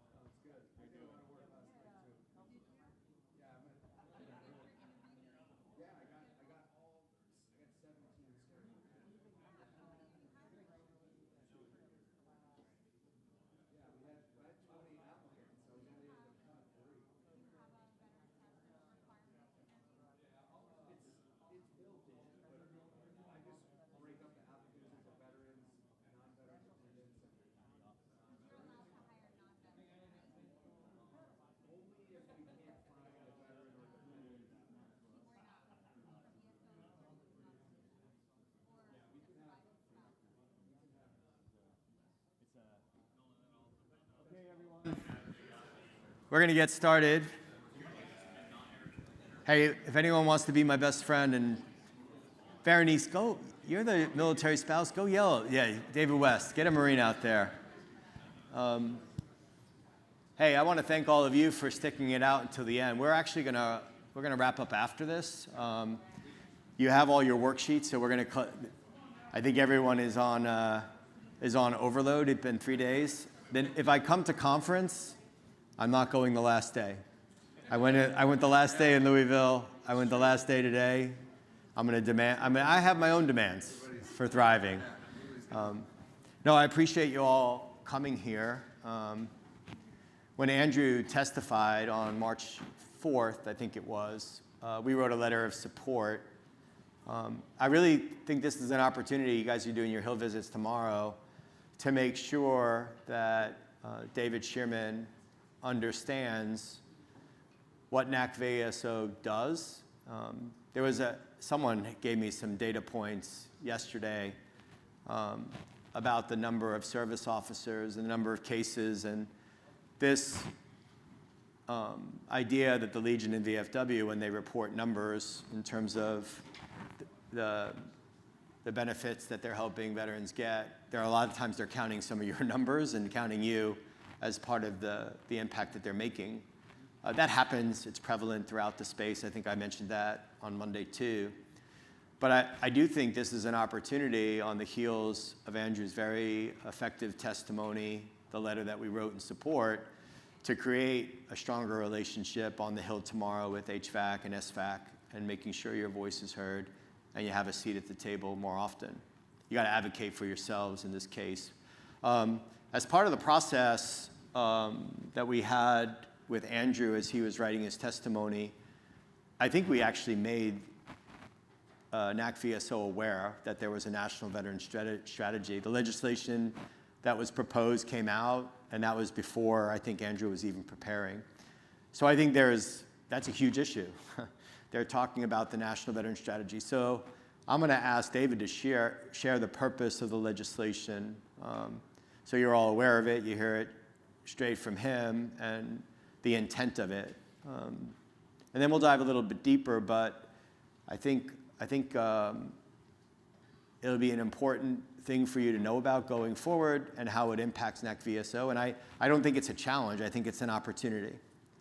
I think you take this away, the leadership from NACVSO takes this away and figures out how to be a more important player as a stakeholder in this. And it's on you. Like, you're an advocacy organization. I am not a lobbyist or an advocate in that way. So you guys can figure out how to do that, but there's no better person to have on the stage than David. So David, why don't you talk about the proposed legislation, what the purpose of it is, and the floor is yours. Absolutely. Thanks, Kevin. Thank you to NACVSO for having me. I'm David Shearman. I'm the staff director for Chairman Jerry Moran on his Senate Veterans Affairs Committee staff. I've been with the committee for about 11 years, working on various issues. I'm an Army veteran myself, use the VA and veterans benefits and programs for all sorts of different stuff as well. So I like to tell everybody I enjoy my role as the secret shopper when I go use the VA and then get to report back to the chairman on how it is or isn't working. But as Kevin said, I was involved in helping Chairman Moran introduce the National Veterans Strategy Act. And so looking back about 5 years, Kevin was also there, I think in 2021 and 2023, Georgetown University convened several symposia to look at the all-volunteer force after 50 years and think about its future for the next 50 years. That was the first symposium, and the second symposium really looked at how we serve veterans in order to support that all-volunteer force. And one of the things that came out of those two symposia was this idea that we need to look at a national veteran strategy. And I think some of the things that kind of stood out to me in terms of where we're at, there are issues, is that, and from those symposia, it was apparent we don't all have a clear, common understanding of why we have a VA, why we have state departments of veteran services, why we have all these programs. There's no clear kind of overarching purpose or mission that's spelled out. I think if you ask everybody, they can come up with their own answer, right? But in terms of there being a clear national policy that we're trying to achieve, a clear outcome that we're trying to achieve, I think we're kind of missing that, right? I don't think that is robust. I don't think it's apparent. We don't have that shared understanding. So that's kind of the first thing. And why is that important? It's, well, because we're spending hundreds of billions of dollars at the federal level, another untold billions of dollars at the state and local level every year, and then probably millions, if not billions of dollars from philanthropy, private donations, private sector companies. So there's a lot of time, there's a lot of dollars and resources that are being put towards serving veterans. So I think having that clear shared understanding of what serving veterans or what outcomes we're trying to achieve is going to be important, and why is it important, right? The second big thing is that amongst all these different programs and entities, there are a lot of programs, and for the good ones, they do try to measure outcomes, but you can have a program that measures outcomes over here and have a similar program over here doing something similar but having a different outcome measure, right? So in some cases, it's very hard to determine, okay, are these two programs both doing, performing the same, level in terms of their success? Are they both serving veterans, families, survivors, spouses, all the people we're trying to hit? And then I think the third big thing that kind of stood out is this broken veteran narrative and the impact that the public perception of veterans has on our communities, and that it has on the propensity of the next generation of Americans to volunteer to serve in the military, right? So those are some of the big things that, for me, came out of those two symposia at Georgetown. And so the next couple of years, I was talking with different people, attending different events. I think attended a ZeroMils event, attended an event down at the Bush Center down in Dallas. Talked to a lot of people about this idea and started doing some research. And as Kevin knows, I think some of you may know, the Institute for Veterans and Military Families out of Syracuse University, they actually did a whole paper on why a national veteran strategy made sense. And that was like 12, 13 years ago. I was going to bring it up, so you sorry superseded to me. jump the gun on it, but that was really also part of it. And so we had engaged with IVMF over the years on a number of different issues, and this kind of policy paper was out there. And going back and reading that again, what stood out to me is that they were talking about, a dozen years ago, what I think Admiral McMullen termed the rising tide of goodwill, or the sea of goodwill. The sea of goodwill, yeah. For amongst the American public towards veterans, and how they needed to capture that and preserve it and put the strategy in place so that once that sea of goodwill waned, that they would capture some plans, some strategies on how to keep serving veterans in a successful way. So I just think it's interesting that here we are a dozen years later still talking about that, and I think you could probably argue one way or the other on where that sea of goodwill is now, but I think the lesson from it, the goal of it still stands, is that we want to see veterans achieve success after service. That's what my boss always says. He always talks about helping veterans achieve success after service. So the key thing to me about this bill that my boss introduced is that first, we need to identify that it is a national interest that veterans achieve success after service, right? As far as I know, there's no place in law right now that declares that is a national interest. So that is the first thing the National Veteran Strategy Act does, is it says veteran success is a national interest. Second, it would direct the president to collaborate with a number of stakeholders and develop metrics for how we can measure how we can measure if a veteran is successful, or if veterans at large are successful, right? And it specifies a number of different areas. And then third, it directs the president, in collaboration with those same stakeholders, to go out and every 4 years develop a national strategy that could then inform federal agencies, state governments, local governments, nonprofit, for-profit, pretty much everybody. Hey, here's how we see the veteran landscape. Here's how we see their needs. And here are the programs and services we think can move the needle on veteran outcome measures so that we can achieve veteran success after service. That's essentially what it does. And again, the main goal is improving veteran success, but I think a byproduct of that, or maybe a component of that, is how does the American public understand and engage with our nation's veterans? And not every member of the public is going to be part of developing the strategy, but I think if you're going to have a regular cadence every 4 years or so, where this becomes a big news item, a national conversation, you have VA, Department of War, states, your counties engaged in this, we're going to have a lot more opportunities to talk to the not military connected American about why are we doing this? Why is it important? What is it that veterans bring to our communities? Yeah, I love the idea of success and changing the broken veteran narrative and talking about veterans helping communities versus communities helping veterans. I mean, that was kind of the theme that you guys have heard throughout the day. IVMF came up, and in the legislation, it talks about stakeholders. And that's a loosely defined thing. You and I talked personally about this when you were so kind to meet with me, your team met with me. And I actually testified before Congress, and IVMF was there, and this term came up a couple of times about a one-door solution by IVMF and another small business owner that had been through the program. And I am actually a proponent of the Sea of Goodwill. I actually think that smaller local nonprofits that are making an impact are a vital part of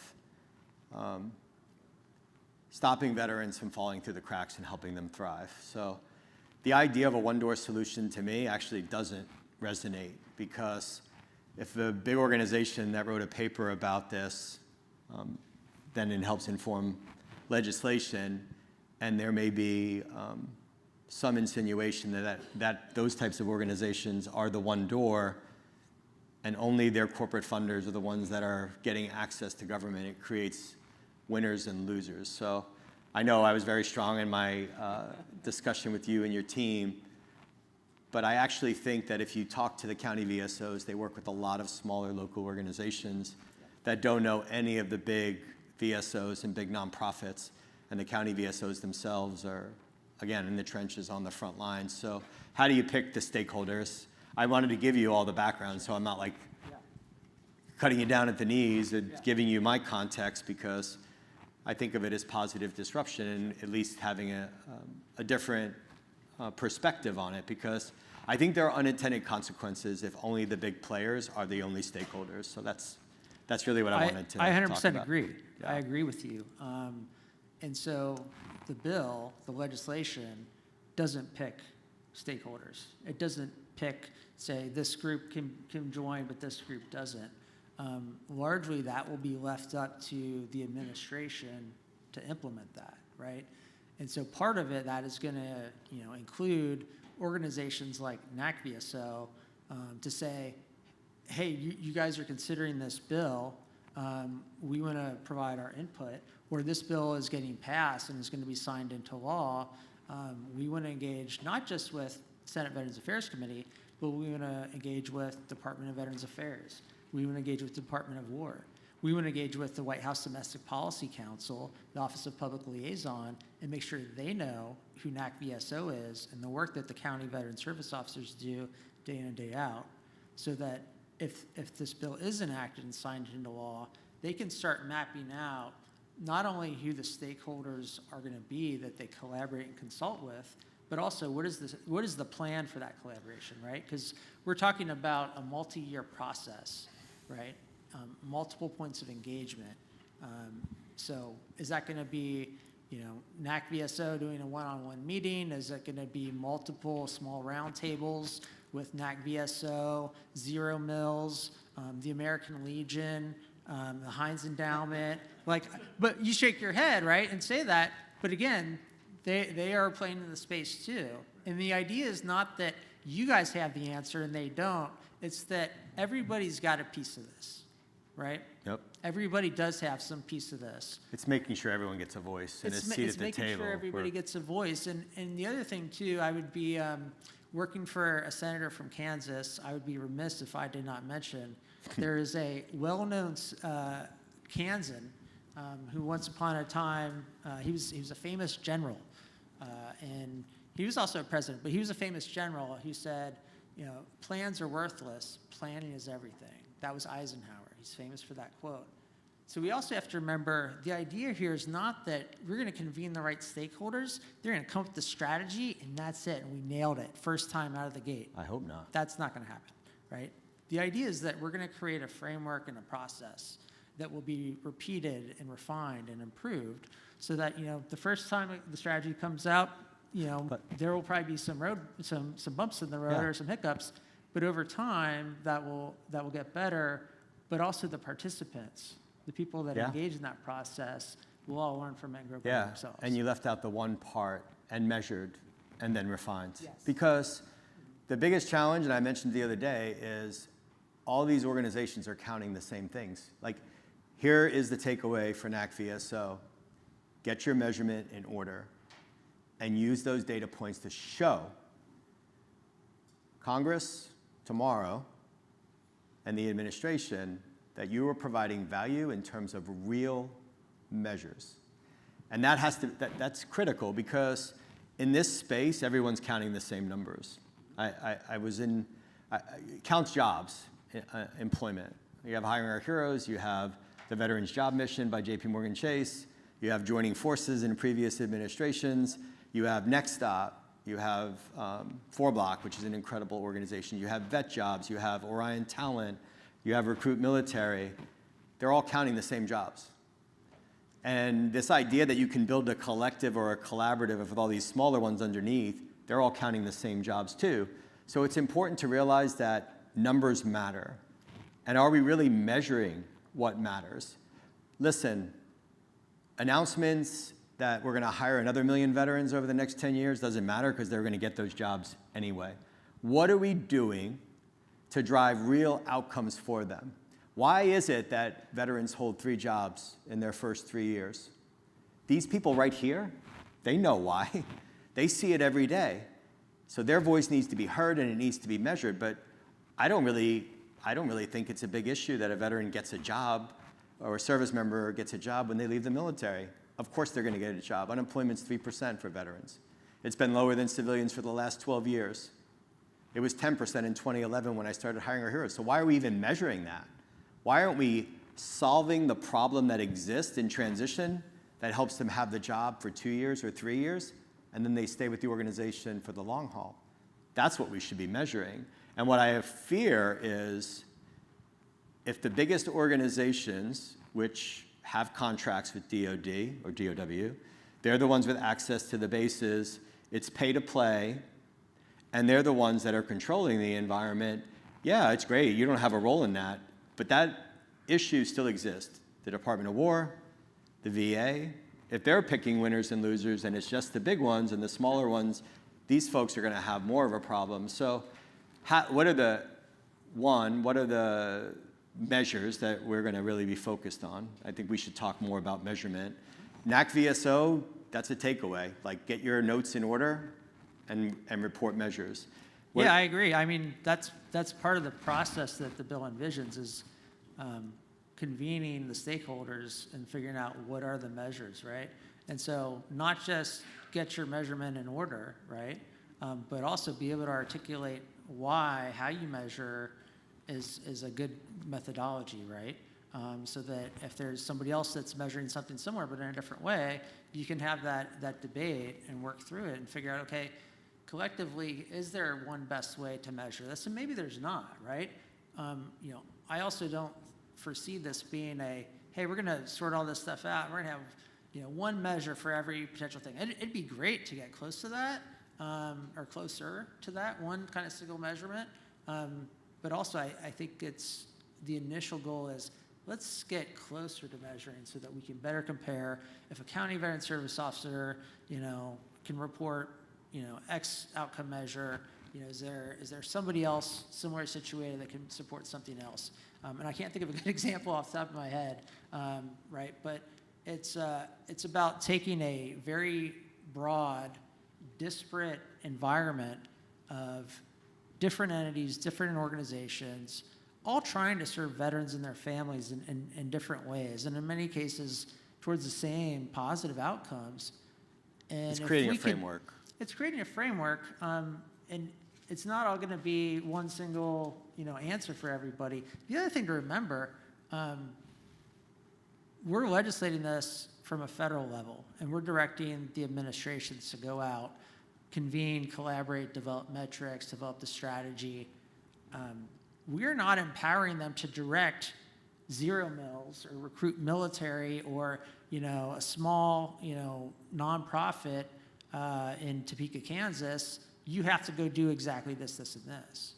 A lot of this is going to be about engaging all of those disparate stakeholders that are local nonprofits with 2 employees that have never been to Capitol Hill, as well as the bigger VSOs and the JP Morgan Chases, engaging all of them and incentivizing them, persuading them, helping them see the value of coming to the table and being part of this process on a regular basis, what will hopefully help them help veterans in a better way. We're going to open it up for questions. Hold on a second, Mr. Brewer. It was Herm's Alive Day yesterday, so he's feeling bold. I think I'm going to leave this one last point. I think it's important to recognize it, because you said it. Congress isn't going to pick winners and losers. And where we really have to consider this, and we talked about measures that matter today. Jason Redmond's here. He's an entrepreneur. For the first time in our nation's history, veteran small business ownership is lower than civilians, only 4.3% of post 9/11 veterans. So if all these organizations are doing such a great work, why is it at an all-time low, right? So we have to think about those things and measure what matters. My biggest concern is resources and government giving nonprofits resources, and I'm talking about the departments and the agencies picking winners and losers, them having access, giving that access only to their funders, and those funders reinforcing the big ones when the small ones get no funding. This organization, they're literally working on a shoestring budget, and there are reasons for that. So everything is about resources, and if it could make things worse for veterans. That's all I care about. One door is I'll kick the door down, because we need more doors. We need thousands of doors, because what we're forgetting is a service member, a veteran, a spouse can make their own decisions, and they should have as many doors as possible. And that's the problem. Big organizations, there will be winners and losers, and some of the winners have to be here as an organization. That's my biggest concern. Sorry, Herm, I hope I didn't take your question. I was a statement. No, you're good. I wanted to thank you, David, for joining us today. I also wanted to share with you that in 2017, in the Senate confirmation hearing for who is now the Deputy Secretary, Paul Lawrence, it was Senator Moran who asked him, who would Dr. Lawrence refer the veteran in rural Kansas to?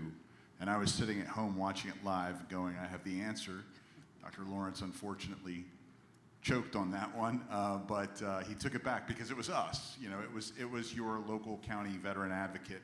But what I would like to do, and for the members that are still here, wanted to share with them, because our organization, like you heard Kevin say, the big VSOs kind of swallow up a lot of the face time and a lot of the funding and so forth. And our organization has been grassroots and been growing momentum. You guys all heard us talking about the broken veteran narrative, but this organization also was pigeonholing itself for many, many years. And we've had some good fortune and opportunity to make our own opportunities with folks like ZeroMils. So again, thanks to Kevin and Paul and Monica for joining us. But when we look at the National Veteran Strategy that we're talking about, and we're focusing on the stakeholders and understanding that this professional organization is representing, the folks who are literally on the ground doing the work every single day, providing emergency financial assistance, providing transportation. There is no other organization or agency that spends more resources than your local veteran offices do to be able to provide for the veterans in their community. Yet, they continue to be overlooked, whether it's on Capitol Hill or within the agencies, the DOW, DOD, whatever you want to call them, the VA, that they continue to call us their partners, and we're where the rubber meets the road. But we all know well and good that that's a lot of lip service. They're really not including us in a lot of the things that they need to include us in. So, just recently, I know that when you guys announced the National Veteran Strategy, which we all agree that there needs to be this conversation about how do we approach this, because we can't approach it the way that we approached it 20 years ago. The VSOs that did so many great things for our veteran community just are not what they used to be. You know, you can look back at the photos after World War II of the veterans organizations at Memorial Day, and they're all in uniform, and they're all in rank and file, and there's hundreds and hundreds and thousands of them, but they're not the strong organizations that they once were. Don't get me wrong, there's plenty of those organizations still out there that are doing great work in their communities, and hats off to them for what they do, but by and large, that's not the case. The leadership is not the same as it was. The leadership is now found in the resources that we are providing at the local level.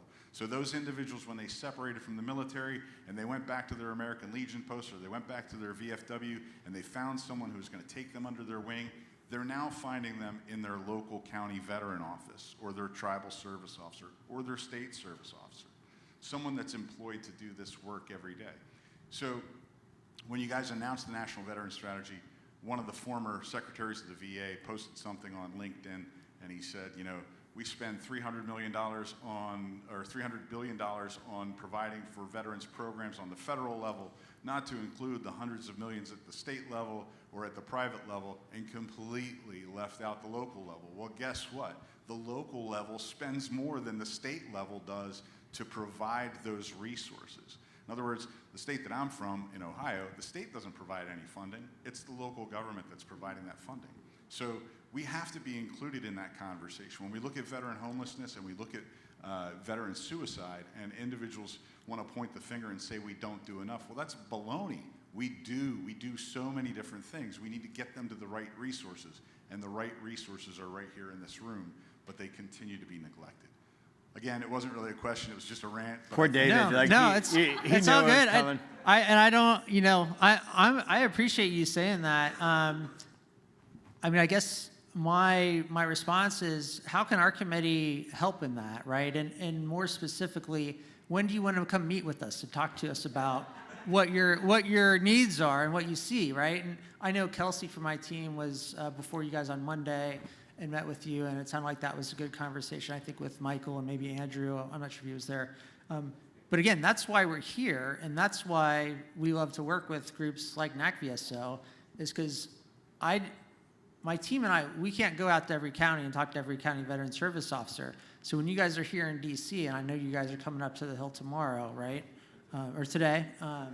So coming up today, so hopefully you're meeting with some of our folks. But like, we want to hear from you guys about what all of your county veteran service officers, what all of your members are seeing and experiencing. I know in his testimony, Andrew was talking about a lot of times the county veteran service officer knows there's a problem before it ever gets up to the state level or to the VA, right? And that means that you guys know about before it gets to us. I always think about our office, you know, with Senator Moran. He has a team of caseworkers in Kansas. All our members, they obviously all have casework teams in their states. That's usually where we learn about something first, right? Whether that's VA benefits and the national work queue and all the issues with that, or whether that's beneficiary travel and people not getting paid. Like, that's where we get a lot of our stuff. So, I mean, we're here. We are ready to talk to you guys, to meet with you guys, and figure out how we can better help county veteran service officers fit into everything that's going on. So that invitation is open. And I think we've met with you at least every year that you guys have been here for the last 4 or 5 years. I know, or Kelsey has from our team. So that invitation is open. But I would also encourage, not just through NACVSO, but for all of you, county service officers, if you don't already, and if you can, establish a relationship, a rapport with your local congressman, your local Senate office, those local caseworkers. Again, I think in my experience, every Senate or congressional office is open to the people in their district, the people in their states that are working on the issues, that are seeing the veterans, helping the people that are in need, and would view you as a resource to help the senator or the congressman better understand and do their job. So just on their behalf, I would say that invitation is open. Thanks, sir. Yep.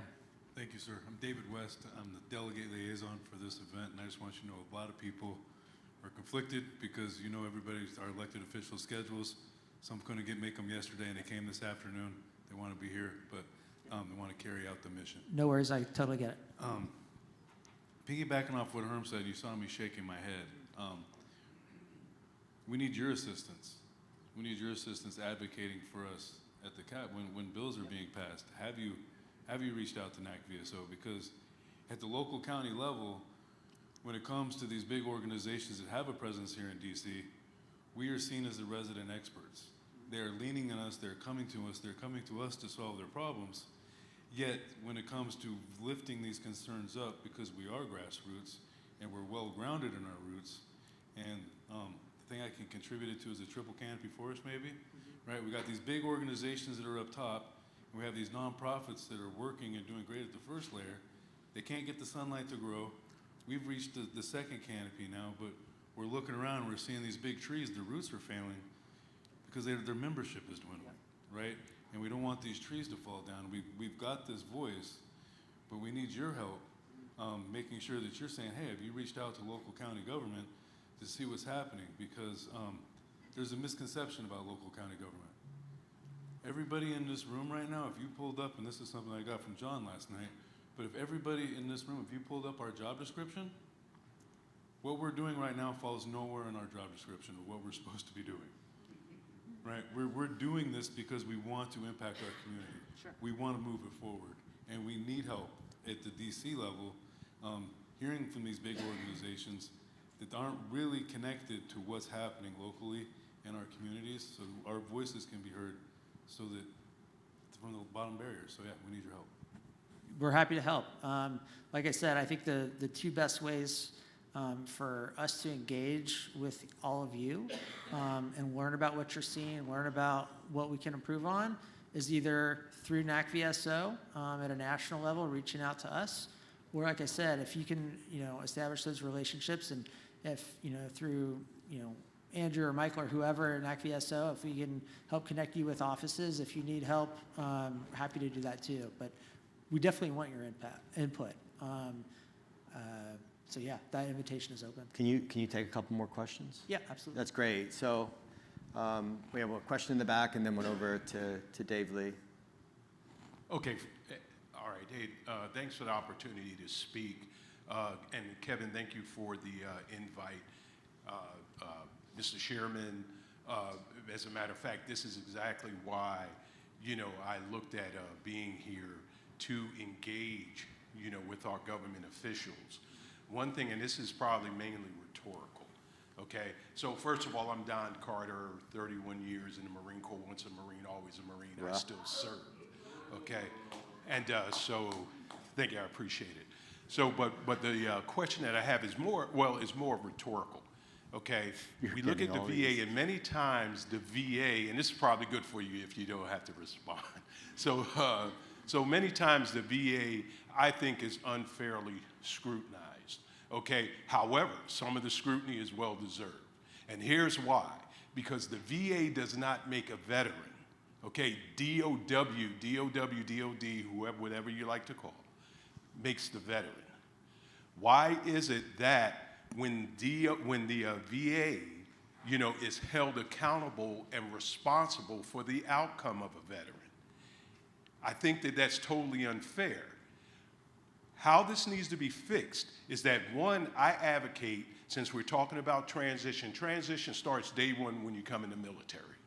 And it's important to recognize that, because the first thing a service member runs into in the military is finances, predatory lending and things like that. And it is usually our E1s, first time getting a check and whatnot, and they don't know what to do with it. They're losing their mind. Someone's telling them, hey, you can be the envy of the barracks. You can get that big truck and whatnot, and with all the bells and whistles, and everybody will love you. That's a problem. Even with things we talk about as simple as furniture when they have a family, okay, interest rates and things like that. So that's why day one we should be addressing these service members, okay? Now, your finances affect everything that you do for the rest of your life, even employment. We talk about our service members being underemployed because when they get out of the military, they get the first job that's offered to them because they need the money. So they don't have savings and things saved up so where they can plan properly, okay? So transition, again, starts day one. However, here's the missing thing in their transition. The VA. Why is the VA not there in the beginning? So the VA understands and can also help to guide them through their path by letting them know, here's what your benefits are, here's what you're going to get when you get out, here are the things that's going to happen to you. You're going to probably go to combat. We know that this is an inherently dangerous job. These are the things you're going to be thinking about to support DOD. So DOD can mainly be geared to the mission, fighting the mission, while the VA says that, hey, okay, we understand that the DOD has, or DOW has resources for you. However, we know what we're going to get soon as that service member turns into a veteran. We're prepared, because right now, what happens, the VA doesn't get that service member until they're in crisis. It's already too late, okay? We can fix that. We can work better by working together. And some folks will advocate and say the VA is working with them, because 18 months before you get out, you can go to the VA. It's already too late. Okay? So Don, if we're talking about it, you're proposing a day one as part of the strategy, so you go way upstream, right? Absolutely, from day one. Okay. And I think that will allow the VA to give services that are needed at the right time, at the right place. I'm going to translate, and then we're going to go over to Dave. I was just going to comment on that real quick. Yeah, that's what I wanted to do, because I think the DOD, DOL, VA conundrum with the three agencies is the biggest problem that we face, and it's always been the issue with TAP. Yeah, and I mean, I think it was 2011 was the major reform to TAP that I think kind of put in the 5-day and got the interagency working group going on. And I mean, I feel like every 2 years since then, we kind of go back and are looking at, closely. And Don, I think you bring up a great point. I remember the House VA committee had a roundtable, I want to say it was in 2017 or 2018, and then the chairman of the Economic Opportunity Subcommittee over there, Congressman Brad Wenstrup, who represented part of Cincinnati, Ohio, which is where I'm from originally, he's an Army veteran. He told I think the DOD and VA folks in the room, he's like, when the recruiter comes and sits down at your house, at your table, kitchen table with, the prospective recruit and their parents or whomever, they shouldn't just ask, what do you want to do in the military? They should also ask, what do you want to do after the military, right? And it should start then, right? That they think about the military as one part of their overall trajectory. But I like what you're saying of, can you get VA at the table earlier? And I'm totally open to that idea and looking at that. I feel like TAP is, it's never finished, right? We're never going to be finished with, refining and improving and perfecting TAP. It's going to continue to change and evolve as the force changes, as the needs of transitioning service members, as the communities and the economies that they transition into continue to change. We need to stay, I think, nimble on that. That's a great point. We got a private sector question. Dave Lee from Army Veteran, CVS Health. Thanks, Kevin. David, thanks for being here. Thanks for the work you've been putting into this. I'm just curious, what's the thought process behind actually putting the metrics into the law rather than allowing the administration, as they develop the strategy, to determine what metrics they think are important for measurement? What kind of led you to pick the measurements that you've got in this act? Right, so we don't actually put measurements in the act. I think we have some categories around which they should develop metrics, and we are early in the legislative process and welcome input and ideas on what categories the metrics should be looking at. But no, specifically the idea was that the metrics related to success in those different areas, and I think we have like civic health, financial, economic well-being, physical health. The idea is that needs to be a collaborative discussion, right? That is not something that our committee, or even I think Congress as a whole, could come up with in a reasonable time frame. I think eventually we could with enough work, but part of the idea was to delegate that or direct the administration, use their convening authority, their convening power with the White House, and bring in these stakeholders, leverage the resources of the departments like VA, DOL, DOW, HHS, convene those experts and leverage them and their expertise to say, okay, if we want to look at the basic areas of health and well-being, what are those areas? And are there metrics we can capture that will tell us if a veteran is being successful in those areas or not? So that's why we didn't put them in the bill and why we asked the administration to do that. That's great. We are going to take one more question, and then I'll wrap up. Yeah.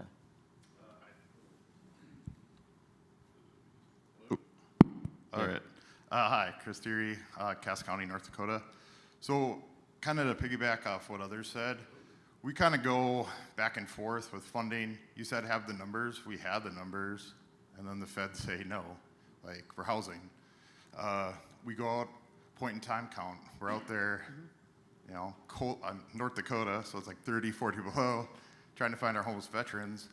It just gets frustrating. And then our state only convenes every 2 years, so then, you know, you got to prepare for that. Back to the future, you know, try to get up and ahead of that. And then on the local level, we're just getting pounded.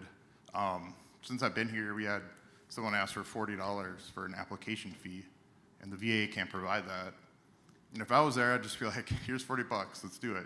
Yeah. But there's parameters and things like that. So on all these different levels, if the doors keep shutting, what doors now on my level can I get? Because they're sick of me, you know. Hey, can I get some money? Oh, Chris, or what are we giving veterans now? That kind of stuff we're getting. And it's just getting to the point where I'm running out of ink, I guess. Yeah. And you know, we deeply think care. I think this is a crux Thank of the you. issue. That was a great, actually, way to wrap up, because I think this is the rub.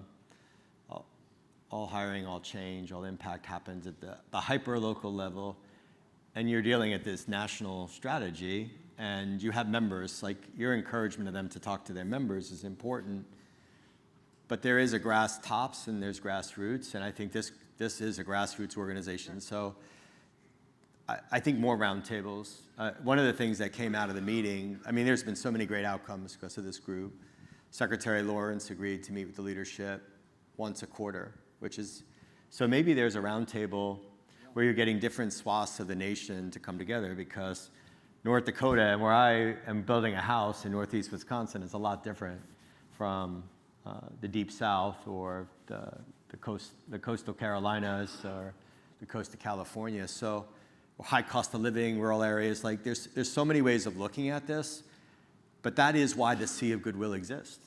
So we can't lose sight of this idea that we have a national strategy with these buckets of measures without really going to I've used these terms, front lines. Like, so I actually think, and most people don't recognize this, Hiring Our Heroes was successful because we affected change largely through a grassroots movement. There were 500 hiring events in 2 years. I know because I went to half of them. 236 of those events were with American Legion Post. 236 were at Post. Most of the hiring was done at the local level.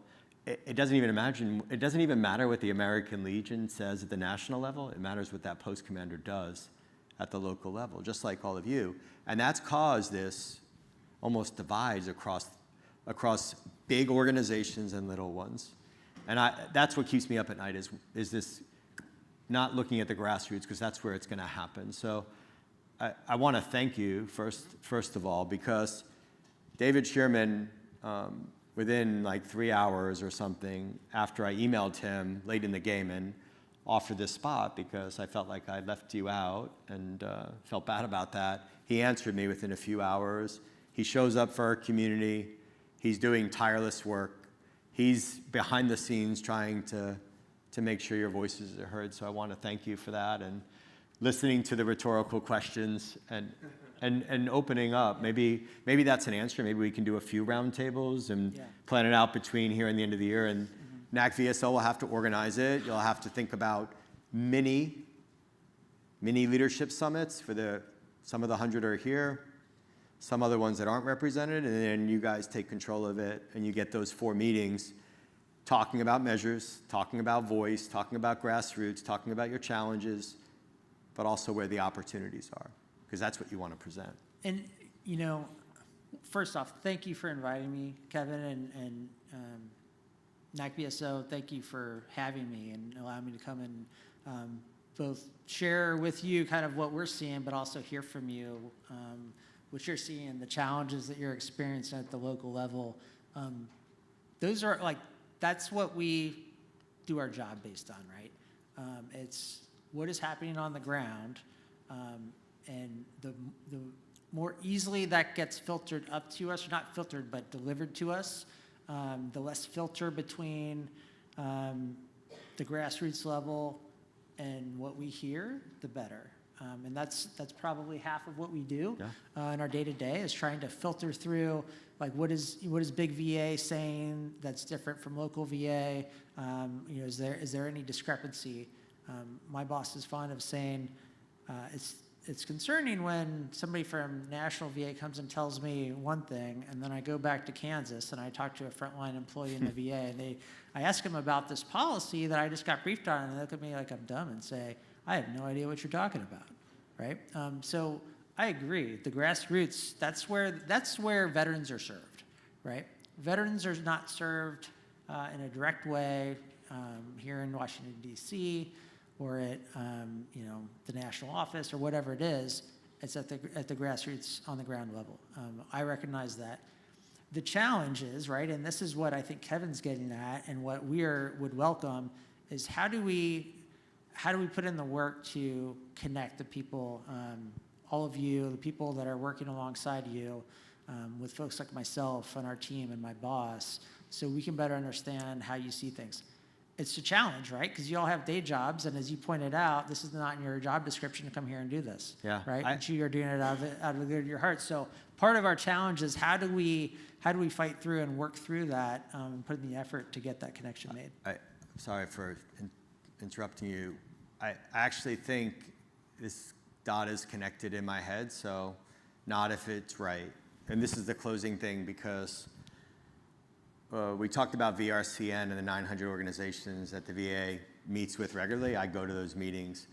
Linda talked about the surveys. Dr. Davis talked about the surveys, and you're going to get a chance to inform that. This is homework, so it's going to be work, but the VA has said that. We told Stephen Simmons that it would be great if he pulled together some of the same thing, and maybe they're asking those questions and we're informing that. And maybe the framework that you've created with the strategy, the buckets, there's a top-down approach where you say, this is the input that we would like from the counties, from the VSOs that are serving on the front lines. This is what we'd like you to answer so that it informs the grass tops that's happening. And those members that you are encouraging them to meet. So if you could help us, or we could help you too, create that framework to ask the county VSOs. We can make a suggestion too, so it's bottom up and top down. Then we have Congress getting input on this national veteran strategy. We have the VA hearing your voice, and Secretary Lawrence has agreed to meet 4 times a week. We take the survey, and now we need to get upstream and get DOD to involve you more, so you can say, here's what we're seeing on the ground as a result of a really poor experience that someone's having in TAP. Does that sound good to everyone? I got nods. Anyone don't agree?